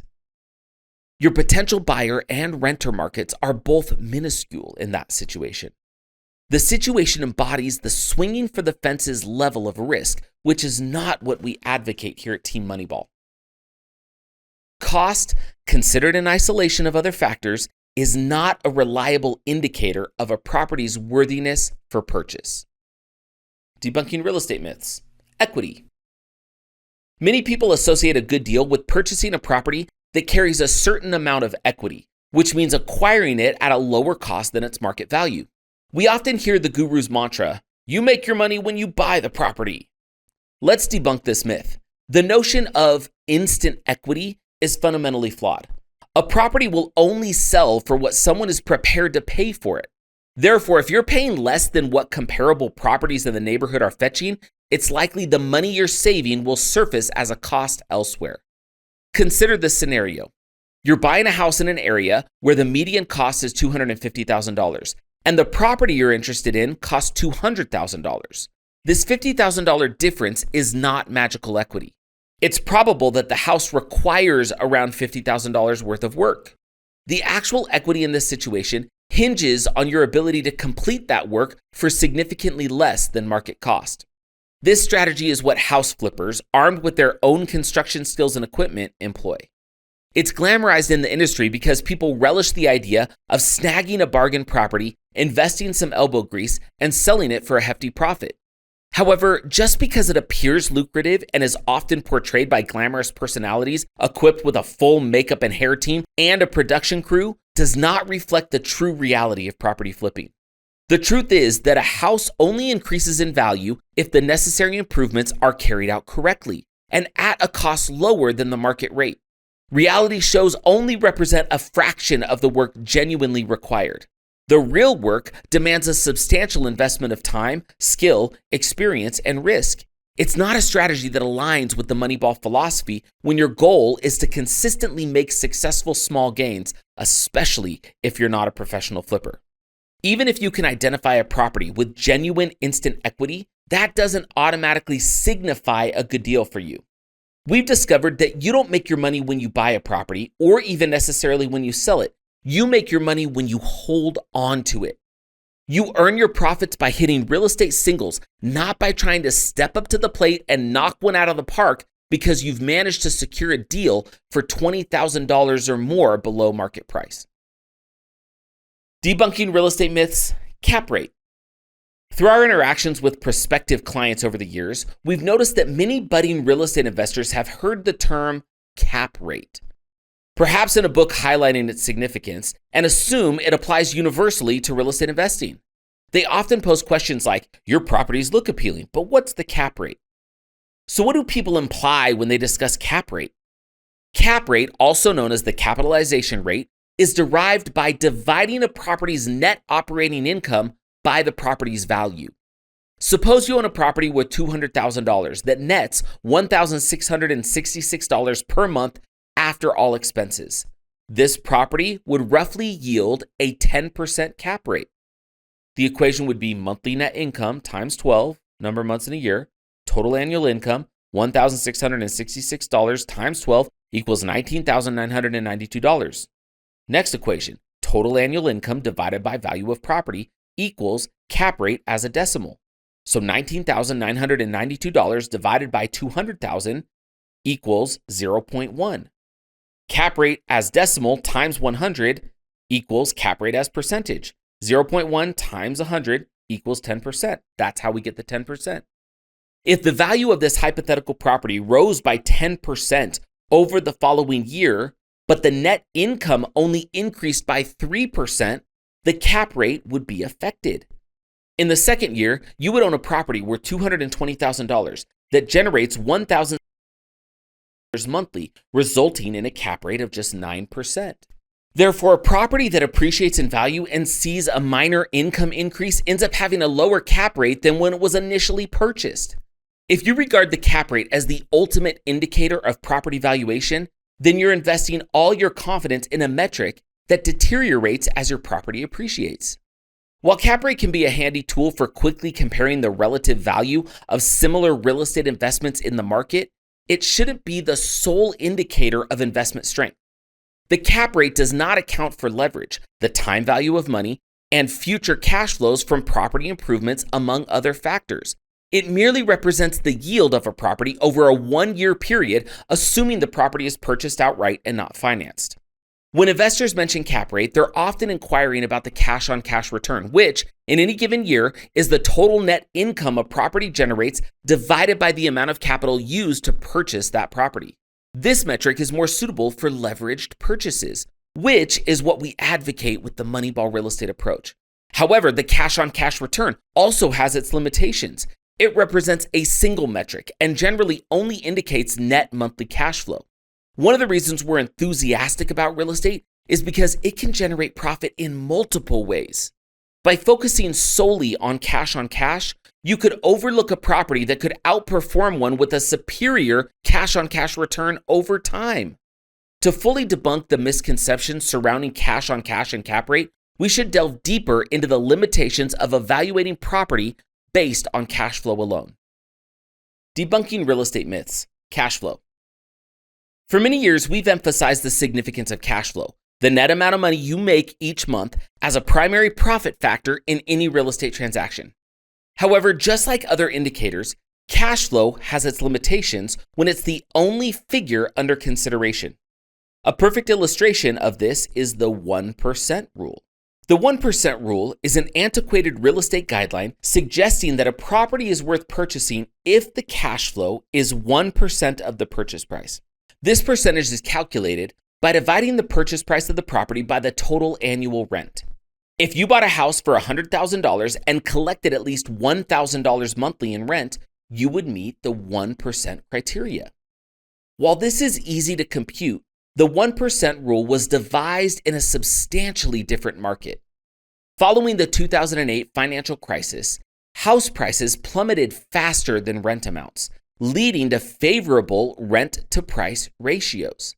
However, as house prices began to rebound, rental rates failed to keep up, and even worthwhile investments did not meet the 1% threshold. Suppose you bought a home for $85,000 in late 2009, with an existing tenant locked into a contract paying $1,200 monthly until their rental contract renewal. This rent, representing nearly 1.5% of your purchase price, would yield a much higher cash flow than the previous owner who owned the property when it was valued at $200,000. After renegotiating the rental contract, your renter would pay $1,000 a month, still above 1%. Fast forward 10 years. You've been raising rent by 5% each year, so your monthly rent is now $1,500, but the property's value has risen to $250,000. However, a prospective investor passes up the property because the 1% rule no longer applies. For the purchase to make sense for them, they would need to rent it for at least $2,500 a month, which is significantly more than the $1,500 you've recently rented it for. Had the investor assessed the property in light of the 2019 economy using Moneyball real estate principles, they might have bought the property. If they had, they could have seen over 6 figures in appreciation as values increased between 15 and 20% from 2019 to 2022. This illustrates the importance of understanding that what might be deemed valid knowledge during a specific market cycle may not hold relevance in future market cycles.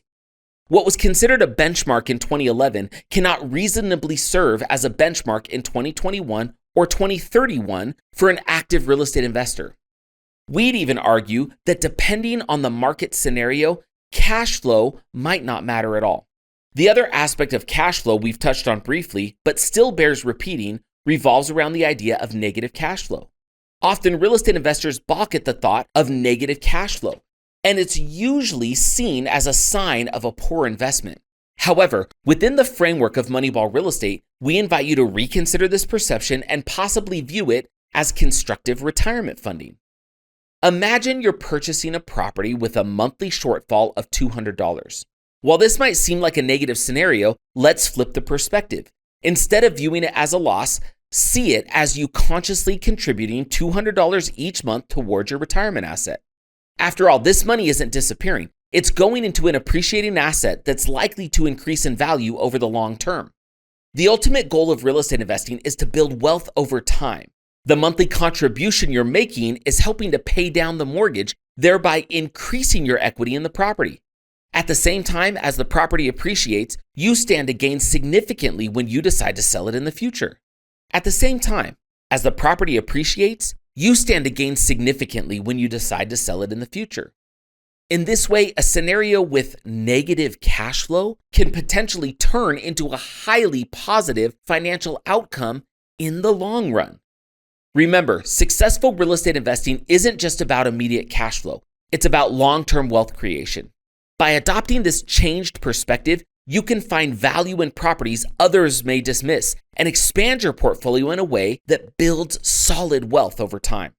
Having debunked some prevalent real estate buzzwords and misconceptions, let's now delve into the principle-based, recession-proof, financially viable in any economy type of Moneyball real estate. This approach aims to replace your income one property at a time over time. Largest supply with the highest demand. Indeed, the bedrock of the Moneyball real estate approach is anchored in the age-old principles of supply and demand. The emphasis is on owning property where demand is persistently high, particularly in high-quality neighborhoods that appeal to the vast middle class of the United States. Under this strategy, a property's potential is not gauged solely by the usual metrics indicating a good deal. Instead, it's about the caliber of the purchase, and the significance lies in buying at the prevailing market value. A real estate single under Moneyball Real Estate, meaning an investment-worthy single-family rental property that's sold at market value, doesn't necessitate extensive repairs or rehabilitation apart from the usual minor fix-ups like carpet replacement, repainting, or rectifying cosmetic damage. Here's an important note to consider. Market value is not synonymous with appraised value. In our perspective, every property carries three distinct price tags: the listing price, or the initial price the seller seeks, the appraised price, or the value assigned by an appraiser, and the market price, or the sum a buyer is willing to pay, which is the most accurate reflection of a property's real value. The market value is the final price paid by the buyer, regardless of whether it's higher or lower than the appraised value. While the appraisal performed by a licensed appraiser is vital, especially when using leverage to acquire the property, the market value is critical. It's this price that dictates how much of your own capital you will have to contribute at the closing. Generally, lenders won't extend a loan exceeding the property's appraised value. So if your offer surpasses the appraisal, you'll need to fund the difference on top of the mandatory down payment. But remember, the potential long-term growth of a property may well outweigh the upfront cost during certain market conditions. A Moneyball property is more than its price tag. It's also about the right size and location. We usually target 3 or 4 bedroom houses with 2 bathrooms and a 2-car garage. This property type attracts a broad range of renters and potential buyers, offering you ample options for renting now and selling later. Moreover, it needs to be in a middle-income neighborhood that's desirable, so it's near stores, schools, etc. This is where the majority of Americans aspire to live. Hence, you're simply targeting the supply where demand is the highest. A Moneyball property also appeals to the kind of tenants that property management companies want to deal with. Property managers prefer low-maintenance properties where tenants take good care of the house, reducing repair costs and complaints. This makes the process more profitable and less labor-intensive for them. It's a win-win scenario. Of course, it's possible to succeed in investing in lower-priced or low-income properties. Many do. However, such investments demand a different mindset, toolset, analysis, and management style compared to our approach. The Moneyball real estate strategy has been proven effective for us and our clients since 2008 due to its focus on properties that require the least amount of time and effort to manage. By understanding that each small action you take builds upon the last, you position yourself for success. It's the accumulation of these micro wins, these seemingly invisible moments of effort that lay the foundation for your victorious outcome in real estate investing. As we wrap up this chapter, we hope you've gained a sense of the depth of knowledge and expertise required to consistently locate and invest in purchase-worthy properties.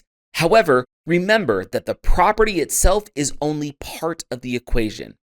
Next, in Chapter 7, we'll widen our lens to examine a factor that's just as critical to your investment success: the market.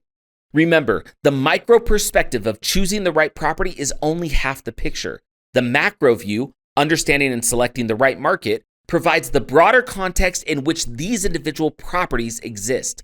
By mastering this principle, you will be well on your way to developing the comprehensive perspective necessary to make the most informed and lucrative real estate investment decisions. Chapter 6, Ideas Summary. Number 1, understand that what appears to be overnight success usually stems from years of consistent applied effort. There are no shortcuts to sustainable achievement, especially in real estate.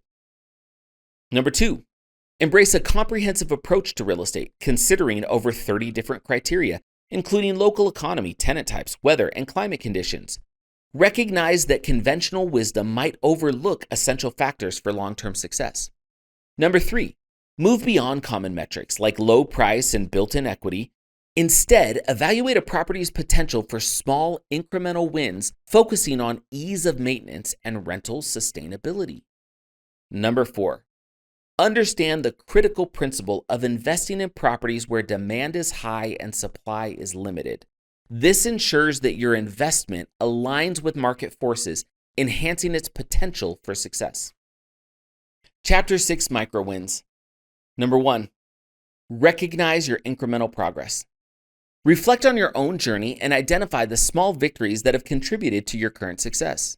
Acknowledging these incremental wins helps you appreciate the process and motivates continued growth. Number 2, evaluate your criteria for a good deal.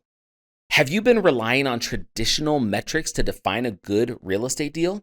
Assess your criteria and consider expanding them to include factors beyond price and cap rate. This more nuanced perspective is a micro win in crafting a sustainable strategy. And number 3, identify a high demand, low supply opportunity. Can you pinpoint a potential investment where demand is robust and supply is scarce? Identifying such an opportunity and recognizing its significance is a valuable micro win that aligns your investment with market trends. Chapter 7, Keeping Proper Perspective. General principle. Shift your view to reveal success. Perspective is a funny thing. Steve here. One brisk Labor Day, my wife and I embarked on a scenic ride up a canyon on our tandem bicycle. We set out early, enjoying the tranquility of the early morning and the shared effort of the uphill journey. We took a breather at a waterfall before we began our easier descent. Several miles down, we veered off the mountain trail to relish the landscape around us. Suddenly, my wife complained of a tight, sore feeling in her left arm. Assuming it was just the strain from our uphill ride, I suggested it was likely due to her pulling hard on the handlebars. But then, the discomfort intensified. Her arm pain was joined by an alarming tightness in her chest. At that moment, I realized my wife, a healthy 42-year-old woman, was having a heart attack. We were hidden from view, hundreds of yards away from the main bike path, and I'd left my cell phone at home. Panic began to rise within me as I faced an unthinkable choice. Leave my wife alone and run for help, or stay with her and prepare to administer CPR. Just when my anxiety hit a peak, I heard a voice behind me. Is everything okay? A man and his 2 young boys had cycled up to us. While explaining our predicament, a timely sheriff pulled up, quickly assessed the situation, and called for medical support. The ambulance arrived in no time, and our bike-saving stranger offered to take our tandem home, scribbling down his contact details for me to retrieve it later. My wife and I were then whisked away to the hospital where she underwent successful heart surgery. A few weeks after this traumatic ordeal, when my wife was well on her way to recovery, I contacted our bicycle rescuer. As I went to pick up our bike, he shared a poignant story. Upon returning home on that fateful day, his youngest son pulled him aside and, with a sense of wonder, said, "Dad, today in the canyon, I saw something I thought I would never see. I had heard about bikes with 2 seats and extra handlebars, but I can't believe I actually saw one today." Amidst a life or death crisis, all that little boy noticed was the coolest bike ever. This is perspective in action. Our individual experiences, upbringings, beliefs, attitudes, and the plethora of content we consume, books, YouTube gurus, and the like, create our unique worldviews. They shape how we perceive the world and influence the opportunities we seize. Whether it's in life or real estate, keeping your eye on the ultimate goal is paramount. Keeping perspective can help you avoid the traps of comparison and scorekeeping, preventing you from becoming derailed by inevitable challenges. Only then can you truly navigate your journey to success. Rediscovering perspective. Let's consider a hypothetical scenario. You're told that the objective you've been working tirelessly toward, the prize you've longed to grasp, is located just across a vast conference room. As you survey the room, you find it littered with tables, chairs, booths, and displays stretching out as far as the eye can see. However, just as you're beginning to carve out the best path forward, the lights abruptly go out. How would you navigate through this labyrinth in the darkness? Would the task be even more daunting if there was a time constraint? Now add the additional pressure of your financial future and that of your loved ones hinging on your successful journey through this ominous, obstacle-laden room. Sounds overwhelming, doesn't it? This scenario is no more intimidating than the path you're about to embark on to achieve your financial goals. The journey will inevitably be challenging, and at times, you might be tempted to throw in the towel. But remember, Perspective can change everything. Revisit that dark conference room in your mind. Now imagine flipping a switch on the wall and flooding the room with light. The room's configuration remains the same. The ticking clock doesn't pause. The stakes remain sky high. Yet with the lights on, wouldn't you feel a surge of confidence in your ability to navigate through the maze? This is the transformative power of perspective. With the lights on, your perspective undergoes a radical shift. The journey you need to embark on doesn't change, but with a renewed perspective and the darkness banished, hope springs anew. Picture having a guide who's navigated this room before, someone who knows the exact path to success and is willing to lead you through it. So which option would you prefer? A journey that feels hopeless, challenging, shrouded in darkness, and seemingly insurmountable? Or one filled with hope, possibility, illuminated by the bright light of perspective and guided by a seasoned expert? Both are within your reach, and the choice lies in the flip of the perspective light switch. This is your key to unlocking success. With the concept of perspective thoroughly explored, it's time to bring it all into focus for our main event, real estate investing. Just like navigating that dark conference room, building wealth through real estate investing also involves traversing a complex terrain. The real estate market is vast and varied, a seemingly endless conference room full of possibilities and pitfalls. But it's important to remember that the path to success is not about merely getting through this room. It's about finding the most profitable route. This route starts with selecting the right market, which leads us to the right property, ultimately creating the right result. And in order to discern this path and make these critical choices, you need the right perspective. Therefore, it's crucial not to just light up the room, but to adjust our focus and enhance our perspective to understand how markets and properties interplay in the grand scheme of wealth generation. In the following sections, we'll delve deeper into the pivotal role perspective plays in choosing the right real estate market and consequently the right property to set you up for success. Real estate application of principle. Choosing the appropriate investment boils down to maintaining the correct perspective. Concentrate on selecting the right market, which in turn leads to the right property, culminating in the desired results. Geography isn't the end-all be-all. Results are.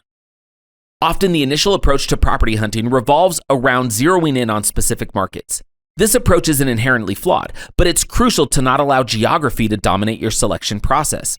If a property satisfies all the prerequisites for being investment worthy, its geographic location in a hot market or otherwise is secondary. Prioritize a property-centric approach when contemplating additions to your portfolio. This viewpoint is counter to the ubiquitous location, location, location mantra that's typically associated with real estate. A geography-first dialogue might lead you to declare, "Let's invest in XYZ city. It's near the water, boasts great entertainment options, and my family had a fabulous time when we visited." Your agent might then ask, "Great, so what type of real estate are you interested in investing in there?" If your reply is, "Well, what good deals can we find?" you're letting the cart lead the horse. Your agent might steer you toward attractive neighborhoods with moderately priced single-family homes, which could be suitable. However, such favorable outcomes aren't guaranteed when your primary focus is the location. Now imagine a different conversation, one where you specify, "I'm seeking a single-family home in the some $100,000 range, situated within a robust economic sector in a landlord-friendly state. The location must have a vigorous rental market, but be predominantly owner-occupied. I prefer a minimum of 3 bedrooms and 2 bathrooms with a 2-car garage, and the home ideally is built post-2000. It must be close to a substantial workforce with potential for industry growth. Additionally, it should align with current and projected migration patterns for the next decade. Extreme weather conditions are a no-go for both residential appeal and reasonable insurance rates. Also, I don't want the property taxes to be too exorbitant." Your agent, duly impressed by your acuity and detailed criteria, could now better curate potential investment properties. Setting specific criteria will channel your search toward markets that align with your objectives. This approach focuses on the property's potential outcomes rather than its geographic location. The circumstances and results generated by the property are more crucial than its physical location. A note on where to invest. Our outlined criteria typically produce multiple concurrent markets that qualify as good investment regions. If you assume that all Moneyball properties will yield positive long-term results, you might find yourself spoiled for choice. Suppose you're appraising markets like Florida, Indiana, Tennessee, and Texas, all promoting lucrative returns. Which do you choose? At times, one market may offer higher cash flows, or another might present lower cash flows but projected higher appreciation. A particular market might be better for new construction, while another, slightly pricier market could align with future migration patterns. However, when the investment-worthy criteria are comparable, trust your instincts. The emotional satisfaction derived from your investment is essential for the long haul. Opt for a market that gives you that warm, fuzzy feeling, safe in the knowledge that you've already covered the science and data specifics of your investment. Scouting the markets. In the same way Billy Beane's Moneyball method revolutionized the evaluation and scouting of professional baseball players, we believe our unique approach to assessing purchase-worthy properties and broader real estate markets is instrumental in the resounding success of this investment strategy. How do we achieve this? Through thorough analysis, comprehensive assessments, and calculated scoring, we determine a market's investment worthiness. In other words, we grade stuff. Investment score definition. This is a collected data set that provides a market with an overall risk rating based on population growth, job growth, unemployment rates, shifts in home prices, and current pricing evaluation. Access to this data is exclusive and costly. Before delving deeper, let's clarify a few points. The criteria listed below carry different weights. Not all are equally important, and they should not be perceived as such. Similarly, not all data is created equal. Our team relies on reputable data sources and our own data collection. However, data's reliability hinges on effective collection, contingent on multiple factors beyond any one individual's control. Hence, we utilize various sources to inform our market research. This is something to remember if you're contemplating conducting your own market research. Some of the factors below might seem redundant, but they possess subtle differences, often discernible only to those with the appropriate expertise. Thus, be cautious not to bundle criteria together simply because they appear alike. Remember, if these selection criteria seem daunting, there's always a shortcut. Trust a seasoned team like ours to do the legwork for you. Market selection secrets. Now that you've broadened your scope for eligible markets, let's talk about how to identify which markets are best for swinging singles.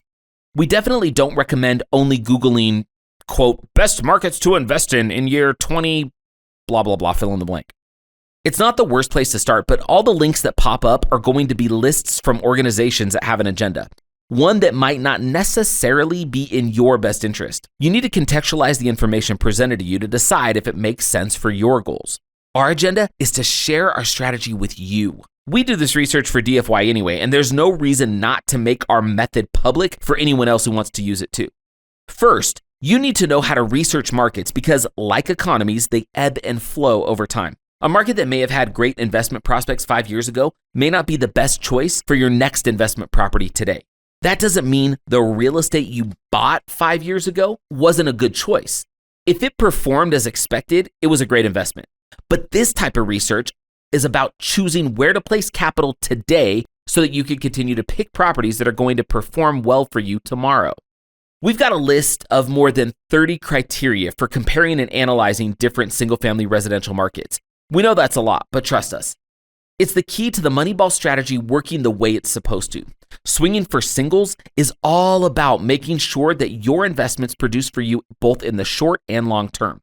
If you don't do any research and buy a property that looks like a good deal on paper because the numbers appear good, there are multiple other factors that could mean that house wasn't a purchase-worthy property after all.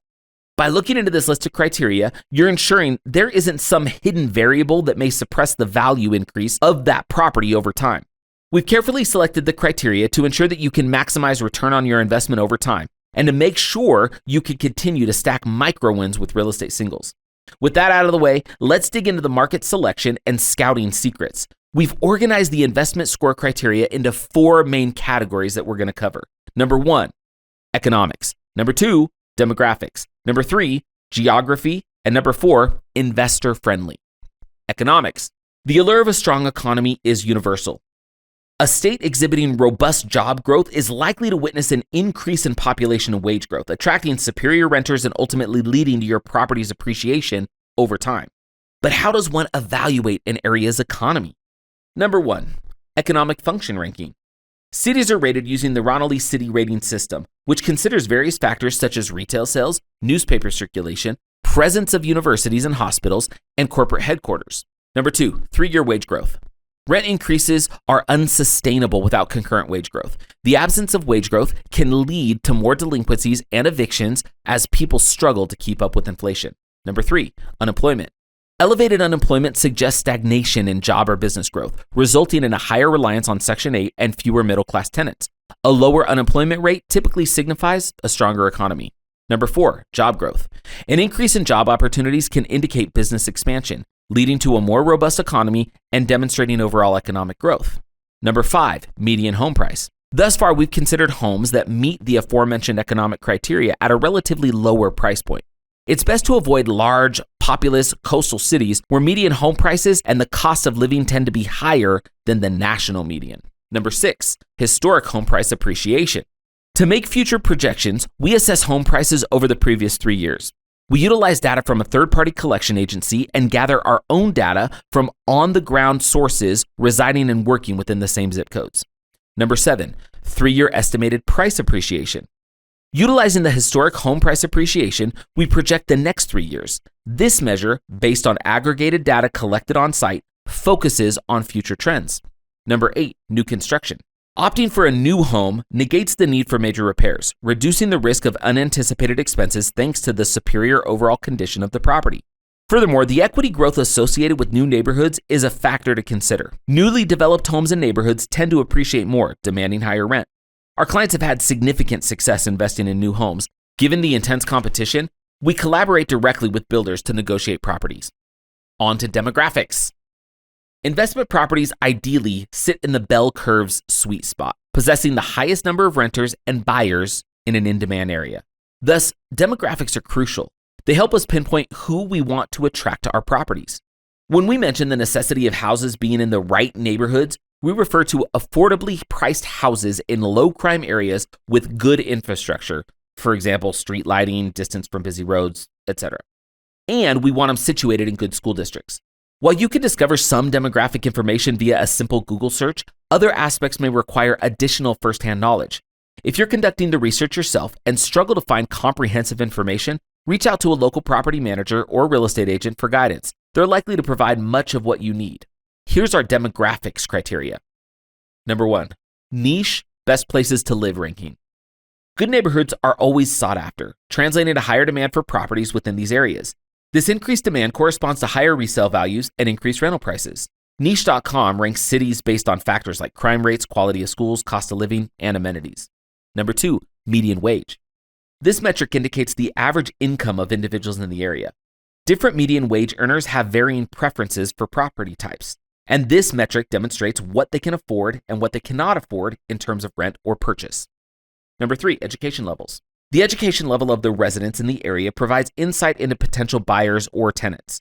Are the residents predominantly college educated? Are they multilingual, well-traveled? These qualities help determine if we can attract the type of buyers or tenants we desire for a more conservative, hands-off style of ownership. Number 4, current population growth. This is an essential metric because population growth correlates to increased property value. A city experiencing population growth will typically witness an increase in real estate prices, with population decreases often resulting in the opposite. Number 5, historical population growth. Past data is useful to corroborate present-day analysis. If the population has been growing consistently and is projected to continue doing so, we can confidently assume this trend will persist and plan our property strategy accordingly. Number 6, average age of homes.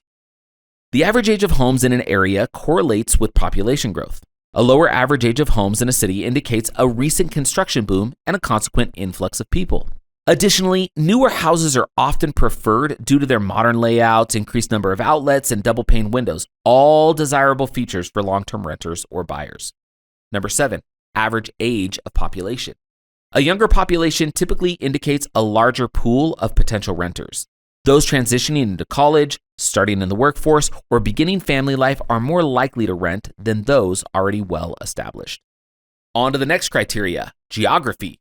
Wait a minute, Kevin and Steve, didn't you mention earlier that geography doesn't matter?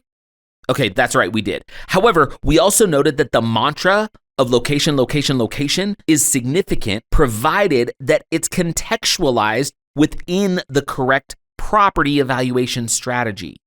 So, while geography does matter, it doesn't hold the conventional importance it once did. For our investment strategy, focusing on median price single-family residences, we need the location that best suits this form of real estate investing. It doesn't necessarily have to be a prime location with bustling foot traffic or conveniences. Here are some factors we like to consider. Number 1, cost of entry-level home by state. Some states are more challenging for rental properties due to varying tax rates and down payment requirements. We take into account all associated costs to establish potential rental prices and overall return on investment, ROI. For instance, homes in Florida and California might both cost $300,000, but if property taxes and down payment requirements are lower in Florida, the ROI will be higher there. We aim to find the sweet spot between a low barrier of entry and a high ROI for maximum investment efficacy. Number 2, typical weather conditions. Weather conditions can significantly impact a property. For example, if a rental property is in an area with frequent rainfall or snowfall, excessive vegetation growth could affect the property's condition.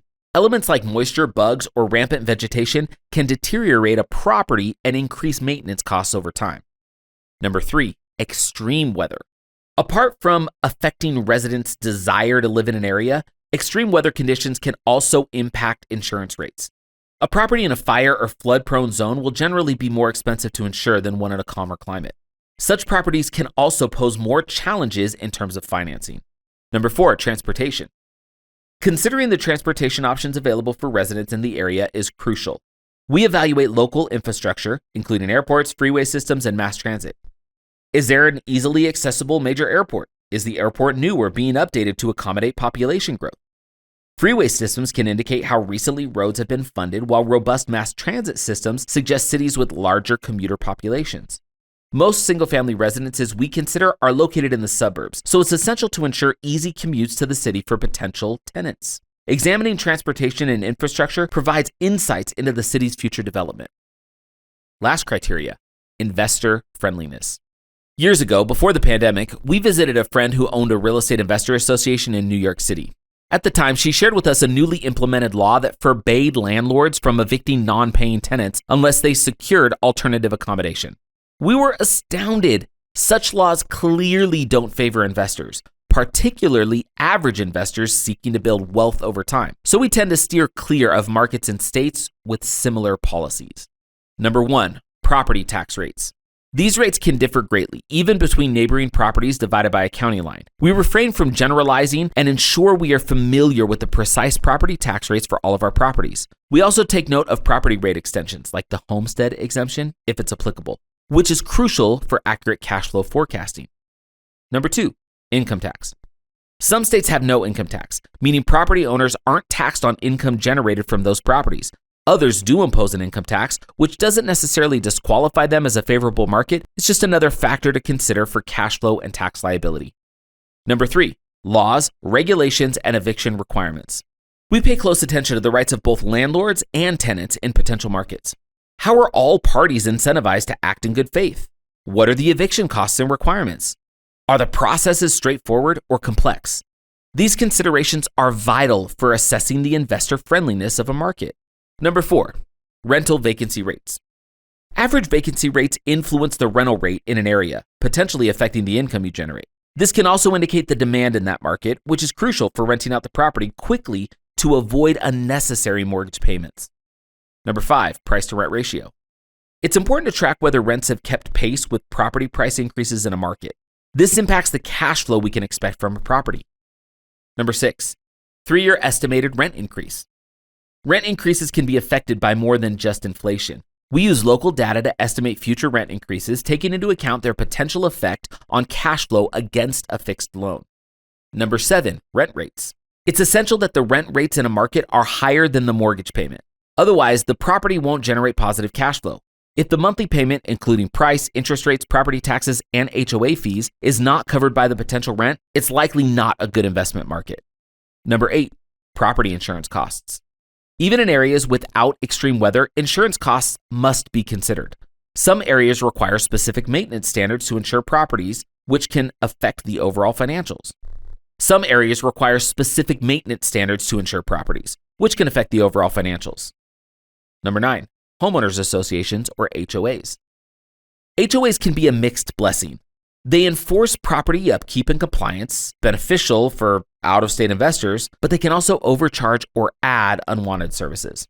Number 10, domestic and foreign entity registration of LLC requirement. Some states require you to establish an LLC, which we usually suggest in that state, meaning you need to file taxes and follow regulations in that state.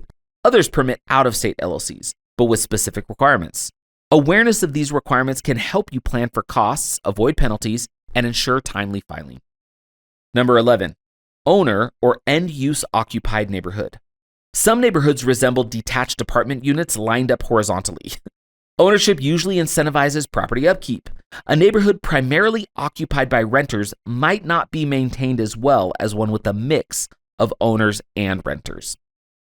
In total, you need to consider about 30 factors across economics, demographics, geography, and investor friendliness when evaluating potential markets. This might sound overwhelming, but remember, there are resources available to make this process easier. Don't let the long checklist deter you from embarking on your journey in the Moneyball real estate investing world. Investing and fulfillment. This book has emphasized how the micro-wins mindset is fundamentally about fulfillment. Its purpose is to enhance your chances and degree of success in your journey toward your dreams, allowing you to find satisfaction in the steps you take along the way. The realm of real estate investing is no exception. We've touched upon how real estate investing, if not approached thoughtfully, can easily consume your life, essentially becoming a full-time job. While this suits some individuals who are passionate about the field, it can be anything but fulfilling for those who aren't as fervent. The creation of a secure retirement plan is a fantastic accomplishment, yet it's not enough to compensate for the time and energy you might expend if you prefer to be a passive investor, yet find yourself actively involved. We believe this aspect isn't discussed sufficiently in the industry or in life in general. The micro-wins mindset is applicable to all areas of life, not just real estate or finance. Much like college students who are uncertain about their course of study, many of us constrain ourselves by mindlessly following the societal blueprint without considering what truly benefits us. Our aim in sharing the micro-win strategy is to encourage everyone who encounters this message to question what they desire and how they can find fulfillment on their journey toward it. Dismiss the scoreboard and others' opinions about what you should be pursuing. We define success as the ability to be content with what you're achieving every single day, regardless of the size of your accomplishments. While it's common to look at the achievements of peers or individuals we see on social media and assume they've discovered a miraculous shortcut or simply got lucky, we're here to tell you that real progress, real magic, occurs when you take one small, possibly unobserved step at a time. This journey becomes indefinitely more enjoyable when you're passionate about the process. As we wrap up Chapter 7, we hope that you now have a clearer understanding of our investment philosophy and the various factors that we take into account when considering a potential real estate market. We've delved into the importance of economic conditions, demographics, geographical considerations, and investor friendliness. But our journey into the world of real estate investing is far from over. As we transition into Chapter 8, we'll continue to pull back the curtain on our property analysis methods. We'll share with you how we scrutinize and interpret the actual numbers on a property, turning raw data into valuable insights. Prepare yourself to dive deeper into the heart of a real estate investment strategy, where every number tells a story and every calculation can be the difference between an excellent investment and a regrettable misstep. Chapter 7 Ideas Summary. There is power of perspective. How a sudden shift in viewpoint can change understanding, like flipping a switch to light up a dark room or seeing wonder in a child's eyes in the midst of crisis. Geography doesn't dictate where you can invest. By leveraging expert teams in various markets, living and buying anywhere becomes a possibility. Evaluating where to buy is a science. By considering factors such as economics, demographics, geography, and investor friendliness, you can make informed and successful decisions. Chapter 7 Micro-Wins. Reflect on a personal perspective shift. Can you recall a time when a sudden change in perspective altered your understanding of a situation? Acknowledging this shift is a micro-win in personal growth and can be applied to various areas of life, including investing.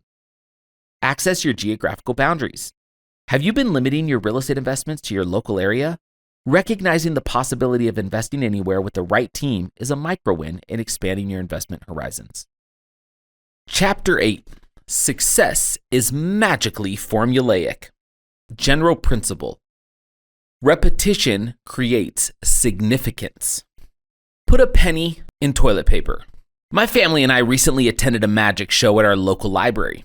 The magician chose a woman from the audience, asked her for a penny, and gave her a marker to initial it. She held onto the penny while the magician fetched the pièce de résistance for his trick. He reappeared with a modified cordless leaf blower. Attached to the front was a roll of toilet paper. The principle was simple. When you start the leaf blower, the hurricane force winds would rapidly unspool the roll, causing a mesmerizing vortex of toilet paper to fly out and form a pile about 10 feet away. I reckon this trick would have been infeasible during the great toilet paper shortage of the COVID era, but it worked for when we saw it. Once the volunteer understood the toilet paper cannon's operation, the magician theatrically pushed the initialed penny into the side of the toilet roll. He explained that she would aim the leaf blower at him from 10 feet away, activate the cannon, and release a cloud of toilet paper in his direction. As this spectacle unfolded, he would miraculously catch her penny in his mouth. Just as he was rallying the crowd for a countdown, he, quote-unquote, recalled one final detail. He rushed backstage, fetched a toilet seat, and held it in front of his face like a target. The audience counted down, the volunteer started the leaf blower, and as anticipated, the entire roll of toilet paper hilariously unraveled, enshrouding the magician in a cocoon of toilet paper. When the toilet paper storm subsided, the magician put down the toilet seat, brushed away the remnants of toilet paper from his face and head, and turned to the audience. With dramatic flair, he opened his mouth and produced the penny from his tongue. He summoned the volunteer, displayed the penny with her visible initials, and dramatically asked, "Is this your coin?" The room exploded in a cacophony of laughter and applause. The magician took a bow, and my kids sat wide-eyed in awe. I didn't spill the beans to my children then, but my familiarity with magic trick reveals had given me a clue about how he pulled off the stunt. When the magician, quote, inserted the penny into the toilet roll, I spotted him palm the coin, keeping it hidden. As he held up the toilet seat, his right hand holding the concealed penny was right next to his mouth. The whirlwind of toilet paper shrouding his face offered the perfect cover to place the penny on his tongue without the audience seeing. Hence, once the paper storm subsided, all he had to do was open his mouth and unveil the penny with her initials on it.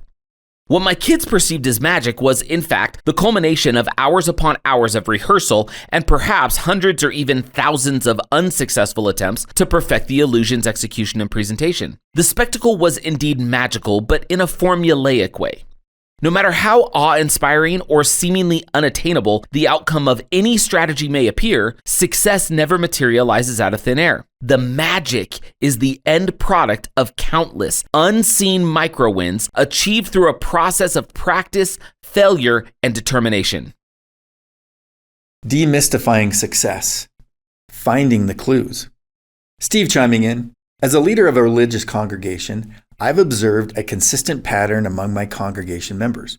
Those who regularly engage with Scripture, pray with genuine faith, and consistently attend church services usually display robust beliefs.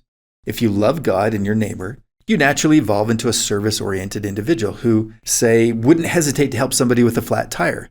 Despite the recurring advice at church, I've noted that individuals who start encountering problems are often those who have neglected one of these practices.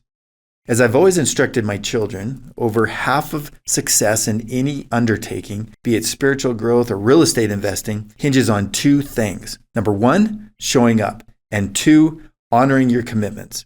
Examining any successful endeavor closely, you'll discover clues backing this concept. The magic lies in the plain and simple commitment to constant betterment. This book itself serves as an excellent illustration of how we decoded the clues, our past stumbles, exercises, and micro-wins that led to our seemingly miraculous triumphs in real estate and business. Put another way, we reversed engineered our end result to share the wonderfully systematic process behind it. Throughout our careers, we invested in various programs, experienced an array of successes and failures, and endured our share of hard knocks. The wisdom we gleaned from these experiences eventually evolved into the principles articulated in this book and the knowledge supporting those principles, such as purchasing properties one at a time, never investing sight unseen, always insisting upon inspections and appraisals, and maintaining checks and balances. We mastered conducting comprehensive market research to comprehend not just the financial prospects of an area, but also to its landlord and business owner-friendly environment, tax structure, and the reliability of local professionals. We learned to develop and adapt our Moneyball real estate system, knowing that failure to evolve would render us obsolete and spell the end of our service provision. The subsequent sections of this principle delve deeper, so brace yourselves. What follows is our secret formula, the decoded clues, the precise steps we employ to make the Moneyball real estate feel like magic. Real estate application of principle.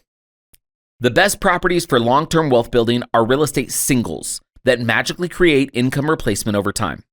Measuring the correct numbers inevitably lead to powerful results. Discovering liquidity in SFRs. A commonly underestimated advantage of investing in top-grade single-family rentals, or SFRs, is the capacity to swiftly generate liquidity.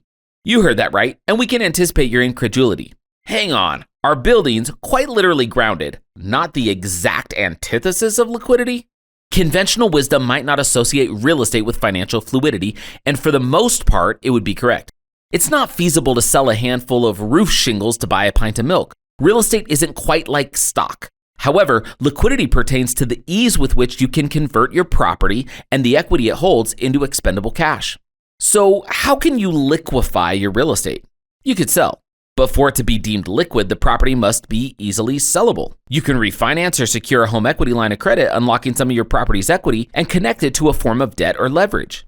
Naturally, there's also cash flow, providing a steady income source for your milk purchases. But we'd like you to focus on the facet of liquidity that emerges from owning real estate in high-demand areas. High demand and low supply translate into a large pool of potential buyers.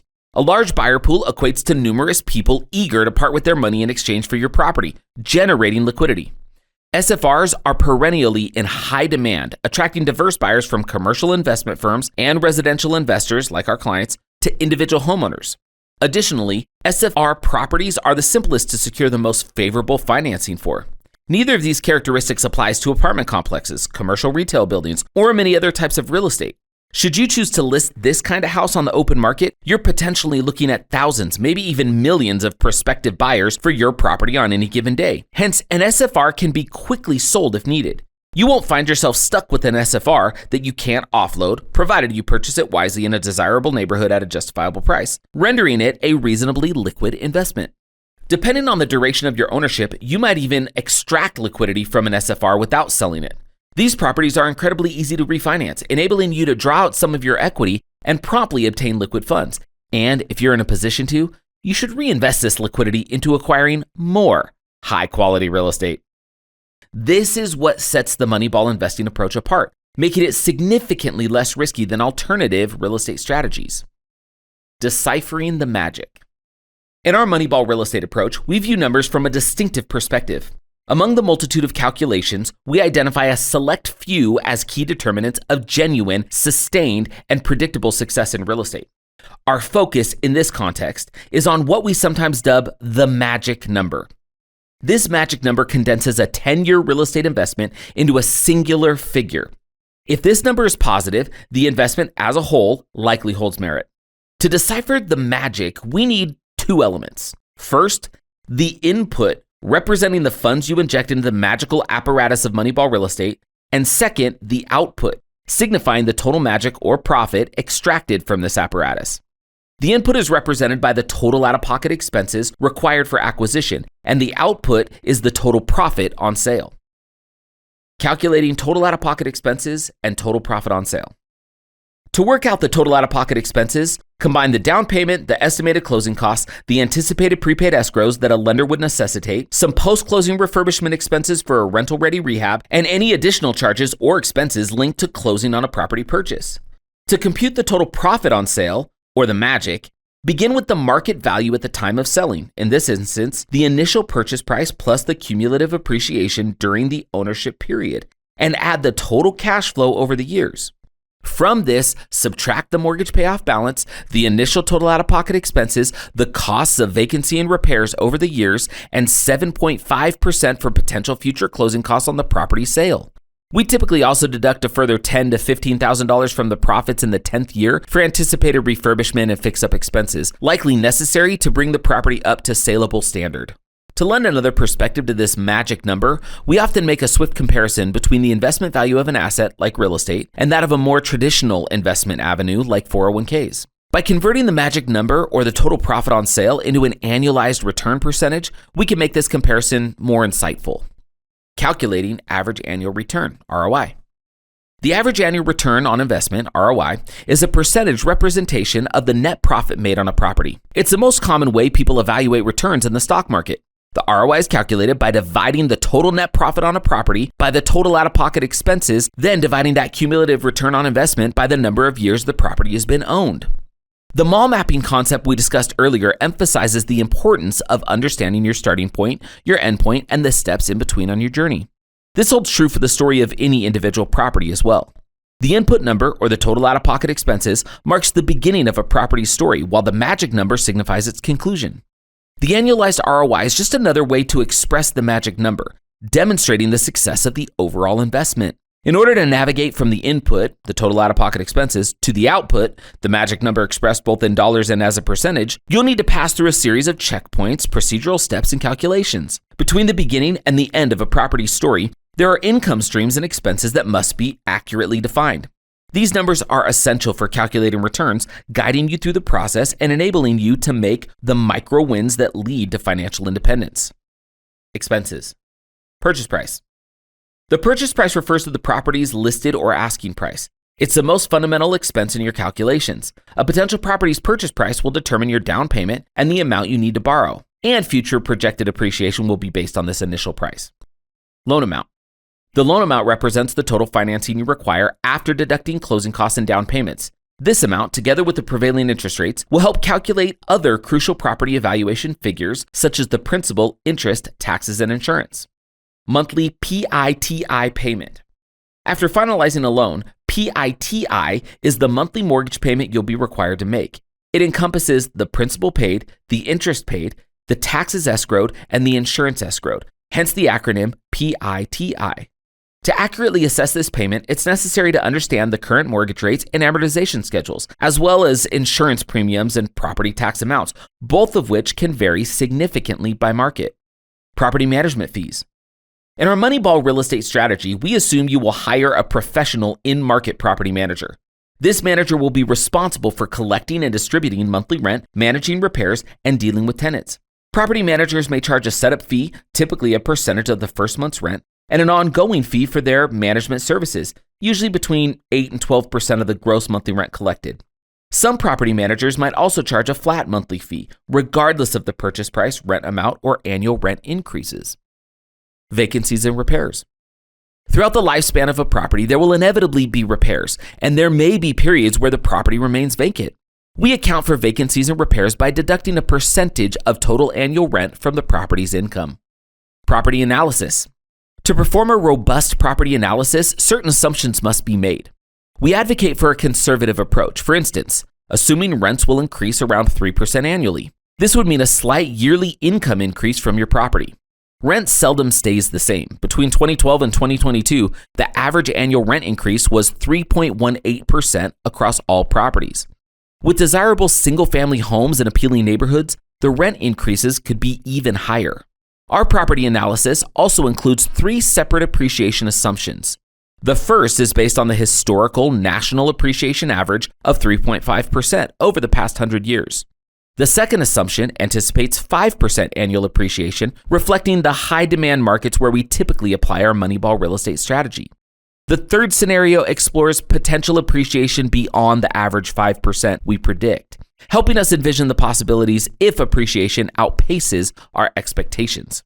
With expenses clarified and assumptions in place, we can now transition to the exciting part, income and increases. We juxtapose expenses and incomes against our assumptions and calculate a variety of vital figures to paint a comprehensive picture of a property's potential performance. While we're primarily interested in total out-of-pocket expenses, the input, and the total profit on sale, the magic or output, all intermediate calculations and figures help us determine if the path during the property's lifetime ownership aligns with positive financial growth. These are the micro wins you stack on your way to millions. Income and increases. Income is defined as actual liquid dollars that flow into your life. This includes cash flow, principal reduction paid by your tenants, and estimated monthly depreciation as tax savings. Increases, on the other hand, are non-liquid value increases, similar to how your retirement accounts or stock portfolios are measured and considered. Estimated monthly rent. When initially assessing the value of a property, our in-market, fully integrated property managers provide rent estimates based on the property's size, location, and condition. They use thousands of data points and a historical track record to determine the rental value of the property. For more than a decade, DFY Real Estate's property managers have almost a 100% success rate of estimating a rent amount, then collecting that amount of rent. This is a science based on data, not an estimate based on optimism. Average monthly increase, or AMI. Possibly our favorite metric when evaluating the real-life benefits of owning Moneyball Real Estate month over month is AMI. The AMI is calculated by dividing the projected sale and lifetime financial benefit of the property, total profit on sale, by the number of months owned. We believe this is the best way to assess the full spectrum of financial benefits derived from a property.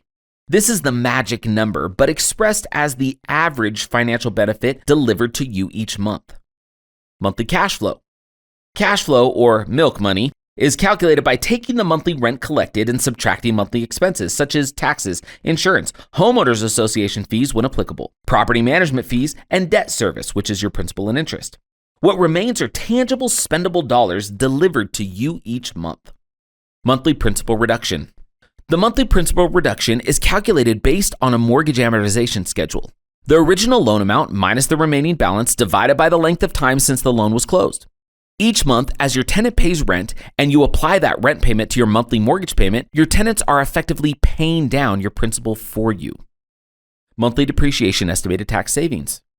Depreciation tax savings are calculated using the cost of the home, the number of years the home is expected to be used for income-producing purposes, and the applicable tax rate. The cost of the home typically equates to the purchase price, but can also include any improvements made to the property. Residential rental property is usually depreciated over 27.5 years. You can calculate depreciation tax savings by dividing the cost of the home by the number of years and multiplying that sum by the tax rate. However, this is a general calculation, and it's important to remember that there are many nuances and complexities when calculating depreciation and tax savings. Whenever you're figuring out tax consequences for yourself, you should absolutely consult with a tax professional. Monthly combined cash increase. This figure is calculated by adding the tangible dollar benefits of net monthly cash flow, monthly principal reduction, and monthly depreciation estimated tax savings to give a total real dollar monthly benefit amount. It's beneficial to consider this comprehensive monthly benefit of a real estate single. However, it's worth noting that while we include this number in our analysis, you can't spend the principal paydown or your estimated tax savings on a monthly basis in the same way you can with your net cash flow. Cap rate. Though we don't consider the cap rate significant in evaluating a purchase-worthy property using the Moneyball Real Estate approach, we include it in our property analysis for investors who prefer to see this figure. The cap rate is calculated by dividing the net operating income by the purchase price. Cash-on-cash return. This is calculated by dividing the annual net cash flow of a property by the total out-of-pocket expense, the input. Even though this is an annual calculation, the benefit is realized monthly. While this return may be one of the most important return calculations to an average investor, it serves as a mere footnote for the Moneyball investor who understands the bigger picture. Combined cash-on-cash return. Combined cash-on-cash return is slightly different and notably more powerful than cash-on-cash return alone. This return is calculated by taking the sum of the annual net cash flow, adding the principal reduction amount, and the estimated tax savings from depreciation, then dividing that combined sum by the total out-of-pocket investment. We believe that the combined cash-on-cash return, alongside the average monthly increase, are the most overlooked but also the best calculations for determining the purchase worthiness of a property. Total capital to reinvest. The final calculation worth mentioning is the total capital to reinvest. When you purchase a property with a mortgage, you'll make a sizable down payment that gets deposited into that bank of bricks. When you sell that property, the buyer pays a single sum. From that sum, you'll pay off whatever balance remains on your loan along with the real estate commissions and any seller concessions you may have made. The remaining money will likely be more than just the profit on the sale. It's like selling, getting your initial down payment back, and then getting the profit on top. The magic number, the output or total profit on sale, is only a profit calculation and not a how much money will be wired to your account calculation. In our property analyses, the top 3 figures we list at the very top of the page are: number 1, total out-of-pocket investment, the input; number 2, total profit on sale, the magic or the output; number 3, total capital to reinvest, or the amount you actually walk away from the closing table with. Deeper dive. Remember, Moneyball Real Estate is nearly 3 times as profitable when leveraging with a mortgage. So the most advantageous interpretation of these calculations will assume that you're using a 30-year fixed rate residential mortgage loan. We typically advise a down payment of 25% to secure the best rate, but there are many instances where a loan can be obtained with a 20% down.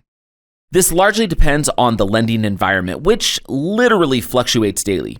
It's worth noting, while a 25% down payment may qualify you for a better interest rate and optimize long-term numbers, that doesn't mean a 20% down payment is a poor choice.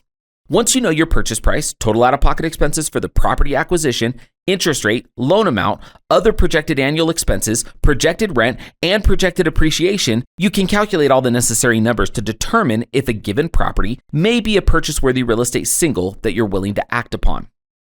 Checking the boxes. While we're hesitant to provide exact percentage guidelines for evaluating returns due to shifting markets and fluctuating economies, we believe we owe you some general guidelines. Number 1, we like to see the combined cash-on-cash return in the high single digits. Number 2, we prefer the average monthly increase to be greater than $700 a month. Number 3, we like the total annualized return to exceed 13%.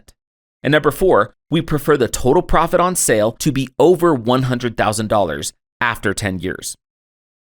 To illustrate what a typical real estate single might look like, let's use some round numbers. Suppose you have an out-of-pocket cost of $100,000 to purchase a property.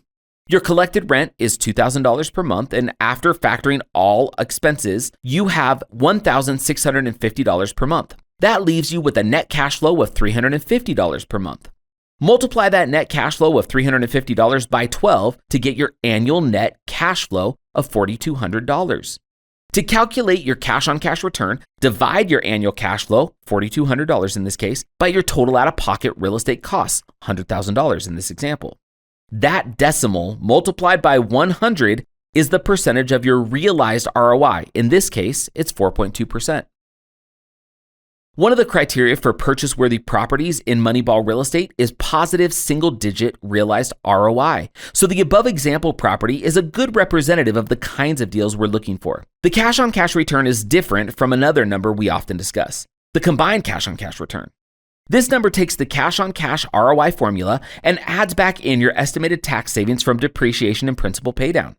When these factors are included, the number typically falls between 10 and 15% for a purchase-worthy property, although the numbers can change based on certain economies. The bottom line, closely and regularly examine the combined cash-on-cash return. If you're evaluating a property and your projected performance calculations meet all these general ranges, then we would deem it a really good deal that you should act on for your real estate portfolio. Understanding cash flow versus profit and loss statement. A key criterion of a viable investment property is its potential to yield a positive cash flow. If the rent is not keeping pace with property appreciation, or if property management costs are eating into the rental income, it might not be an optimal investment at this time. A common misperception arises when a property generating positive cash flow appears as a loss on a profit and loss or P&L statement, which often occurs when investors file their taxes. This discrepancy can lead some to erroneously think they should sell the property immediately, mistaking the loss on paper as an actual financial loss. This perceived loss usually results from accounting practices such as depreciation and amortized expenses incurred during property purchase. These factors can offset the actual profit from a tax standpoint, even though the property may be generating a steady positive cash flow. From an accounting perspective, while the property might appear to be running at a loss, it doesn't mean you're losing real money on your investment. In fact, this loss can be beneficial as it can help reduce your tax liability due to the associated write-offs, while your bank account continues to grow from the positive cash flow generated when your tenant pays their rent. In short, it's crucial to understand the difference between cash flow and the figures shown on a P&L statement. Even though the latter might show a loss, a property with steady positive cash flow can still be a solid and profitable investment. Deciphering profit and loss versus cash flow. The key difference between a cash flow statement and a profit and loss statement can significantly impact your understanding of the performance of your investment property. It can also influence the advice given by your tax accountant, who may unintentionally provide misleading information due to a primary focus on tax forms. Tax accountants typically analyze P&L statements for your rental properties, which are more relevant to tax filing and do not generally consider cash flow statements. The P&L statement factors in depreciation, an immense but non-cash expense, and amortized costs, such as closing expenses. These expenses are recognized at the time of purchasing the property, and consequently, many P&L statements for single-family homes might indicate a financial loss. However, the P&L statement does not provide a comprehensive view of your property's performance. If your property generates a positive cash flow, even if it registers as a loss on your P&L statement, your investment is not failing. The situation may even be advantageous. If your property is recorded as a loss on the P&L statement and your accountant suggests that it is underperforming, you might feel the need to sell the property prematurely or increase the rent. This can result in a big financial loss by trying to find a new tenant willing to pay a higher rent or by selling a viable property sooner than necessary. To avoid such scenarios, it's crucial to set your rent at a competitive rate within the local market. To obtain a more accurate understanding of your property's performance, consider both the P&L statement and the cash flow statement, factoring back in the appreciation and amortized expenses. At DFY Real Estate, we've developed a hybrid statement that combines elements of both, allowing for an accurate calculation of real cash flow and tax savings achieved from registering as a loss. For more detailed examples of P&L, cash flow, and our unique hybrid statement, please visit dfy-realestate.com and request a game plan call. Emphasizing predictable and consistent. The focus of the Moneyball real estate strategy is to ensure predictable, consistent results that provide long-term stability without unpleasant surprises. We steer clear of speculative investments with high volatility, favoring instead the steady growth and reliable income streams provided by single-family rentals. The core aspect of our wealth-building strategy is the acquisition and long-term holding of SFRs. This doesn't mean you should never sell your properties. On the contrary, when the time is right to sell, we encourage using the proceeds to reinvest in your real estate portfolio. Ideally, this would be accomplished through a 1031 exchange, which is a provision in the U.S. tax code that allows for the deferral of capital gains taxes when proceeds from a sold property are reinvested into a like-kind property. The magic of the Moneyball real estate approach lies in its compounding nature, growing your assets and residual income through consistent cash flow, which can only expand if you continue to invest and augment your portfolio. Even as the composition of your portfolio changes over time, holding on to properties indefinitely can create a continuously productive asset machine. However, when you sell a property and use those proceeds for anything other than further real estate investment, you forfeit the financial benefits associated with that asset. This is because the money from the sale is now subject to taxes, and any depreciation you'd written off on your taxes is recaptured by the IRS, meaning you have to pay it back. This is why the buy and hold and sell and grow approaches are so fundamental to our strategy. We understand that life happens and sometimes you might need the cash for something other than reinvestment. In such cases, we recommend considering refinancing. This process can convert your equity into liquid cash for you to use when and how you need, while still allowing you to retain the asset. That way, your property can continue to appreciate and provide a steady cash flow, continuing to work for you. Side note, when you refinance, that is not taxable income. It's a great way to generate income or take equity out of your property without being subjected to any sort of tax. A win for all parties. It's fundamental that any property you consider purchasing fits within your financial capabilities. If you live in a high-cost area, don't limit your property search to your locale. Consider more affordable markets elsewhere. Typically, we've found that average purchase price in our target markets is at or below the median national price, making real estate investing a more achievable goal for many individuals aiming to replace their income. In essence, regardless of how you crunch the numbers, the most critical aspect is that the property's cost is affordable for you. If a property's mortgage is going to be a significant burden, especially if it takes time to secure a suitable tenant, it's probably not a wise investment for you at that point. A truly beneficial real estate deal is one that is advantageous for all parties involved. We don't advocate exploiting others in the process of buying or owning a property. This isn't to say you shouldn't negotiate for the best possible deal. However, pushing someone into an unfavorable deal is not a practice we endorse. Aiming for mutually beneficial agreements where each transaction represents a win for the seller, property manager, tenant, and yourself leads to healthier, long-term relationships. Operating with this mindset brings you long-term benefits, both financially and personally. It's reassuring to know that your success isn't built on the losses of others, and you won't have to worry about negative repercussions down the line. In the words of the author John Huntsman, quote, "Winners never cheat." It's that simple. John Huntsman is a self-made billionaire who founded Huntsman Corporation. We're such big fans of his and highly recommend his book, Winners Never Cheat, because as the title implies, he has conducted himself with high ethics and humanitarian values throughout his life. He founded the Huntsman Cancer Institute with a $10 million grant and has donated more than $1.4 billion to cancer research. When his business wasn't doing well, he took out loans to honor his charitable commitments rather than prioritize his own profit. He achieved the wealth so many people dream of, yet his fulfillment came from philanthropy and giving most of it away. And we highly recommend his book titled after that phrase. In conclusion, there's no secret trick, cheat code, or shortcut to finding the perfect purchase-worthy property. The path to success in real estate lies in making consistent, careful decisions, buying conservatively priced single-family rentals, and ensuring mutually beneficial transactions. This steady, ethical approach to investing is the cornerstone of achieving sustainable success in real estate. Chapter 8, Ideas Summary. Success in real estate is not a mysterious or random phenomenon. It's formulaic and can be replicated by anyone who's willing to follow a precise set of methods and principles. There are specific techniques and strategies that professionals use to evaluate potential investments. This is where the numbers meet intuition and where analysis informs decision-making. The magic is in the method, and the method can be mastered. What seems magical to the outsider is often meticulous to the insider. We unmask the so-called magic of real estate success, showing that it is accessible and achievable through thoughtful planning, precise calculation, and adherence to sound principles.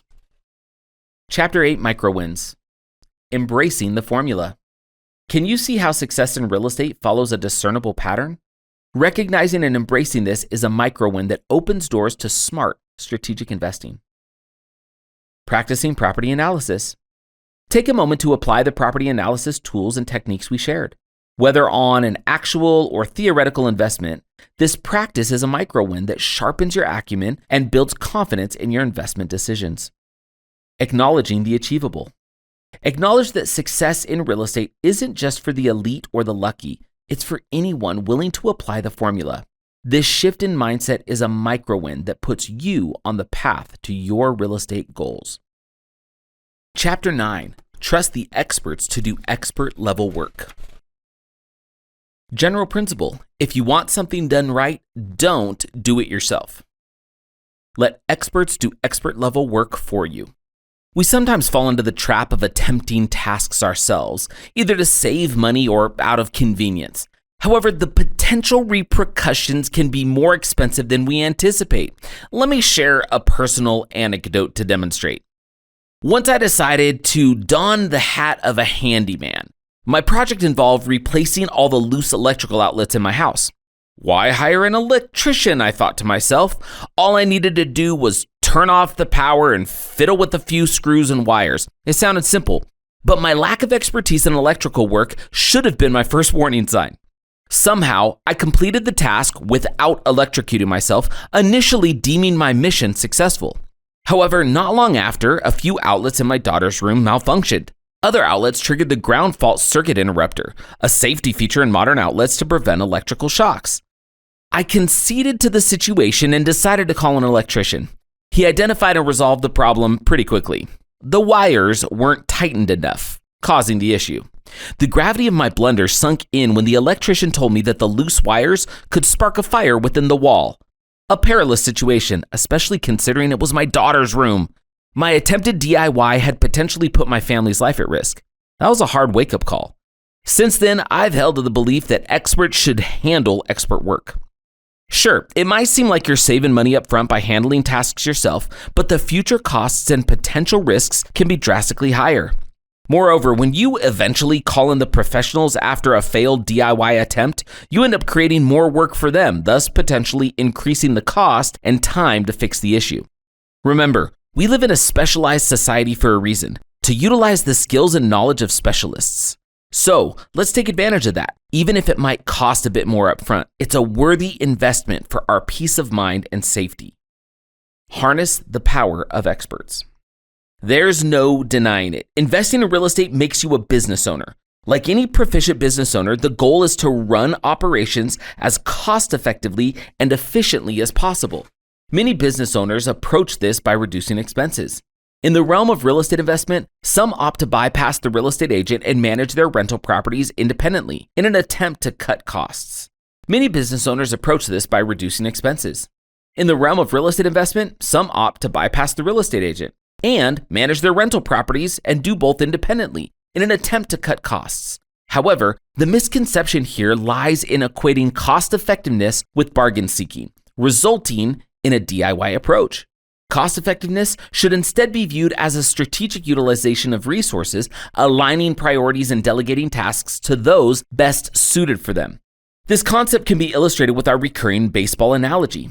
The success of a baseball team isn't attributed to a single player or even just the players alone. Consider the team that revolutionized the game from the Moneyball strategy, from owners, coaches, data analysts, managers, administrators, and the players themselves. Everyone had a specialized role contributing to the team's success. Similarly, a successful business operates on the combined efforts of diverse specialists. When we initiated our company in 2008, we juggled numerous roles. I took care of the loans, meticulously adding loan information to the software and processing the loans, all while striving to improve our clients' experiences. Steve was busy researching properties, engaging with clients, writing contracts, all while managing the company's financial health and compliance as a CEO. In the initial stages, small business owners often have to assume various roles, from marketing and sales to bookkeeping and customer service. But to truly scale a business, it's vital to bring on team members and delegate tasks effectively. Michael E. Gerber's acclaimed 1986 book, The E-Myth, delves into this matter. He posits that each business owner embodies three distinct personas: the entrepreneur, the manager, and the technician. The entrepreneur envisions the future. The manager operationalizes the dream, and the technician actualizes it. But can one person efficiently play all these roles at once? By engaging experts specializing in different business facets, you can focus on what you do best, saving both time and money. More importantly, it allows you to apply your skills more profitably by focusing on your strengths instead of attempting to master someone else's. Fast forward to today. Done For You Real Estate employs numerous specialists who excel in their respective fields. From property finding, evaluation, real estate agent work, rehab, refurbishment, to property management, we've curated an expert team alleviating the need for us to wear too many hats. This delegation allows us to focus on growing our company, maximizing our impact, and serving our clients in the most beneficial and profitable way possible. Although we still juggle multiple roles, a couple of hats are significantly more manageable than dozens. This is Steve. In my days as a painting business owner, I had a client who, after a hefty windfall, splurged on a luxurious house. Despite this lavish expenditure, he thought he could penny pinch by painting his new abode himself. As expected, it was a disaster. After making a mess of it, he called in my crew to rectify his mistakes. We had to sand off his sloppy paint job and do repairs before adding fresh coats. This not only tripled the cost, but also increased the workload, simply because he didn't get it right the first time. Here's another analogy. Recall the scene in Castaway, where Tom Hanks' character performs a gruesome DIY dental extraction using an ice skate. It's a hard scene to forget, but it also serves as a potent illustration.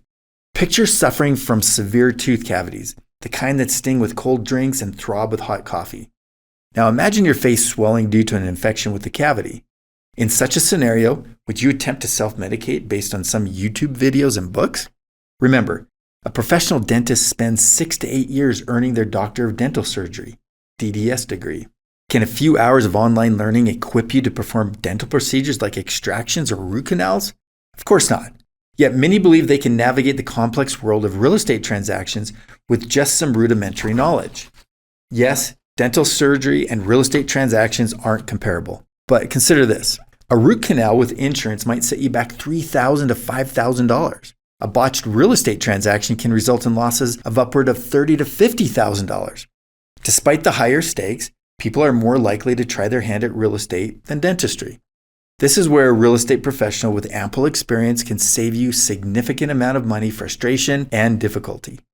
The probability of an amateur outperforming trained professionals in any field is minuscule. Yet we live in a culture that values self-reliance over expert assistance.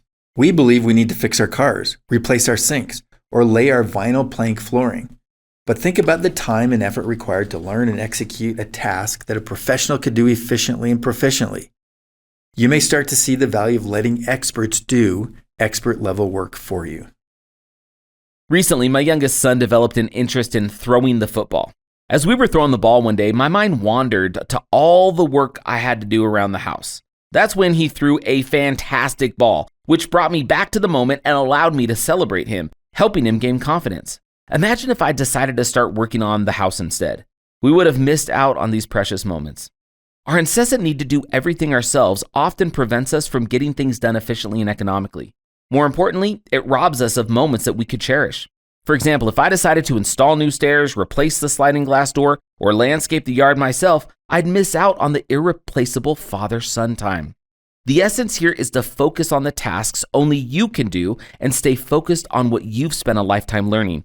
You've likely spent years, even decades, becoming proficient in your profession. So why discard years of effort to master someone else's job, especially when experts are willing and able to do the work for you? When experts can complete tasks quicker, cheaper, and better than you ever could on your own, why wouldn't you just let them?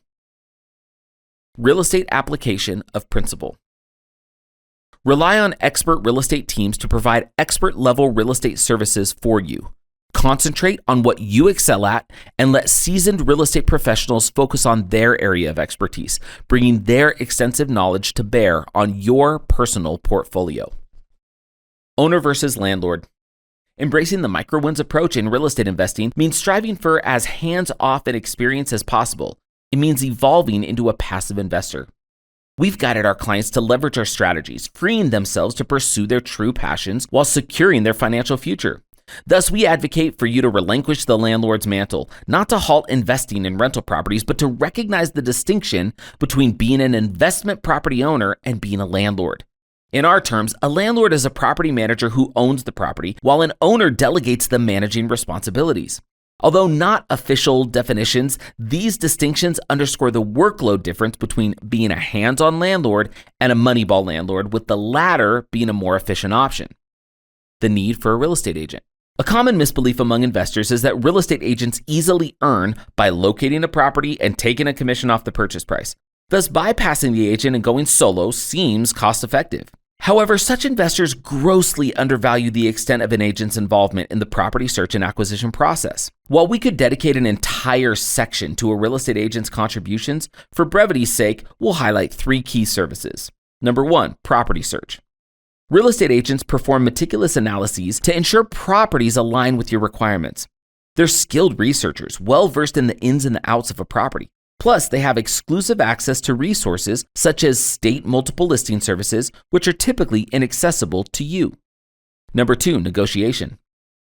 Real estate agents, with their daily honing of negotiation skills, can secure a better deal than you could manage. They are knowledgeable about market nuances, property details, financing, disclosures, and other facets of the purchase process.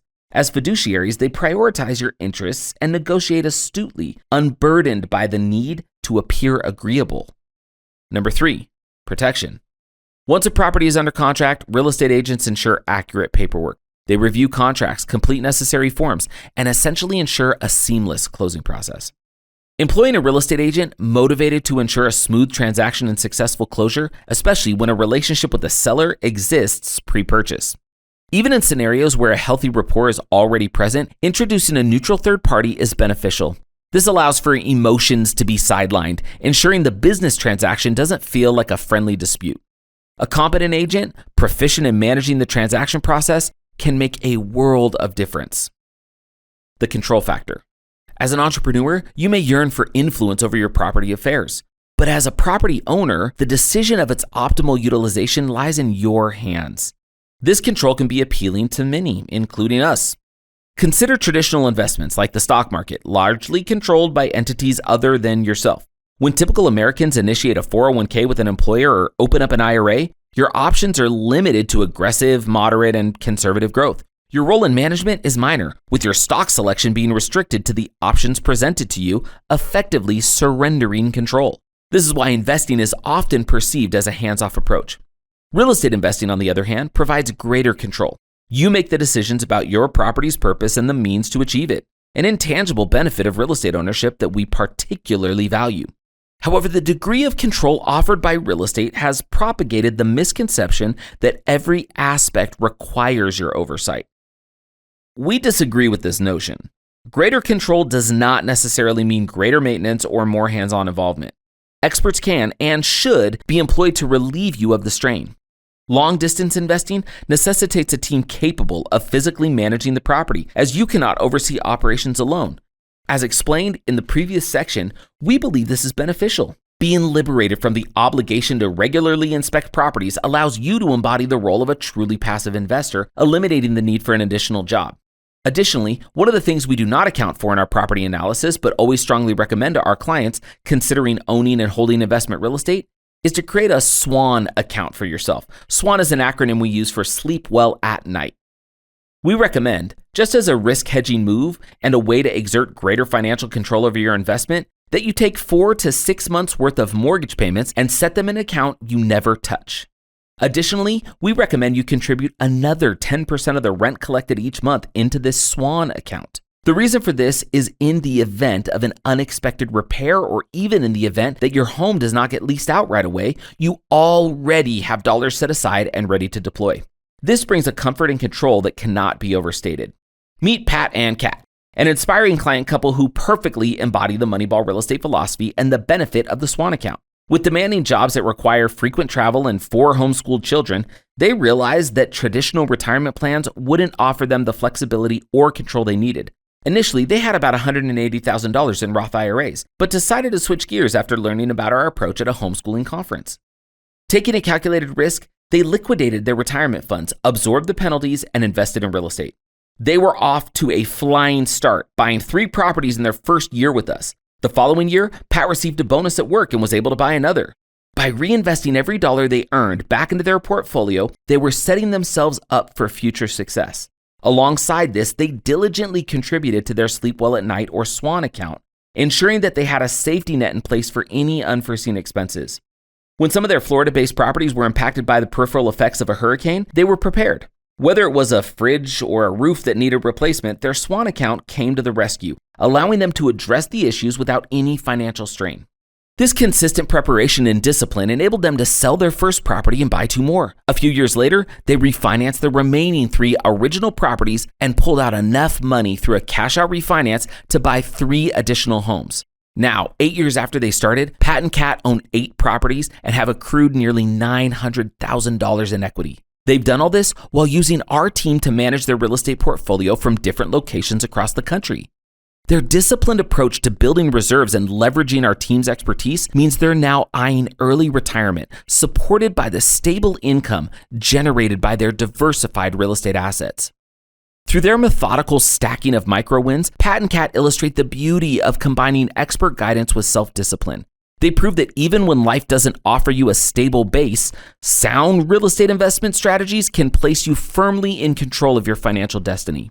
Consider operating a backhoe as an analogy. The operator maneuvers various switches and levers from within the machine, which in turn directs the backhoe's arm to execute the heavy lifting. Similarly, long-distance real estate investing doesn't curtail your control. You're still at the helm, making all the decisions. You've simply harnessed a process enabling you to actuate those levers without personally undertaking the strenuous tasks. Instead, a phone call mobilizes your team, making your decisions come to life. The trust factor. Entrusting a team to manage and sustain your portfolio demands a significant level of trust from all parties involved, including the purchaser and seller of the real estate and those providing their services on their behalf. Fortunately, we exist in an era where documentation and communication, such as pictures, emails, and virtual tours, are easily accessible. Virtually anything can be found on the internet, allowing for easy verification of the legitimacy of people and companies you're working with. without having to physically visit the property that you're buying. This step is crucial. If you intend to eliminate geography as a constraint in your investing, you need a reliable and skilled team capable of delivering expert-level service on your behalf. If you don't engage with an already established team, you'll have to undertake the task of forming one yourself. So here's a simplified outline of what that process might involve. Number 1, identify your target market. We talked about this in chapter number 7. Number 2, investigate and reach out to real estate agents, rehabilitation teams, and property managers in that area. Number 3, initiate contact and cultivate a professional relationship with the individuals you want on your team. While the list may seem short, it is deceptive. If we were to delve into the intricate details, each of these items would break down into numerous subpoints. Likely, the list is more comprehensive than you might initially envision. Property management pitfalls. Property management is one aspect where investors often try to cut costs, taking on the responsibility themselves. While this is not unethical or illegal, we cannot stress enough that self-management often leads to higher costs in the long run. Let's delve into the factors you should consider when contemplating managing the property yourself. Nice guy versus that guy. Most of us would prefer being referred to as the nice guy rather than that guy. However, when managing tenants, sometimes you have no choice but to be that guy. Being too compassionate can hinder your investment's performance.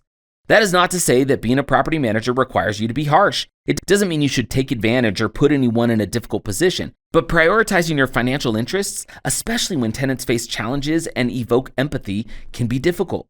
Being in a position where you have to insist on the rent payment despite a tenant's unforeseen circumstance can be tough. After all, if you cover a mortgage payment on a house where the tenant hasn't paid their rent, you've essentially loaned money to a stranger. A venture we do not recommend on Team Play It Safe Moneyball. Hiring a property manager eliminates these awkward situations. It's their responsibility to ensure tenants pay on time. They have more experience in handling such positions, and they can assist tenants in finding solutions to meet their rental obligations. Take, for instance, when the COVID-19 pandemic resulted in widespread job losses, causing many to struggle with rent payments. Numerous programs sprang up to help individuals with bill payments, but not everyone was aware of these initiatives initially, and navigating through the process was complicated. The property managers we worked with utilized their industry connections to secure rent and utility assistance for their tenants. This was possible because it's part of their job. Could you imagine reaching out to numerous organizations for your tenants while juggling your work and managing your family during a pandemic? We certainly couldn't, but this is what property managers are paid to do, along with a myriad of other tasks associated with rental properties. Thanks to their expertise, those tenants received help and made their rent payments with the property owners as the real beneficiaries, who could hardly have achieved this independently. Property managers have the expertise to balance compassion for tenants and the business interests of the owners. Their day-to-day experience also allows them to distinguish between legitimate tenant issues and manipulation attempts. As an inexperienced landlord, it's often challenging to recognize when someone is taking advantage. A property manager, however, has seen it all and can spot these situations quickly. They are experts in managing these scenarios to prevent the exploitation of your goodwill. Repairs. Reflecting on my story where a DIY attempt at outlet repairs almost led to serious danger serves as a reminder that owners shouldn't try to fix every issue that crops up in an investment property themselves. It's critical to treat decisions related to your investment property as business transactions, which means employing professionals to ensure tasks are executed correctly. When managing a property yourself, it's easy to believe you can handle repairs on your own. Instead of calling an expert to do expert-level work, you might succumb to the temptation to conduct the repair yourself. However, this approach is usually a considerable drain on your time and resources, not to mention it could pose a potential safety risk depending on the nature of the repair. Conversely, if a tenant informs a property manager about a leak or a faulty appliance, the manager will typically enlist a professional to deal with the issue, unless they already have a maintenance team on standby. A property manager can orchestrate that repair more swiftly and economically than you can. They know what steps to take, who to contact, and have the working hours to handle these tasks because it's their job. The mental cost. The mental strain that comes with managing a rental property is often overlooked by many. Imagine bypassing the assistance of an agent and luckily landing a great deal on a property independently. However, the tenant is high maintenance, consistently needing one thing or another. After enduring this for 5 to 7 years, despite your finances looking great with positive cash flow and appreciation, the stress and time lost to management have left you utterly averse to future real estate investments. It's unfortunate to miss out on expanding your portfolio because your first purchase led to such unnecessary distress. In our experience, employing a property manager can considerably enhance your ROI, especially if you have no desire to become a full-time landlord. When you partner with the right property manager, you'll not only see improved results than if you had managed it yourself, but you'll also feel significantly better about your investment property. Take into account the multitude of tasks property managers handle daily, such as advertising the property, managing the tenant evaluation process, credit and background checks, interviews, income, employment verification, negotiating the terms of the lease, responding to tenant requests for maintenance and addressing neighbor disputes, collecting rent, screening local contractors for specialized repairs, and more. Why not establish a layer of separation between you and the tenant to simplify the business transaction? It could make a world of difference. This separation also proves vital when it comes to expanding your investment portfolio, as we'll explore next. Distance makes the heart grow fonder and the headache go away faster. Let me give you another little anecdote. When I first delved into real estate investing, I only bought local properties and managed them myself. I know, right? That's precisely why we fervently advocate for a property manager. We've experienced the landlord life firsthand, and it's not great. The house I rented out wasn't far from my residence, and since I previously lived there, I was somewhat attached to it. This attachment often led me to drive by to check in on the tenants and assess if they were caring for the property up to my standards. Whenever rent was a bit delayed or something got damaged, as things do in houses that are inhabited, I'd become exceedingly frustrated. Instead of appreciating the cash flow my tenant provided, I was overly critical of them for not living up to my exact expectations, even though they were decent average tenants. It wasn't until I became less actively involved that I began to appreciate the monthly check I received from my rentals. If you have a competent team you trust to perform expert level work for you, your real estate portfolio can become a significant monthly passive income boon to your financial life, rather than an ongoing annoyance to your investment life. This is particularly true if you aim to invest in the most profitable market for maximum value, as we discussed in the previous principle. Often, this implies not investing where you reside. We walk our talk. Whether you live anywhere or choose to collaborate with DFY or another organization, it's crucial to hire a reliable team with a substantial track record in executing the type of deals you wish them to handle. After all, doesn't having an expert team perform expert level work for you guarantee success? We've had thousands of clients, each owning multiple properties, and the vast majority of them have never physically seen their properties. Nevertheless, they still yield good results as our system allows people to stay hands-off while maintaining control. Sure, we could enumerate all the things you need to prepare to do if you insist on purchasing and managing your investment properties independently. However, let's just say how you end up feeling is as though managing your real estate investments is a full-time job. Employing a team to assist you with your investment properties liberates so much mental energy that we genuinely believe it's invaluable. It's worth hiring people to spare yourself from the inevitable headaches, and they are indeed inevitable. There will be issues like fires, tenant problems, repairs, and all the various challenges that come with owning a rental. Consider owning a car. Most of us lack the tools, knowledge, or skills to fix any car problems beyond a simple tire change, but we want the benefits of car ownership. That's why mechanics exist. Yes, it costs money to take your car to the shop, but it frees up your time and mental energy, allowing you to focus on what you do best. If we were all required to maintain our cars independently, we'd either all be experts or there would be far fewer car owners. By accepting that others may perform certain tasks better than you, you're going against the grain of common knowledge among aspiring real estate investors, yet you still reap the rewards. Every time you allow an expert to perform expert level work for you, it's another micro victory, another micro win that you're accumulating. The real estate investing journey is fraught with challenges and potential pitfalls. When you cut corners, try to wear all the hats, and neglect the invaluable assistance a property manager, a real estate agent, or a whole team of experts can bring, you risk not only your investments, but also your peace of mind. Balancing the dual roles of being a property owner and a landlord is rarely easy or beneficial in the long term.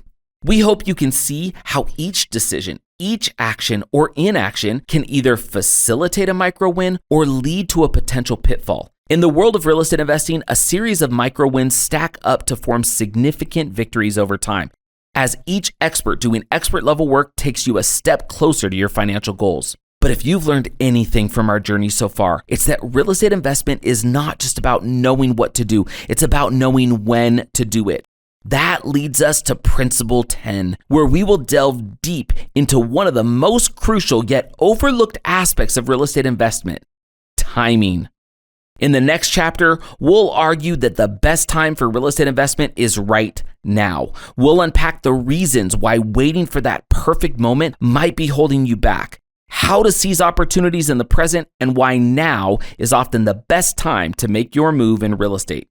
Stay tuned. Chapter 9 Ideas Summary. Recognize the value in trusting experts to handle the tasks they specialize in. Whether it's a real estate agent, property manager, or other professionals, letting them do their jobs allows you to focus on what you do best. Accepting that others may perform certain tasks better than you is not a weakness but a strength. This chapter taught the power of relinquishing control in specific areas to achieve the broader goal in real estate investment. It's not about finding experts. It's about building relationships with a team who understands your vision, goals, and the path to achieving them. Real estate is a complex field. Having seasoned professionals at your side can make the journey smoother. Real estate investment is laden with potential challenges and traps. By leaning on experts, you can navigate these obstacles more effectively, minimizing risks and maximizing rewards. Chapter 9 Micro Wins. Have you identified areas where an expert's assistant might be more efficient than handling it yourself? Acknowledging and acting on this is a micro win, and it frees up your time and energy for what truly matters. It takes courage and wisdom to delegate important tasks to others. Every time you do, consider it a micro win toward a more balanced and successful investment strategy.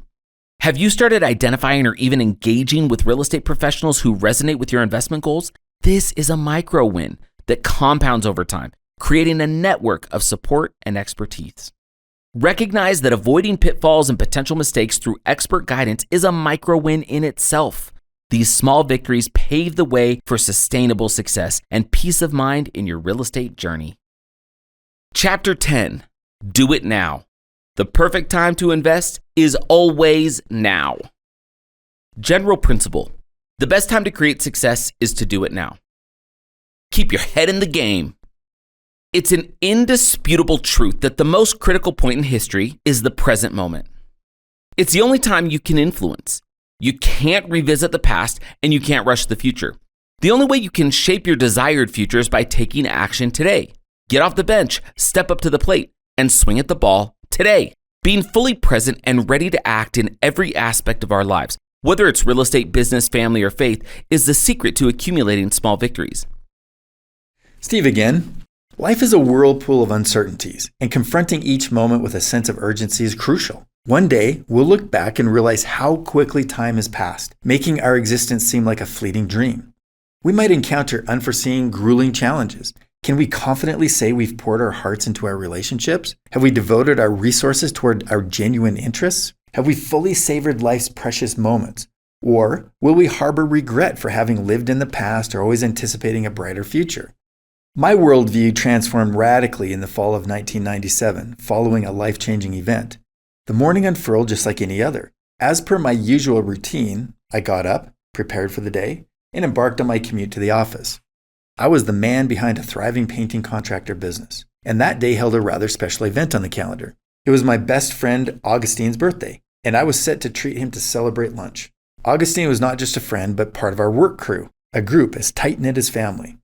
That day, they were engrossed in a project involving a duplex in a rental district. I drove to the site, picked up Augustine, and headed to his favorite lunch spot. I still remember our meal, laughter ringing out as we bantered about aging and cheerfully mapping out our forthcoming weekend plans for a company retreat at the lake. After lunch, I watched Augustine head back to the job site, his broad smile a parting image in my rearview mirror as I drove back to the office. My afternoon was ruptured by a call that instantly iced my blood. There had been an explosion at the job site. The blast described to me was monstrous. The shockwave shattering windows, the inferno stripping the paint from the walls, and morphing the linoleum floor into a molten mess. Arriving at the nightmare scene, I spotted Augustine being hurriedly loaded into an ambulance. He had been in the basement when the disaster had struck, enduring an agonizing 5 minutes trapped in the flaming building before his escape route through a window. The fiery nightmare had left him with horrific burns covering over 90% of his body. I found myself inside the ambulance, my heart pounding in sync with the blaring sirens. As I held Augustine's hand, his eyes met mine, flickering with disbelief and pain. In a voice barely above a whisper, he asked, "Why did this happen to me?" His next words would be etched in my memory forever. "Steve, please don't let my little girl see me like this." His request was his final spoken words. Just 5 days later, Augustine was gone, leaving behind a bereft wife and 2 fatherless daughters. This catastrophic incident left an indelible imprint on my soul. It threw me into a whirlpool of despair and forced me to confront my faith and resilience. I found myself grappling with deep introspection, haunted by the frailty and transience of life. It was a bitter wake-up call, compelling me to appreciate each day and strive to infuse every moment with meaning. Embracing the present, living each day with intention and purpose, soon became my modus operandi. Amidst life's chaotic whirlwind of distractions and experiences, staying grounded and focused evolved into my strategy for living a life not just fully, but with meaning. Taking action. The caveat with a phrase like take action is that it's somewhat ambiguous. To achieve your goals, you have to take consequential action. Otherwise, it could be an inefficient use of your time and effort. When I was studying political science at Brigham Young University, I had the chance to delay my graduation and intern for local legislators at the Utah State Capitol.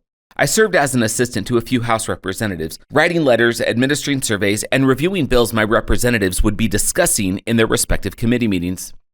This exposure to the political system at various local levels was invigorating. I loved the involvement and aspired to make a difference through politics. The prospect of holding a prestigious title like an elected official was appealing. Hence, I decided to run for city council without knowing the nuances of the city or the responsibilities of a councilman. In my mind, I was acting decisively. I assumed that my candidature would be my ticket to bringing about change, but I didn't assemble a team, understand the community and its issues, strategize a campaign, or tackle the other complex tasks associated with running for office.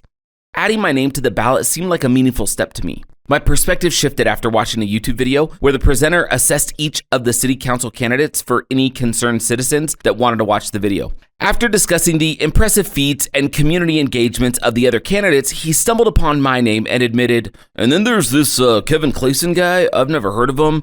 He might be promoting his business. No idea who this joker is." That's when it dawned on me. I was also clueless about who this joker was. Overwhelmed with embarrassment, I withdrew from the race. To win a prize, you need to participate in the game, but you can't mistake movement for achievement. We champion small wins because they're individual successes on the path to a broader achievement. But declaring your desire to play the game and maybe even buying all the equipment to play the game may make you feel like you're winning, but you're not winning yet. You're just moving. When it comes to projects, entrepreneurship, and real estate investing, most people are enamored by the idea of becoming or doing something. However, the leap from thought to action often leads them to sit on the sidelines. Purchasing a bat and a glove might feel like an accomplishment, but that equipment won't benefit you unless you step up to the plate and get on the field. This is why we founded Done For You Real Estate. We observe many people who wouldn't leave the bench and start investing in real estate. They would attend seminars, invest in education, and perform all the preliminary steps, but never commit to a property. We wanted to make the process easier. Recognizing when you're not taking significant action isn't always clear. You can't predict the usefulness of a seminar before attending or determine the value of the program materials before purchasing them. The steps you take in preparation for your goal may be meaningful to an extent, but at a certain point, preparation must give way to productive action. Degrees of action. Did you realize that there are degrees to taking action? It's well understood that all actions are not equal, but let's shape this concept a bit more distinctly. Let's start with inaction. Interestingly, the choice to not act is an action in itself. When we decide to do nothing, we're still making a decision that leads to a result. Opting not to take any action is indeed a form of action itself. Consider this. You look in the mirror, decide you need to lose weight and tone up, perhaps even Google a nearby gym or research the cost of a gym membership. But then you opt to sit in front of the TV and order a pizza. You may even comfort yourself with common excuses like, I'll start tomorrow, or I would start right away, but inaction is a direct byproduct of procrastination, and procrastination in turn is born out of fear. The fear that our capabilities are insufficient or that we'll mess something up. And fear is the polar opposite of love. If we don't love ourselves enough to take meaningful action towards what we truly desire, we'll continue to stew in inaction. This results in discomfort, frustration, and constant dissatisfaction with our lives, and it's no way to exist. The second type of action is something we call active action. Active action demands far more effort than the daydreaming and wishing of inaction. Precisely for this reason, active action can actually be more damaging than inaction. Active action confuses movement with achievement, leading to doing the right things, but only to the barest extent. Consider the gym analogy again.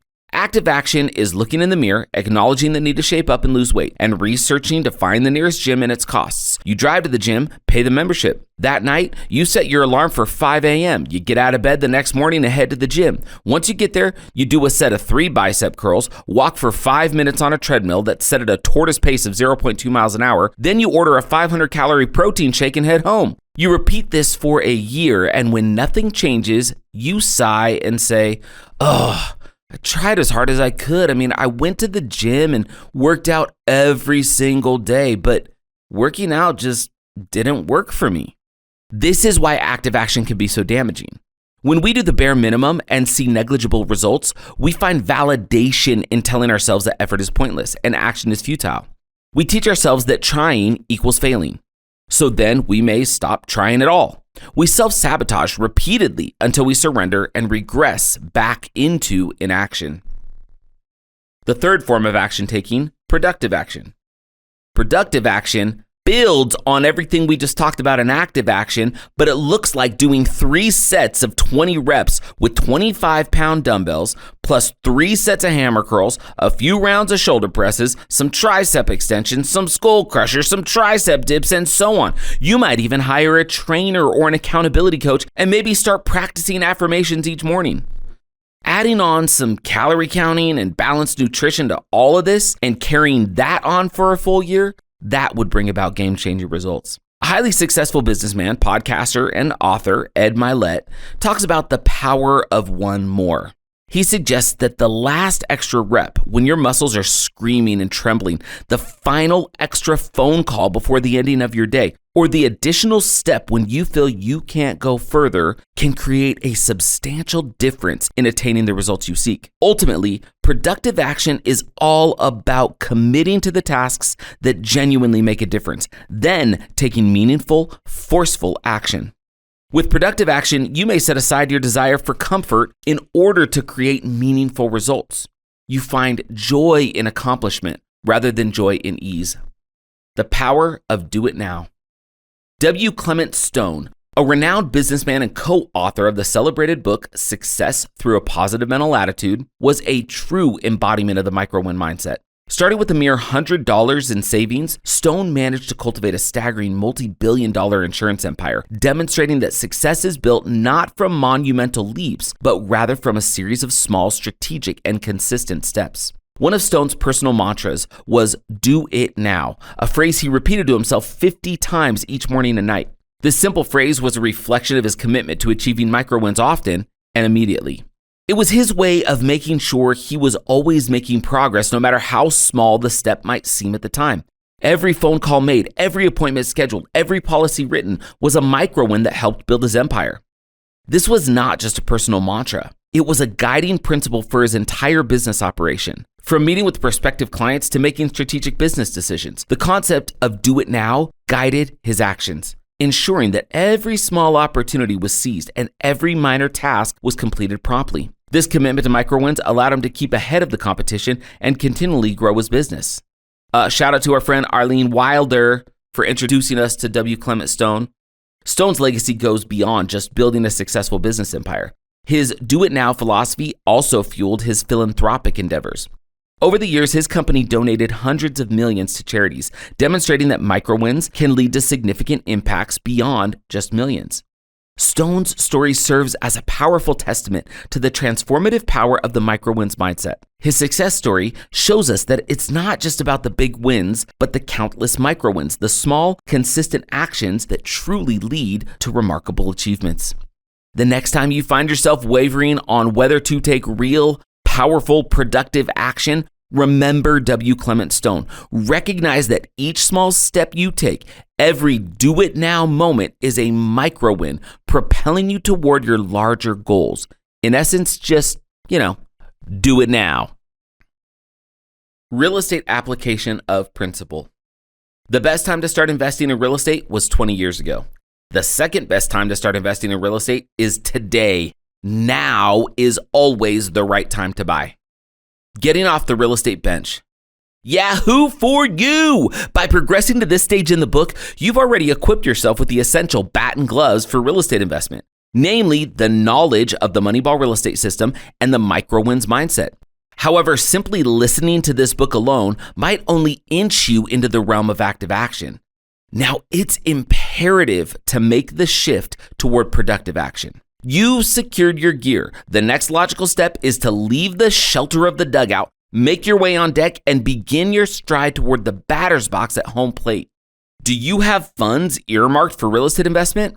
Without the necessary finances for a down payment and closing costs, the advice and insights we've shared throughout this book can only serve as theoretical guidance. If you're not quite there yet, that's perfectly fine. Just be aware that your journey to home plate might require a little more patience and persistence. Remember, however, that financial resources are only part of the equation. If you wish to leverage the power of real estate singles, you'll also need to ensure a good credit history and a strong FICO score. Additionally, lenders will need to verify your sources of income. But perhaps most crucial of all is the genuine desire to step up to the plate and start swinging your investment bat. Even the most substantial resources, credit and income, mean little without the mental and emotional readiness to collaborate with the team and take decisive, productive action toward making your real estate dreams a reality. When is the right time to buy? In our podcast, the question about the right time to buy is often discussed, and our response invariably echoes the answer to, when is it the best time to plant a shade tree? Just as with the tree, the ideal time to buy an investment property was 20 years ago, and the second best time is always the present. It's right now. Time is invariably an ally to real estate. Hence, the sooner you venture in, the more benefits you'll accrue over time. Recall the discussion in Principle 1 about the varied types of investors. If you haven't yet, identify where you stand among the preparing to prepare investor, the emotional investor, the someday investor, the short game investor, or the principled productive investor. Now let's explore how these different investor personas might have fared during the 2008 real estate crash. The preparing to prepare investor was engrossed in studying and learning, failing to invest in anything tangible. Following the 2008 market collapse, they breathed a sigh of relief, glad to have avoided purchasing at the peak. Now they're learning about foreclosures and short selling before deciding to buy at the currently depressed prices. The emotional investor, having availed a loose loan, bought a high-end property that looked cool. Sadly, most potential tenants couldn't afford the rent, and those who could weren't satisfied with the high cost. When the 2008 crash happened, the emotional investor found themselves facing foreclosure. The someday investor, understandably, was shocked by the 2008 crash and felt vindicated for not having pursued a more aggressive investment strategy. But instead of using 2008 as a cautionary tale to drive principle-based investments, they sat back and continued waiting for someday, assuming the market hadn't bottomed out yet. The short game investor bought a quaint fixer-upper, intending to flip it for profit, but the property required more repairs than expected. After exhausting their savings to mend the house and repay private investors, the market crashed and they found it challenging to sell the house even at a break-even price, let alone for a profit. Lastly, the principle-based investor acquired a single-family home in a thriving community using a reputable lender. Post-2008 crash, they experienced a few challenging months, but they survived this period and continued to enjoy a steady monthly cash flow. If they lost a tenant and had to find a new one, they might have even seen their cash flow dip because they were forced to lower rents. They didn't mind because they knew their investment was long-term, not a short-term cash grab. As their equity eventually grew, they leveraged it to invest in the property and grow their portfolio. If you follow a principle-based approach to investing, the right time to buy is invariably now, even during a market recession. You may perceive certain market conditions as unfavorable for purchasing, But what's intriguing about any market is that despite the potential drop in appreciation or dip in cash flows or rise in interest rates, opportunities for conservative principle-based investing are omnipresent across all market cycles. To illustrate this, consider the history of mortgage interest rates. In the early 1970s, rates were over 7%. By the 1980s, they soared past 11%, and the 1990s saw rates around 9%. It wasn't until the 2000s that rates dropped back to the 1970s levels, with 1971 having a rate of 7.33%. If you'd waited for lower interest rates, you might have delayed buying until the mid-2000s, potentially wasting money on rent and missing out on decades of real estate investment opportunities. The value of the property you could have bought in 1971 likely increased tenfold by the time you would have decided to invest. The key takeaway? Invest in real estate and wait, regardless of prevailing conditions. As the saying goes, marry the house and date the rate. During periods of high interest rates, remember, interest rate is a temporary condition. It is not a permanent affliction. This mindset underscores that while rates may fluctuate, the long-term value of real estate investment remains solid. Time is the most critical factor in real estate investing. The more patience you have and the more time you allow your investments to grow, the more successful you'll be, period. Addressing market apprehensions. Charlie Munger, widely recognized as Warren Buffett's right-hand man, made a profound statement about wealth accumulation. He said, "The big money is not in the buying and selling, but in the waiting." How does this wisdom relate to real estate investing? It simply advocates for the idea that you should maintain a long-term hold on your real estate singles. Not necessarily retaining the same property indefinitely, but holding on to properties, as in single-family homes, for the long haul. Do you see the distinction? The financial gains in real estate investing are found in the holding on to well-chosen, purchase-worthy, conservative investment properties for an extended period, leveraging against their equity in most circumstances, and only selling when the timing is right to allow you to multiply your portfolio. In late 2022, as the real estate market began to cool, we had a conversation with a friend of ours who also happens to be a successful DFY client who was assisting us with our nationwide radio advertising. He asked us whether he should be investing in more real estate at that moment. His question kind of surprised us as we were aware that he'd recently acquired multiple properties and had always been enthusiastic about how well they were performing. At that time, we, Steve and I, were purchasing as much property as possible despite property values reaching record highs and interest rates being the highest they'd been in roughly 2 decades. We conveyed to our friend that we plan to continue buying as much real estate as possible, both personally and for our company. We stressed that as long as one is consistently hitting real estate singles with Moneyball Real Estate, there's never a bad time to buy. Of course, we exercise caution, but due to our adherence to the Moneyball Real Estate principles for achieving economic independence, we understand that a principle-based approach always bears fruits regardless of the prevailing market conditions. Investing during the 2008 market crash. Looking back to the tumultuous years of 2008 and 2009, the financial markets and the global economy were plunged into a period of unprecedented uncertainty due to the burst of the housing bubble, which led to a severe and prolonged global economic downturn, now known as the Great Recession. At that time, there was an overwhelming sense of doom and gloom as the values of assets plummeted and millions of people across the world saw their life savings erode.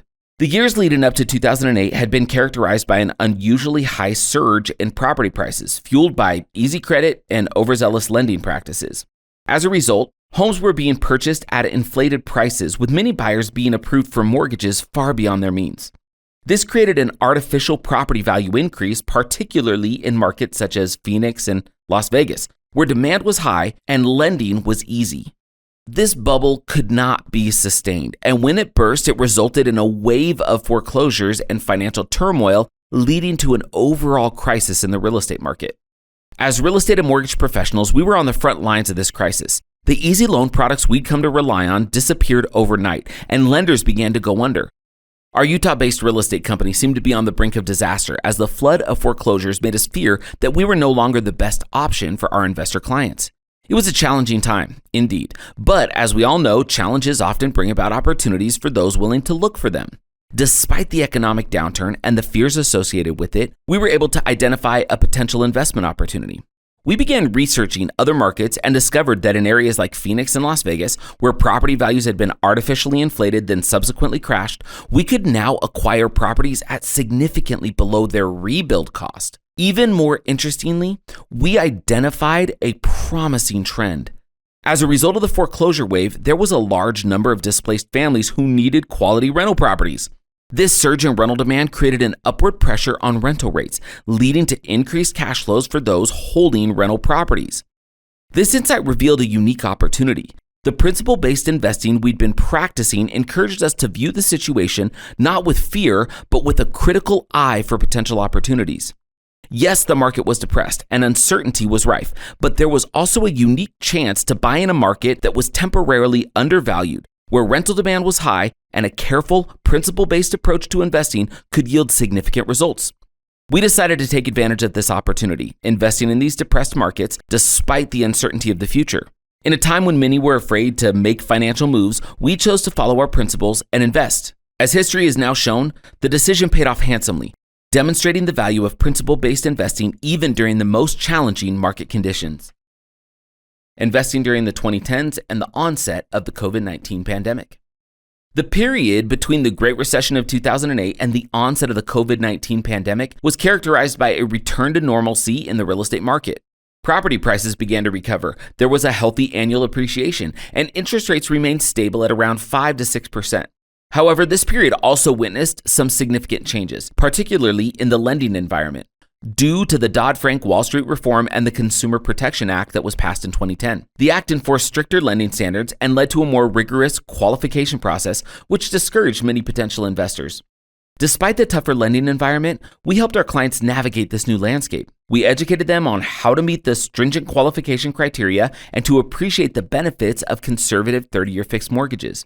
This allowed them to take advantage of recovering markets like Phoenix, Vegas, and Orlando. As the real estate market continued to stabilize, we started exploring less volatile markets like Indianapolis and Memphis, which were characterized by strong economies, robust rental markets, and home prices that were still below the median.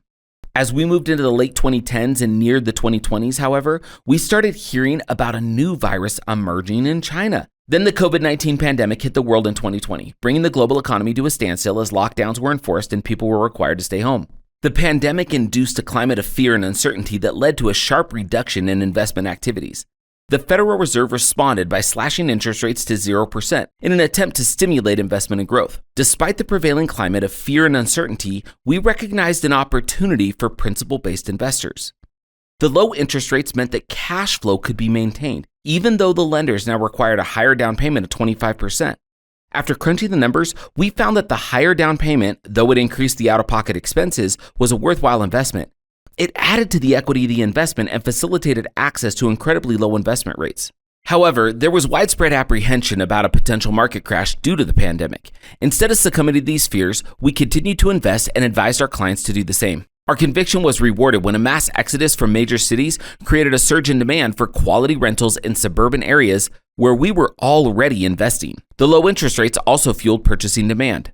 As fears abated, the market landscape shifted dramatically, with property prices soaring and demand escalating. Throughout this period, we remained steadfast in our commitment to principle-based investing, recognizing the opportunities that existed amidst the tumult and fear.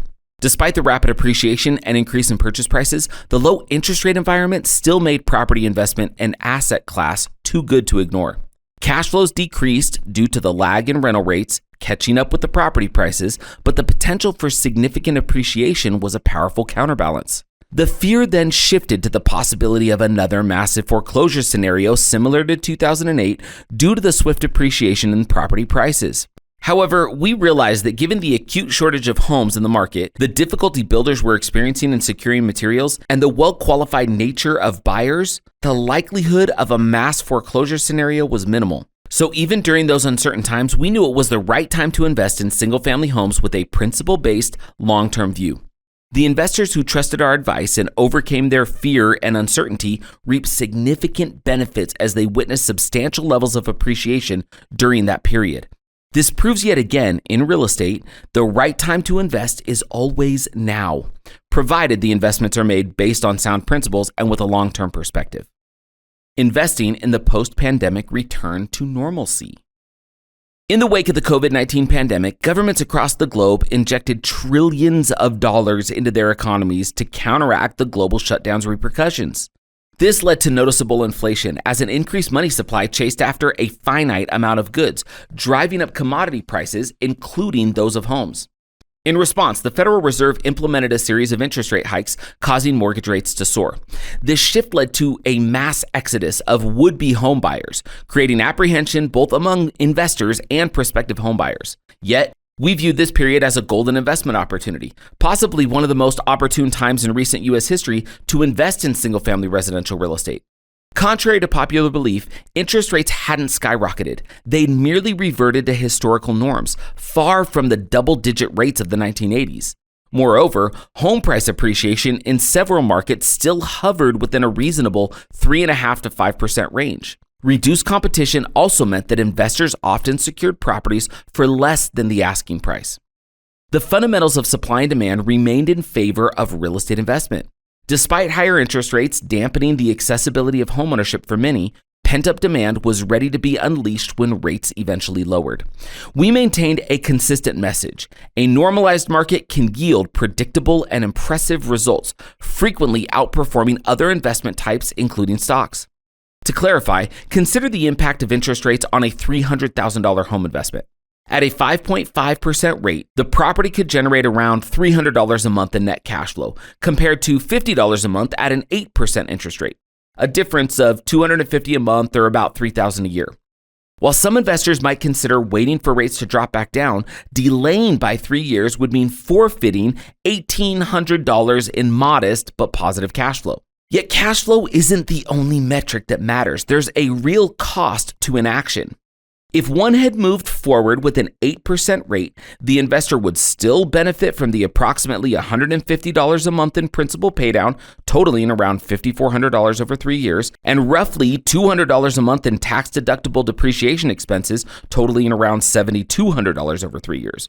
When you combine these figures with the reduced monthly cash flow, the investor would be $14,400 ahead. Add that to the estimated appreciation of $31,500 over 3 years, and the cost of waiting totals a staggering $45,900 in lost wealth. Also worth noting is the risk of re-entering a market suddenly crowded with other investors when interest rates decline. This increased demand rapidly inflates property prices, causing those who waited to face higher costs and reduced supply, effectively penalizing their hesitation.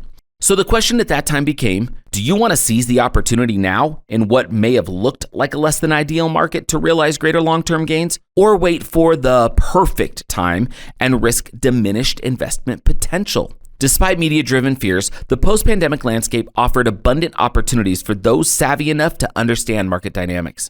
Echoing Warren Buffett, quote, "I buy when everyone else is fearful and I sell when everyone else is greedy."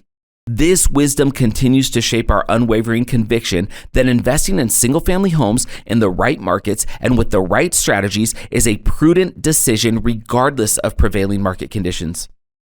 Beware the teeny tiny pockets brigade.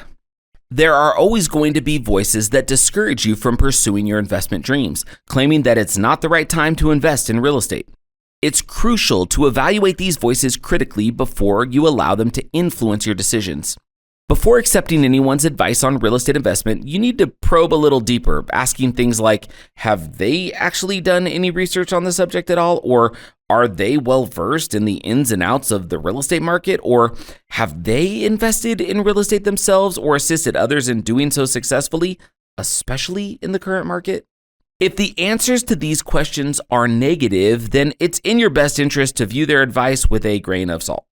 Many times we put our faith in someone's opinions merely because we know them or like them. But when it comes to investing in real estate, it's essential to ensure the advice you're receiving comes from a place of knowledge and experience. Think about it. You wouldn't take health advice from someone living an unhealthy lifestyle, wealth creation tips from someone who's broke, or relationship counsel from a person unhappy in their marriage. Similarly, taking real estate advice from people who lack experience and success in the field is a misguided approach. If friends or family members are warning you against investing in real estate, claiming the market is on the verge of a crash, ask yourself, how many of them have successfully built wealth through real estate? Equally, if the media is fear-mongering because bad news gets more clicks and views than good news does, why take their word for it? How many of the teleprompter reading plastic people have actually successfully or unsuccessfully done real estate themselves? If the answer is none or next to none for either of those questions, it's probably time to seek counsel from a true real estate investor, a person with big pockets filled with properties and experience, and not just teeny tiny pockets filled with lint and resentment. Our decades of experience, coupled with securing more than 5,000 properties for our DFY clients, at least at the time of the writing of this book, have reaffirmed our belief. If you choose the right property in the right place with the right tenant and don't make hasty decisions, it's nearly impossible to fail in real estate investing if you give it the time it needs. So it's crucial to stay focused, rely on advice from trusted, successful investors, and make your decisions on proven principles and facts, not fear. Crabs in a bucket. Life has an interesting way of mirroring the peculiar behavior of crabs trapped in a bucket. Whenever one crab tries to climb out, the others pull it back down. I've witnessed this phenomenon firsthand as my sons and I collected tiny crabs on the shores of a Mexican beach near Puerto Vallarta. The crabs in a bucket phenomenon presents an apt analogy for the resistance one might encounter when venturing out of their comfort zone. Adopting a micro-wins mindset and employing the Moneyball real estate strategy will invariably stir up opposition. The naysayers might include members of the teeny tiny pocket brigade, echoing market pessimism, or individuals who've had unsuccessful stints in real estate warning you against buying. Surprisingly, you might even grapple with self-doubt, battling thoughts of perceived inability or lack of aptitude for real estate investment. Irrespective of the source of the resistance or the crabs attempting to drag you back into the proverbial bucket, it's crucial to rise above. Foster a vision and allow yourself to dream. Convince your mind that lucrative deals exist, even in a market where a whopping 98% are convinced otherwise. If your desired life seems elusive, it's perhaps your thought patterns that are holding you back. A client once shared an inspiring story of her grandmother who, despite her limited third-grade education, meticulously maintained her inherited land. Even when deceit led to her losing part of her land, she remained undeterred, eventually reclaiming some of it. She went on to construct a beautiful house on it, which she rented out, bringing immense joy to herself and her descendants. Her perseverance and vision serve as a stellar example for future generations. Her grandmother's story is a testament to the power of having a clear vision and the determination to bring it to life, even if it entails stepping outside of your comfort zone. The world of real estate investment might indeed seem intimidating, particularly if you're a novice. If you're waiting for a sense of comfort to set in before making a move, you'll likely be waiting a long time. It's crucial to remember that attaining what you currently lack necessitates stepping out of your comfort zone. If comfort were enough, you'd already have it. That said, remember that you don't have to embark on this journey alone. Once you're ready to take action and have secured pre-approval and the necessary resources, people like us are here to assist. We can handle everything for you, if you want us to, from selecting and financing a property to securing a tenant, all within a matter of months. If we're not the right fit for you, we've provided a comprehensive blueprint covering everything from property analysis to market selection and strategy and overall investment philosophy, enabling you to succeed on your own. So don't hesitate. Do it now. Here's a personal anecdote to underline the point we've been emphasizing. Steve here. Recall the commercial building I purchased with seller financing? Around 2 years post-acquisition, I sold my business and transitioned into real estate full-time. The purchaser of my business eventually expressed interest in the building as well. I agreed, and the transaction yielded a profit of approximately $120,000. I reinvested this sum to procure multiple properties, thereby expanding my portfolio. At the time of this writing, I still possess those properties, and their value has more than doubled over the decades. This resulted in a near $1.2 million gain, all stemming from a singular decision I made in 2006 to invest $10,000 in a building with seller financing. Regardless of the duration one requires to reach home base, the game always commences at home plate. Once you've accumulated 20 to 25% for a down payment on a conventional loan, what's the next step? We recommend initiating your journey by gathering information. We're continually engaged in discussions, aiding individuals in strategizing their real estate plans, even those who choose not to become DFY clients. We provide detailed reports, facilitate introductions to our teams, and if you're inclined to collaborate with us, assist in market selection and property hunting. The process of purchasing a home is intricate, with numerous steps that can potentially be overwhelming. That's why we're eager to introduce you to the micro wins mindset, enabling you to fragment your objectives into manageable actions. This approach allows you to concentrate solely on the immediate goal, rendering it always achievable. If you persist in your hesitation, waiting for the perfect timing, you're bound to witness promising opportunities only in retrospect. The price of missing these chances often exceeds the cost of taking a leap before the market reaches its peak. In 2021 alone, our DFY clientele witnessed a collective increase of $175 million in their property values, amounting to an average of $50,000 per client. Meanwhile, countless individuals refrained from action, fearing the uncertainties surrounding the COVID-19 pandemic. This apprehension resulted in significant opportunity costs. It's vital to realize that fear of jumping in too early or too late should not paralyze you. As one opportunity fades, another arises. Maintaining awareness of ongoing prospects is key. You can't predict when the next grand opportunity might arise, so act when you're prepared. Timing is secondary to taking action. It's imperative to step up, be a principled investor, and participate in the game. So take the plunge and do it now.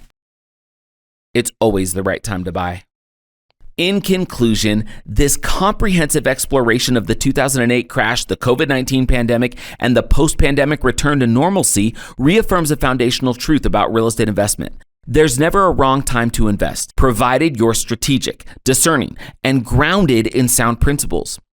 During the cataclysm of 2008, we learned that even amidst economic uncertainty and hardship, opportunities to generate long-term wealth through real estate abound for those who recognize the potential in undervalued markets. This period illustrated the power of principle-based investing in the face of adversity. The COVID-19 pandemic, characterized by global uncertainty and heightened market fears, may have sidelined many potential investors. Yet for those who held fast to principle-based investing, the time represented an unprecedented opportunity. The exceptionally low interest rates and increased demand for suburban rental properties presented a unique window for robust asset acquisition, despite the increased down payment requirements and soaring purchase prices. In the post-pandemic world, marked by inflation and rising interest rates, many potential buyers retreated. However, discerning investors saw this as a golden opportunity. They understood that these weren't high interest rates. They were a return to normal. With a fundamental grasp of the market dynamics and an unwavering demand for homes, these investors capitalized on the moment to amass valuable properties. These varied scenarios underscore one constant. There's always an opportune moment to invest in real estate, and it's always right now. The key is understanding the market, adhering to sound principles, and courageously seizing the opportunities presented, irrespective of the broader economic climate. Whether you're a seasoned investor or just stepping onto the playing field, the message rings clear. The time to act is now. Waiting for a perfect moment might rob you of the chance to build wealth through real estate. Equip yourself with knowledge, remain steadfast in your principles, and you can navigate any market to your advantage. After all, real estate investing is a realm where power resides in proactive decision-making, not in waiting. As we turn the page on this chapter, remember to seize the opportunities at hand and let the market serve you. In the end, the right time to invest in real estate is always now. Chapter 10 Idea Summary. Understanding the difference between inaction and active action and productive action can shape your approach to investing. Knowing which type of action to take is key to making progress. Inspired by W. Clement Stone, this chapter encourages you to seize opportunities and act without unnecessary delay. Waiting for the perfect moment can mean missing out on significant opportunities. No matter the market conditions, the Moneyball way of investing in real estate is designed to be applicable. Whether it's during a market crash or a booming economy, the principles remain consistent. Success in real estate investing often resides in taking decisive, informed actions rather than waiting for the market to dictate your moves. Equip yourself with the knowledge and be bold in your decision-making. Chapter 10 Micro Wins. Identifying your action level. Have you analyzed where you currently stand in the 3 levels of action? Moving from inaction to productive action is a significant micro-win on your investment journey. Acting on opportunities. Every time you seize an opportunity, instead of waiting for a perfect time, count it as a micro-win. These small steps can lead to big successes over time. Applying the Moneyball way. Successfully applying the Moneyball investment principles, regardless of market conditions, is a micro-win that solidifies your investing approach. Embracing proactivity. Have you begun to take control of your investing decisions rather than being reactive to the market? Every proactive decision is a micro-win that builds confidence and momentum in your real estate investment journey. Chapter 11, Beyond the Benjamins, Pursuing Economic Independence over Wealth Accumulation. General principle: live a life, don't merely chase a dollar. Craft your contentment. In the early 2000s, I was fortunate to go spend a little more than a week on the gorgeous island of Kauai. One day, we embarked on a hike to the Hanakapiai Falls and came across a man I can only describe as a Hawaiian hobbit. Think white-haired Bilbo Baggins in a mesh shirt, ragged shorts, and bare feet, and you've got a pretty accurate picture of what he looked like. This mystical, shoeless Hawaiian hobbit walked out of a bamboo forest and onto our path, and my immediate thought was, oh my goodness, who is this dude, and is he going to murder us? He started talking to us and turned out to be really nice. He gave us a tour of the bamboo forest in the valley, a little way off the trail. Admittedly, the whole time, part of me was like worried this dude was leading us to his murder cave, but nonetheless. And he told us approximately how many people used to live there in that bamboo forest. He showed us cool hidden artifacts that were remnants of areas used in day-to-day routines of the locals, like the place where people used to grind their own coffee beans. The guy obviously knew what he was talking about. So once I was assured he wasn't a serial killer, I started asking him how he knew all this stuff. He said, oh, I've lived here for 10 years. When I asked what led him to the valley, he told us how tired he'd become of his life on the mainland. He'd worked a job and had a wife, but after getting divorced, he realized he wasn't happy with his life. So he left it all behind to live off the land. And he was so happy with that decision that he stayed in the valley with only the occasional visit to the mainland. He told us about his life along the Kalalau Trail in the valley and how many people he'd seen come and go since moving there. Then he mentioned that at one point, there was a group of people who decided to build a library, and he'd become the librarian. He said they brought books and kept them in a little cave in the valley. It was like watching a myth come alive right before my eyes. This man was someone who people outside the valley weren't even certain was real, but there he was in front of me, content to share his story with those who passed through his chosen home. I didn't even remember his name. He'll always just be Hawaii Bilbo in my head. Real quick, bonus for the audiobook. Why this story was cool is the day before we went on the hike, we'd been kayaking along the Nepali coast, and we had some guides along the Nepali coast, and they told us about this valley. Like when we kayaked past it, they kind of said, there's a trail that goes up there. And they said, in fact, there's people that live off the land just kind of up and down that valley. And he said, in fact, we've heard tale that there used to be so many people living in that valley. They used to have a library, and there was somebody that would put books. They had them in a cave, and these people living in the valley, living off the land, would go and check books out of the cave. We thought that was such a wild story. And then the next day or a day or two later, we're walking in that valley, and Hawaii Bilbo is the guy who started the library and was the librarian. It was insane. I didn't include that part in the book, that little bit of the story. It got cut. But I thought since, we're on video and audio, I ought to give you that little bonus. So we heard the myth, and then we met the myth. It was awesome. When it comes to micro-winning your way to the end goal, only you can decide what that looks like. After all, everyone's journey and ultimately their desired destination is different. Maybe you want a life of luxury and material abundance. Awesome. We want that for you. Maybe you want a simpler life, living comfortably off your investments. Great. We want that for you too. Or maybe you want to go completely off the grid and donate all your worldly possessions to loved ones and charity. Cool. We also want that for you. And just ask you to save us a spot in your bunker during any sort of zombie apocalypse. Thanks so much. Now, we aren't here to tell you what you should or shouldn't dream of for yourself. Regardless of what you want, whether that's to make a name for yourself in the world, live peacefully in relative anonymity, or something in between, we're simply here to share a philosophy that we know will help you get it. Discover your own finish line. We've stressed over and over the essence of the micro-wins mindset, which is focusing on the journey rather than obsessing about the destination. Having journeyed this far, it's about time we give you some thought to reshaping our understanding of that destination. From our point of view, we don't see success as a checklist of milestones, trophies, or bank balance. Instead, success for us is about creating a lifestyle that consistently breeds fulfillment. It's as unique and personal as every individual out there. Keep in mind, it's completely okay if your destination morphs as you advance in life. Embracing an ongoing odyssey. Recognizing that we humans are innately dynamic beings, it's logical that our objectives will evolve over time. The true satisfaction lies within the small triumphs we experience along our journey rather than the culminating achievement.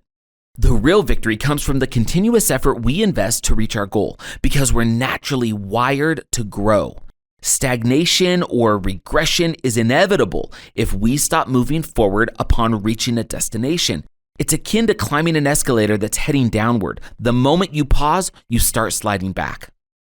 Steve here. Let me share an episode from my life when I learned this lesson firsthand. As mentioned before, I had set my heart on running the Boston Marathon. It was a journey filled with countless micro-wins. Refining my diet, improving sleep habits, participating in various races to enhance endurance and get ready for the big event, and maintaining a healthy lifestyle. Preparing for the marathon helped me cultivate the habit of breaking my major goals into an array of micro-wins. After a decade of rigorous training, I did qualify for the marathon and completed it successfully. But then I just stopped. I halted training, becoming lenient with my diet, and discarded the principles I had established while striving toward my goal. I often say that achieving that goal is one of the worst things that happened to me because I got to the destination but didn't adjust my mindset to see beyond that singular achievement. I was focused on the score, won the game, and abruptly stopped progressing. The real growth came from training for the marathon and celebrating thousands of micro-wins along the way, not the actual race itself. As I let go of that routine, I regressed to a less fit and healthy state. Remember, humans are defined by their growth, not their destination. This is evident when we look at individuals who, despite seeming to have it all, are discontented. Take the late and great Robin Williams as an example. We can't presume to understand why he chose to end his life, but it's evident that worldly achievements weren't enough to keep him here. We've seen people reach the pinnacle of success, appearing to have it all, but in reality, they are devoid of joy and fulfillment. This underlines that happiness is more than reaching a goal or even a series of them. Fulfillment isn't tied solely to accomplishments, especially considering how frequently we change our minds about what we want. In 2022, our company hit a significant milestone by securing a place on the Inc. 5000's fastest growing private companies in America list. But this recognition didn't miraculously double our business or make us overnight celebrities. We celebrated on social media, congratulated each other, and quickly got back to work. Thankfully, we'd already realized that a single achievement, however long desired, does not define our happiness or our pursuit of it. The real triumph happens through the journey. At our company, we've cultivated a remarkable tradition. When someone scores a micro-win, a successful call, or securing a property contract, or receiving cash flow, or a client retiring thanks to real estate cash flow, we take a moment to celebrate it. The celebration of micro-wins has become ingrained in our company's culture, propelling us to climb higher, achieve more, and savor every success. The micro-wins mindset has revolutionized our company, enabling us to serve more people with a greater impact than we ever imagined. It's instilled a sense of happiness and fulfillment that is genuinely indescribable. Real estate application of principle. Real estate millions do not have to be the goal, but achieving your definition of economic independence should be. Real estate progression, an active journey. The beauty of the Moneyball real estate approach is that it naturally nudges you away from inertia, urging you to optimize your return on investment. Regardless of whether your goal is modest, say owning a handful of properties outright, the dynamics of the market will keep you moving forward. By adhering to the principles discussed in this book, your investment strategy demands regular revision of your property portfolio every 7 to 10 years. This is to ensure you're capitalizing on the opportunities that the market naturally presents. Let's take an example. Suppose you own 8 fully paid off properties. In the next 5 years, each of these properties is likely to accrue significant equity. Now, the more equity you have in a house, the lower your return on investment, as the property will appreciate at a consistent rate irrespective of your initial out-of-pocket cost. Your cash flow won't take a massive leap forward, so the overall liquid return on a property diminishes if you compare your cash returns to your equity amount. That's why it's not advisable to have too much capital tied up in a single investment for a prolonged period. From a tax perspective, you exhaust your depreciation benefits after 27 years. It's crucial, therefore, not to retain a rental property for longer than that duration. You need to reset that clock to continue enjoying the tax benefits. Furthermore, the need to refurbish your portfolio is underscored by the inevitable repairs that crop up as properties age. Ownership of a property for 7 to 10 years can start eating into your profits as things break down and require replacement. If you get into the habit of trading properties every few years, you can avoid these costs. Sell those requiring repairs to someone who considers it a worthy investment, like a family planning their long-term residence, and acquire newer houses that have recently been updated or newly constructed. We view this need for regular portfolio refresh as a positive feature. It acts as a built-in mechanism in the realm of real estate that guards against stagnation and regression. The concept of reaching a final destination becomes obsolete, even when you believe you've hit your target. If you stay even slightly engaged, the Moneyball real estate system won't allow you to become complacent with your portfolio. This is particularly true if you want to maintain your rate of return or aim to continually expand your income replacement. The magical multiplication of Mr. Washington. Take a $1 bill from your wallet. If you're among those who prefer going cashless, search for an image online. What does this slice of paper, it's actually not paper, adorned with green ink signify? Without delving into profound philosophizing about the abstract concept of money as a social construct, look, we are aiming for a straightforward response to the question, what does the dollar represent? Our straightforward response? It's 100 pennies. More precisely, 100 pennies worth of buying or trading power. What if we propose that this single dollar bill could buy much more than the value of 100 pennies in goods? How is that possible, you ask? The answer lies in the notion of the velocity of money, a term that refers to the frequency with which a single unit of currency, in this case, a particular $1 bill, is employed to purchase goods. Have you ever noticed the serial number printed on a dollar bill? Every bill carries a unique identifier. Why would there be a need to distinguish individual bills? Why? Because they're used repeatedly. To exemplify the circulation of money, imagine you possess a dollar bill with the serial number L069279331H and use it to buy a cheeseburger from McDonald's. Your dollar bill, L069279331H, has now bought 100 pennies worth of a cheeseburger. The said dollar bill now rests in the cash register awaiting its next use.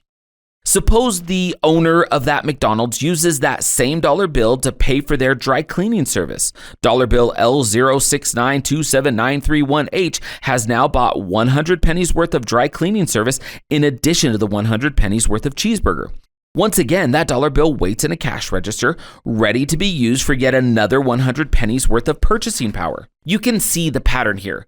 Every time that specific bill changes hands, it buys another 100 pennies worth of goods, much more than just the initial 100 it signifies.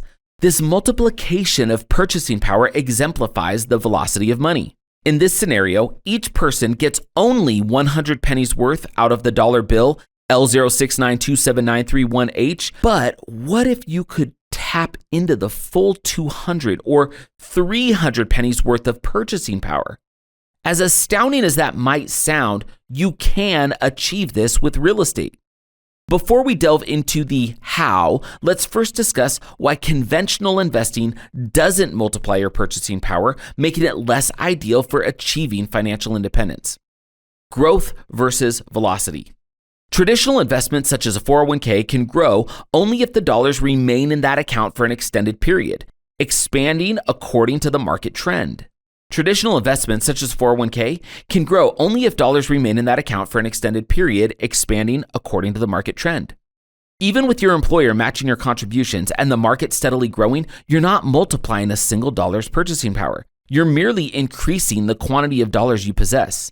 No matter what, $1 in a 401k only buys 100 pennies worth of company stock and only does so while it remains in the account. This principle also applies to IRAs and mutual funds. If you invest in the market traditionally, your dollar will always maintain a purchasing power equivalent to 100 pennies. What about gold and other precious metals? The same concept applies. While you can invest dollars that may have the potential to grow, they're not functioning in 2 or 3 places simultaneously. They're parked in an investment that can either grow or diminish based on factors beyond your control. To multiply the purchasing power of your dollars, you need an investment vehicle that promotes growth regardless of whether those dollars remain in that vehicle or are withdrawn and invested elsewhere. This is where real estate comes into play. Velocitize your dollars. We've previously discussed how real estate provides a valuable asset with only a fraction of the investment on your part, courtesy of leverage. Now we're stepping it up a notch. With the Moneyball real estate strategy, you can leverage those same dollars repeatedly to build your portfolio and generate increasing amounts of income. This is feasible because investment properties don't require the initial capital you invest to continually remain in the property in order to grow. The value of that property rises over time, regardless of whether your initial dollars stay in your bank of bricks or not. With a well-timed cash-out refinance, you can take those same dollars you invested in the property, which will continue to generate income and offer a return on your investment, and leverage them tax-free in another property that will also appreciate over time. The moment you purchase the second property, the purchasing power of those dollars doubles. The same dollars are now generating 2 sets of cash flow, 2 sets of appreciation, and 2 sets of tax benefits, all in 2 different properties. Therefore, your down payment has produced 2 separate properties, resulting in 2 separate cash flows and 2 separate tax-saving options, potentially limiting your tax liability in any given year. All of this is made possible because you dared to defy conventional financial wisdom and chose to miraculously multiply your dollar's purchasing power, all while someone else, your tenant, is repaying your borrowed dollars. Who wants to be a millionaire? Real estate has created more millionaires in the United States than any other investment vehicle. However, remember that it has also financially devastated numerous individuals. We advocate for conservative investments to sidestep such calamities, but even single-family residential properties can bankrupt an ill-prepared investor. For this reason, we don't fixate on a culturally defined numerical benchmark like millionaire to gauge success with our strategy. Instead, we concentrate on concepts such as income replacement or economic independence. One of our associates, Mike Chamberlain, coined a phrase that aptly encapsulates our viewpoint. It's not how much you make, it's how much you keep. At the end of the day, your lifestyle isn't determined by a specific amount in the bank, property equity, or mortgage loans. It's not $1 million or any other arbitrary figure. Your lifestyle hinges on the debts you've incurred, your expenses, and what you need to live comfortably and enjoy the activities you love.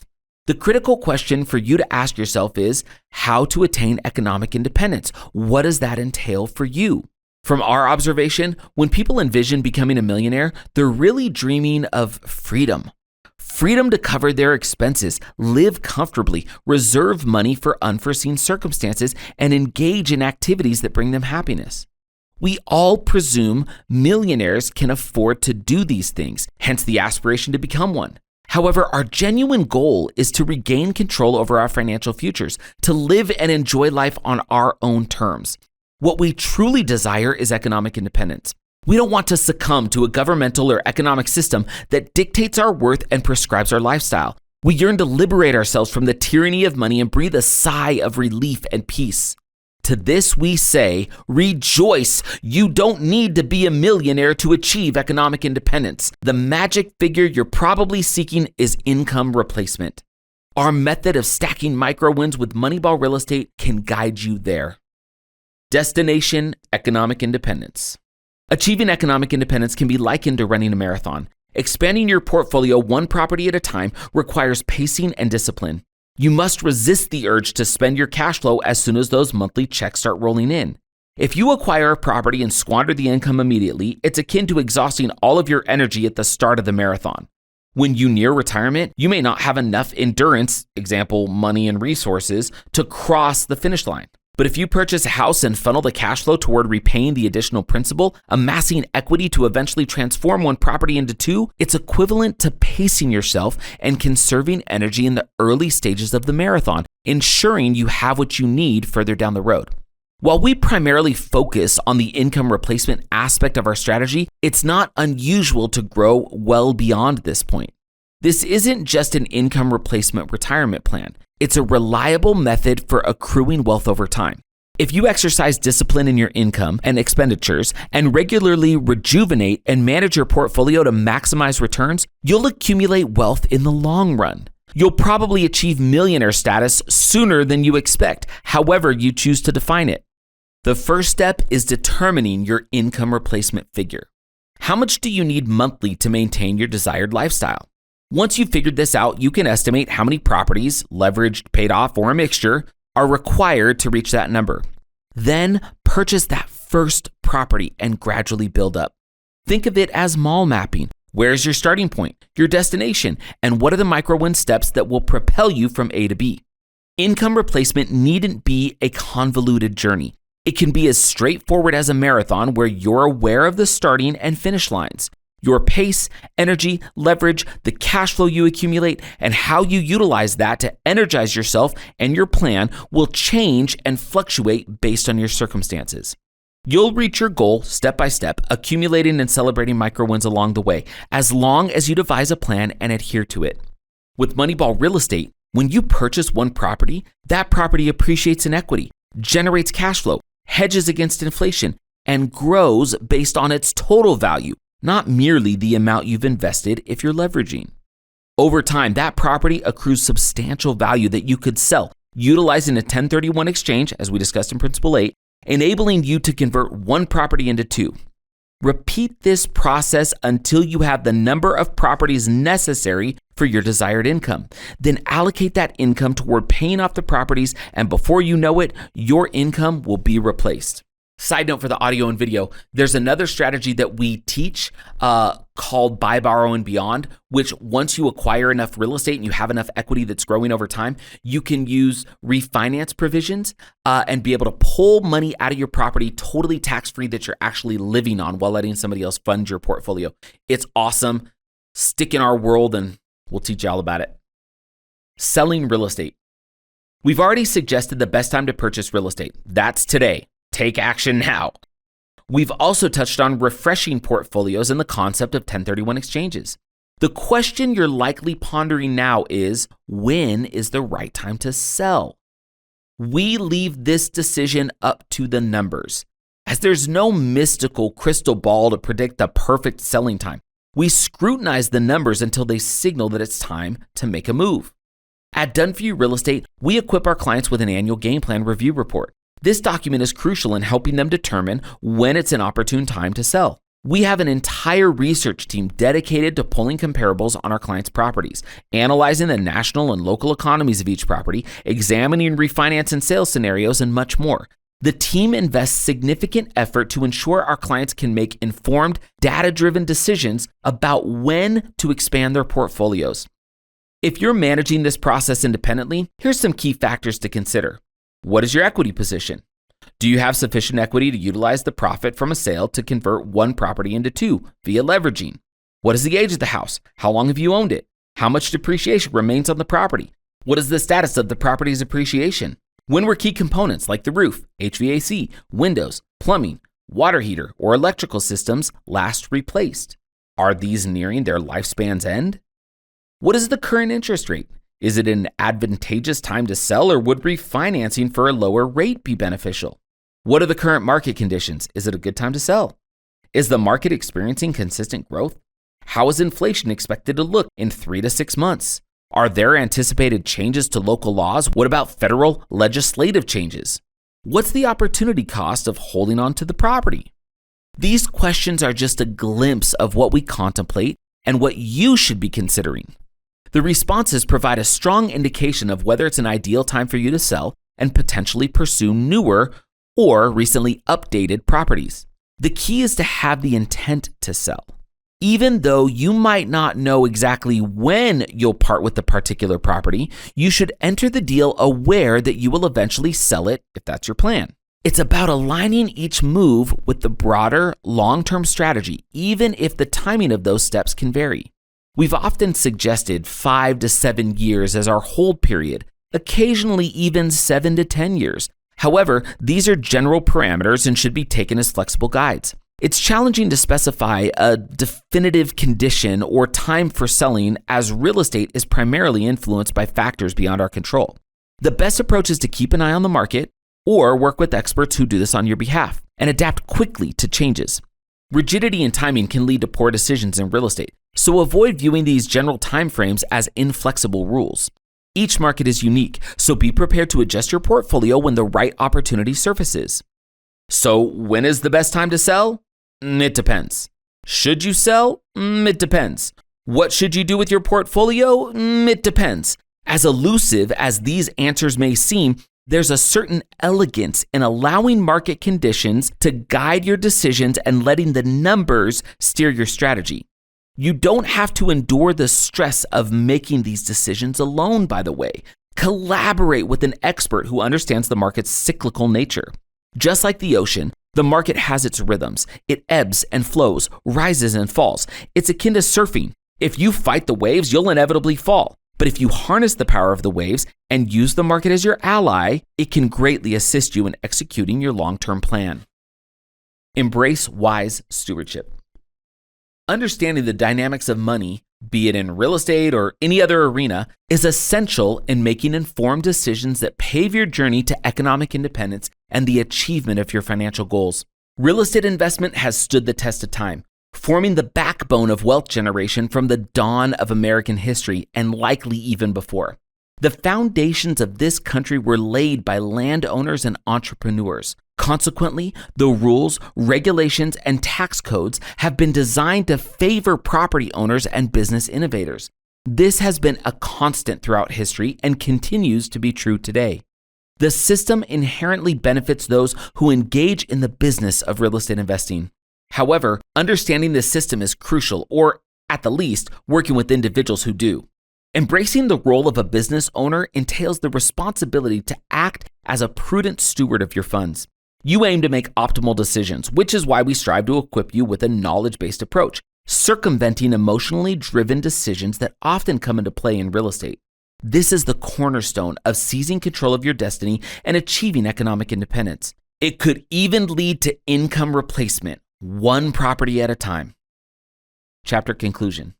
Throughout this chapter, we navigated the nuanced world of real estate investing, likened the journey to a marathon wherein discipline, pacing, and an informed strategy define success. From the power of portfolio equity to the magic of 1031 exchanges and expanding your portfolio, we explored various facets that can propel you past income replacement goals to create long-term wealth.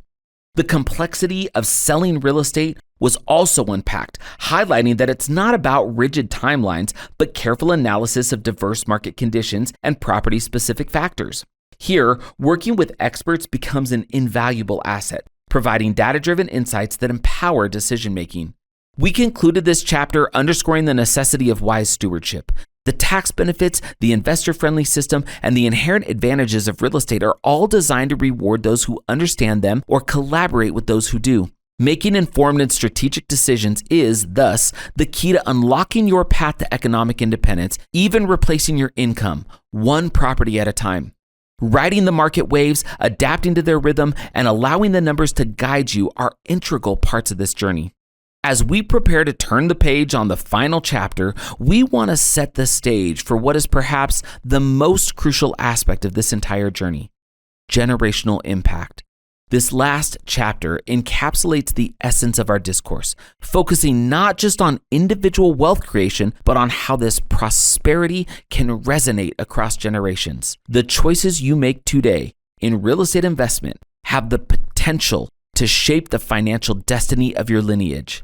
So, as we approach this pivotal discussion, remember that your journey is not just about you. It's about creating a legacy that stands the test of time, ensuring your hard-earned wealth becomes a cornerstone for generations to come. Chapter 11 Ideas Summary. In your real estate investment journey, it's vital to remember that the ultimate goal isn't just monetary wealth. What truly matters is achieving economic independence and personal fulfillment, creating a life that resonates with you, your values, and desires. Acknowledge that your objectives are not static. They will change and grow as you do. The joy and satisfaction in this journey lie in the continuous effort to grow and adapt rather than merely reaching a final destination. Shift your focus from chasing a culturally defined financial milestone like becoming a millionaire to seeking economic independence. What defines your comfortable lifestyle isn't a specific bank figure, but the ability to live according to your needs and pleasures. Understand the ways real estate can multiply your financial growth over time. Learn to be a wise steward of your assets, knowing when and how to make strategic decisions. Realize that the core of most financial aspirations is the yearning for freedom and control over your financial life. Embrace this perspective to find true contentment and make strategic decisions that align with your authentic desires. Chapter 11 Micro Wins. Defining economic independence. Have you determined what economic independence means for you? Understanding and defining this concept is a micro win, aligning your investment strategy with your unique lifestyle goals. Utilizing expert tools. Successfully employing tools like 1031 exchanges to grow your portfolio is a micro win that brings you closer to your economic independence. Focusing on freedom. Shifting focus from chasing an arbitrary financial milestone to seeking genuine freedom and control over your financial life is a transformative micro win. Implementing wise stewardship. Understanding the importance of wise stewardship and applying it to your investment decisions counts as a micro win, putting you on a path to long-term economic independence. Chapter 12, The Power of One. How a single property can transform your financial future. General principle. The potency of the power of one can reverberate through generations, creating a lasting impact. Making ripples. The encounter happened at 4 a.m. on an unusually chilly morning. I was lined up at a nondescript convenience store preparing for an early flight to New York. I'd been invited to speak at a prestigious conference later that evening. Despite the anticipation of the upcoming event, I was feeling the effects of the early start. My eyelids felt heavy and a feeling of grogginess was setting in. I was not my usual self. In front of me in the queue was a lady who, on any other day, I would have not given a second glance. There was something ordinary about her, something that blended with the mundanity of that early morning hour. But for some reason, perhaps out of my own tired irritability, I found myself making assumptions about her character, all based on her attire. I'm not proud of it, but it's a truth that needs telling. As I stood in judgment, she turned to face me, breaking through my fog of assumptions. She extended a gentle gesture, asking me to place my items with hers on the counter. It took me a moment to register her intentions. She was offering to pay for my stuff. "Oh, that's very generous of you, ma'am, but there's no need," I responded, taken aback by her unexpected kindness. Her response was a warm smile that seemed to light up the entire store. She simply took the items from my hands, put them on the counter with her own, and proceeded to pay for them. After the transaction, she did something truly remarkable and profoundly life-altering. She handed me my stuff, now in a neatly packed bag, with a heartfelt, "Have a good day," and she exited the store. I was left standing there astonished and deeply moved. The woman I had hastily judged had just taught me a priceless lesson. In under 5 minutes, with less than $5, she showed me the profound impact of a small act of kindness. Her selfless act reminded me to strive to leave people better than I found them. It made me understand the transformative power of a random act of kindness. This encounter has stayed with me and has fueled my commitment to extend the same kindness to others. Her impact did not end in that convenience store. In fact, it was only the beginning. With each retelling of this story, in hundreds of talks and through countless conversations, her kindness has touched and inspired others to do the same. This woman, a stranger on a tired early morning, has transformed thousands of lives through her simple act. She may never know the full extent of her impact, but she embodies the power of one. One person, one act, and the potential for an exponential ripple of goodness across the world. The power of one concept is an essential element of the micro-wins mindset, celebrating the impact of small, consistent actions. All your significant life achievements start with that single decision, that solitary act. It's easy to feel insignificant in this expansive world, but remember, each choice you make today forms the foundation of your future. Whether it's a question you ask, a conversation you have, or a decision you make, you have the power to initiate change. While this principle may not be entirely new to you, we believe it's important to remind ourselves of our individual power. So let's delve deeper into understanding and unleashing the incredible power of one. Who are your heroes? One of my favorite messages to share as a speaker revolves around achieving true greatness. This concept, true greatness, I borrowed from the late Howard W. Hunter, an esteemed attorney and the 14th president of the Church of Jesus Christ of Latter-day Saints. He was a figure I deeply admired and respected. In my talks, I often pose a question to my audience. Who are your heroes? The immediate response invariably includes a list of famous names, celebrities the world adores. But these figures, the media personalities, social media influencers, and professional athletes, haven't directly influenced these individuals' lives or had a personal impact. So I take it a step further and I rephrase my question. Who is someone present in your actual life, someone you know and love, who has had a profound impact on you and shifted the course of your life? I recall a particular event where a young 8-year-old girl who'd come along with her parent eagerly raised her hand to answer this question. "My dad," she declared with a proud smile. I was intrigued. "That's fantastic," I exclaimed. "And may I ask, why is your dad your hero?" She responded with the innocent simplicity of a child. "One time, I was riding my bike in our driveway and I fell and scraped my knee and I was crying because it hurt so much. My dad ran out and picked me up and carried me inside to clean my owie and put a Band-Aid on it." At that moment, I was overcome with emotion. The power of one, the potential of making someone's life better through a simple act, was displayed in all its unpretentious glory. This man, merely fulfilling his role as a father, had unknowingly elevated himself to a hero in his daughter's eyes. Now I ask you, who are the heroes in your life? What makes them your heroes? Your influence can be significant, even without the glamour and recognition that social media often leads us to believe are necessary. These heroes, through their individual choices and actions, have managed to instill lasting, positive changes in those around them. This is the power of one, the capacity to shape generations, one act at a time. The power of one in principle-based capitalism.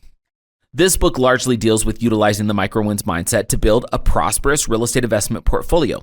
We are unabashed capitalists and stand by the merits of a capitalist system. However, we argue that the essence of capitalism is rooted in virtues such as honesty, integrity, hard work, frugality, and the commitment to give back.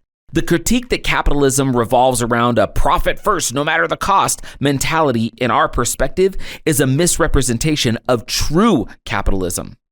Have you pondered how you could leverage your own capabilities to assist others in your life? We'll be candid. When we launched Done For You Real Estate, our primary focus was on attaining financial success as a company rather than ensuring success in every other business transaction. Despite this, we were successful because we believed in the work we were doing and our system was simply effective. Yet we noticed a substantial upturn in our company's potential when we shifted our focus toward individual decisions impacting our clients, employees, and transactions. We transitioned from merely reporting numerical figures to documenting the progress of the individuals we were working with. We prioritized creating an exceptional experience in our individual interactions, aiming to leave our clients and prospective clients better off than before they met us, even if they decided not to invest with us. Moreover, our strategy has always been to acquire one property at a time, harnessing the remarkable potential that each individual purchase holds. Currently, we strive to be a principle-driven company in all that we undertake, anticipating DFY to endure beyond our lifespan and continually provide outstanding value and service to our clients. These individual decisions have propelled us and our clients beyond our most ambitious expectations. We firmly believe in voluntarily doing what's right without the coercion of laws as the most beneficial action a business owner can take for their business and everyone involved in its transactions. An organization solely focused on profit for its top tier will crumble once that individual is gone. In contrast, a principle-based company that benefits people at all levels can outlast its original founders and serve others for generations to come. This is the true manifestation of the power of one.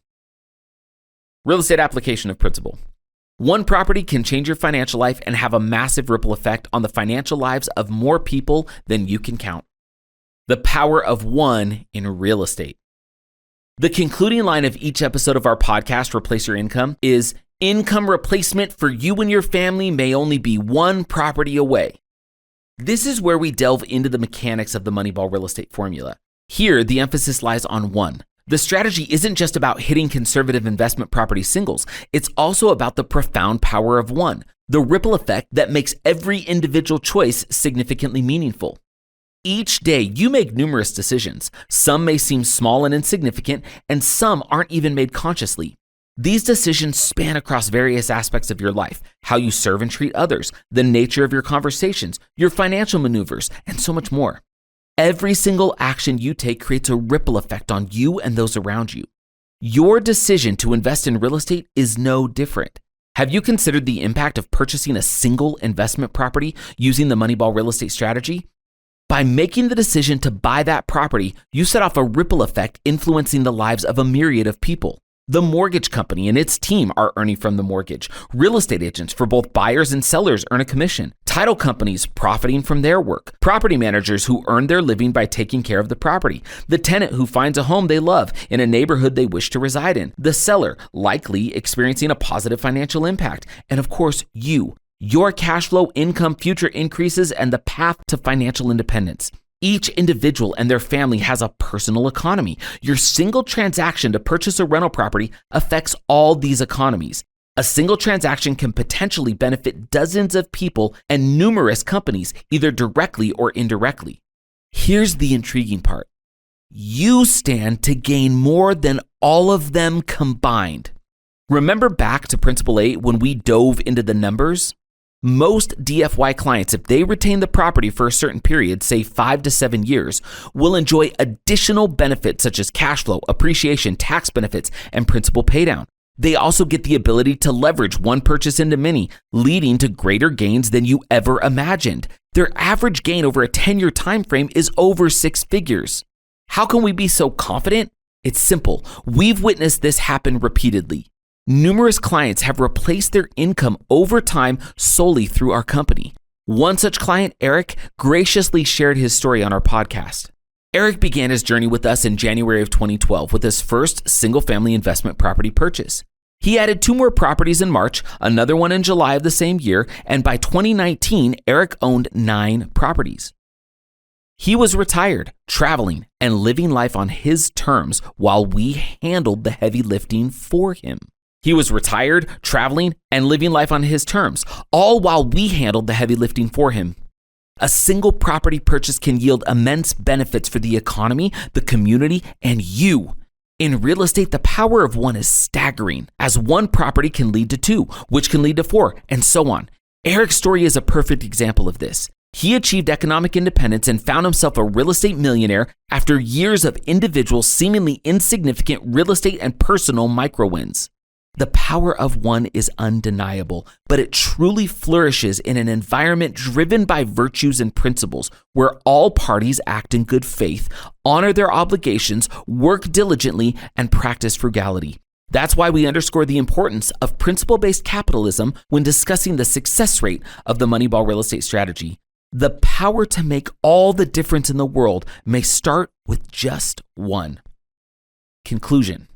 In a 2021 episode of the 49ers Talk, NBC Bay Area sports podcast, Deebo Samuel, the standout wide receiver, shed light on his philosophy of goal setting. He expressed a desire to be the best, yet beyond that broad ambition, he explained that he doesn't set discrete goals. Rather, he seizes every moment, delivering his utmost on the field. This, he believes, is his path to greatness. This philosophy mirrors the essence of the microwins mindset.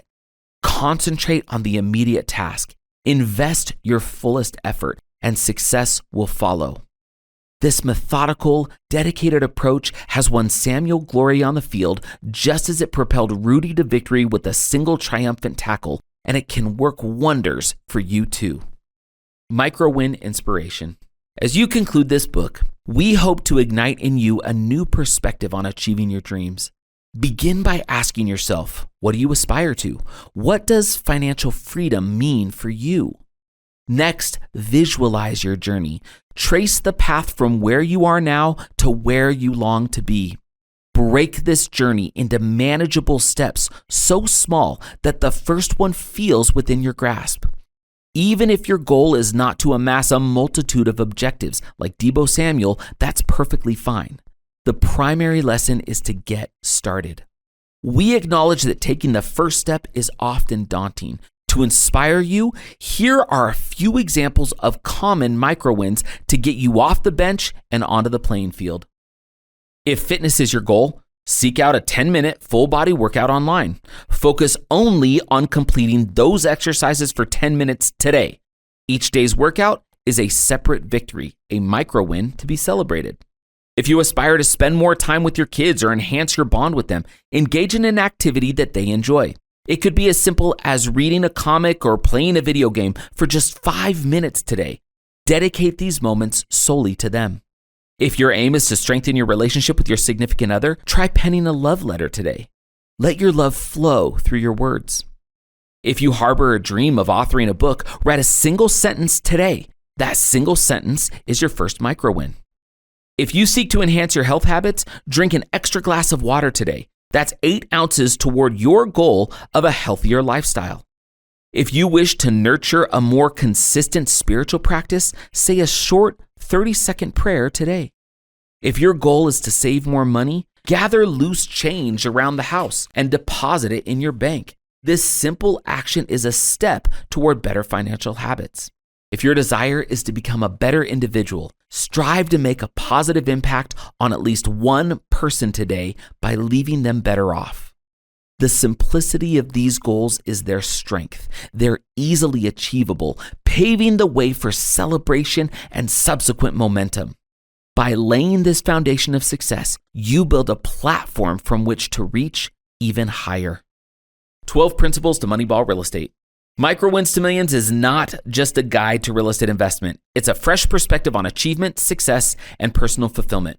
Throughout this book, we've illustrated a dozen key principles that can transform your thinking and elevate your approach to real estate and personal achievement. Number 1, stacking microwins.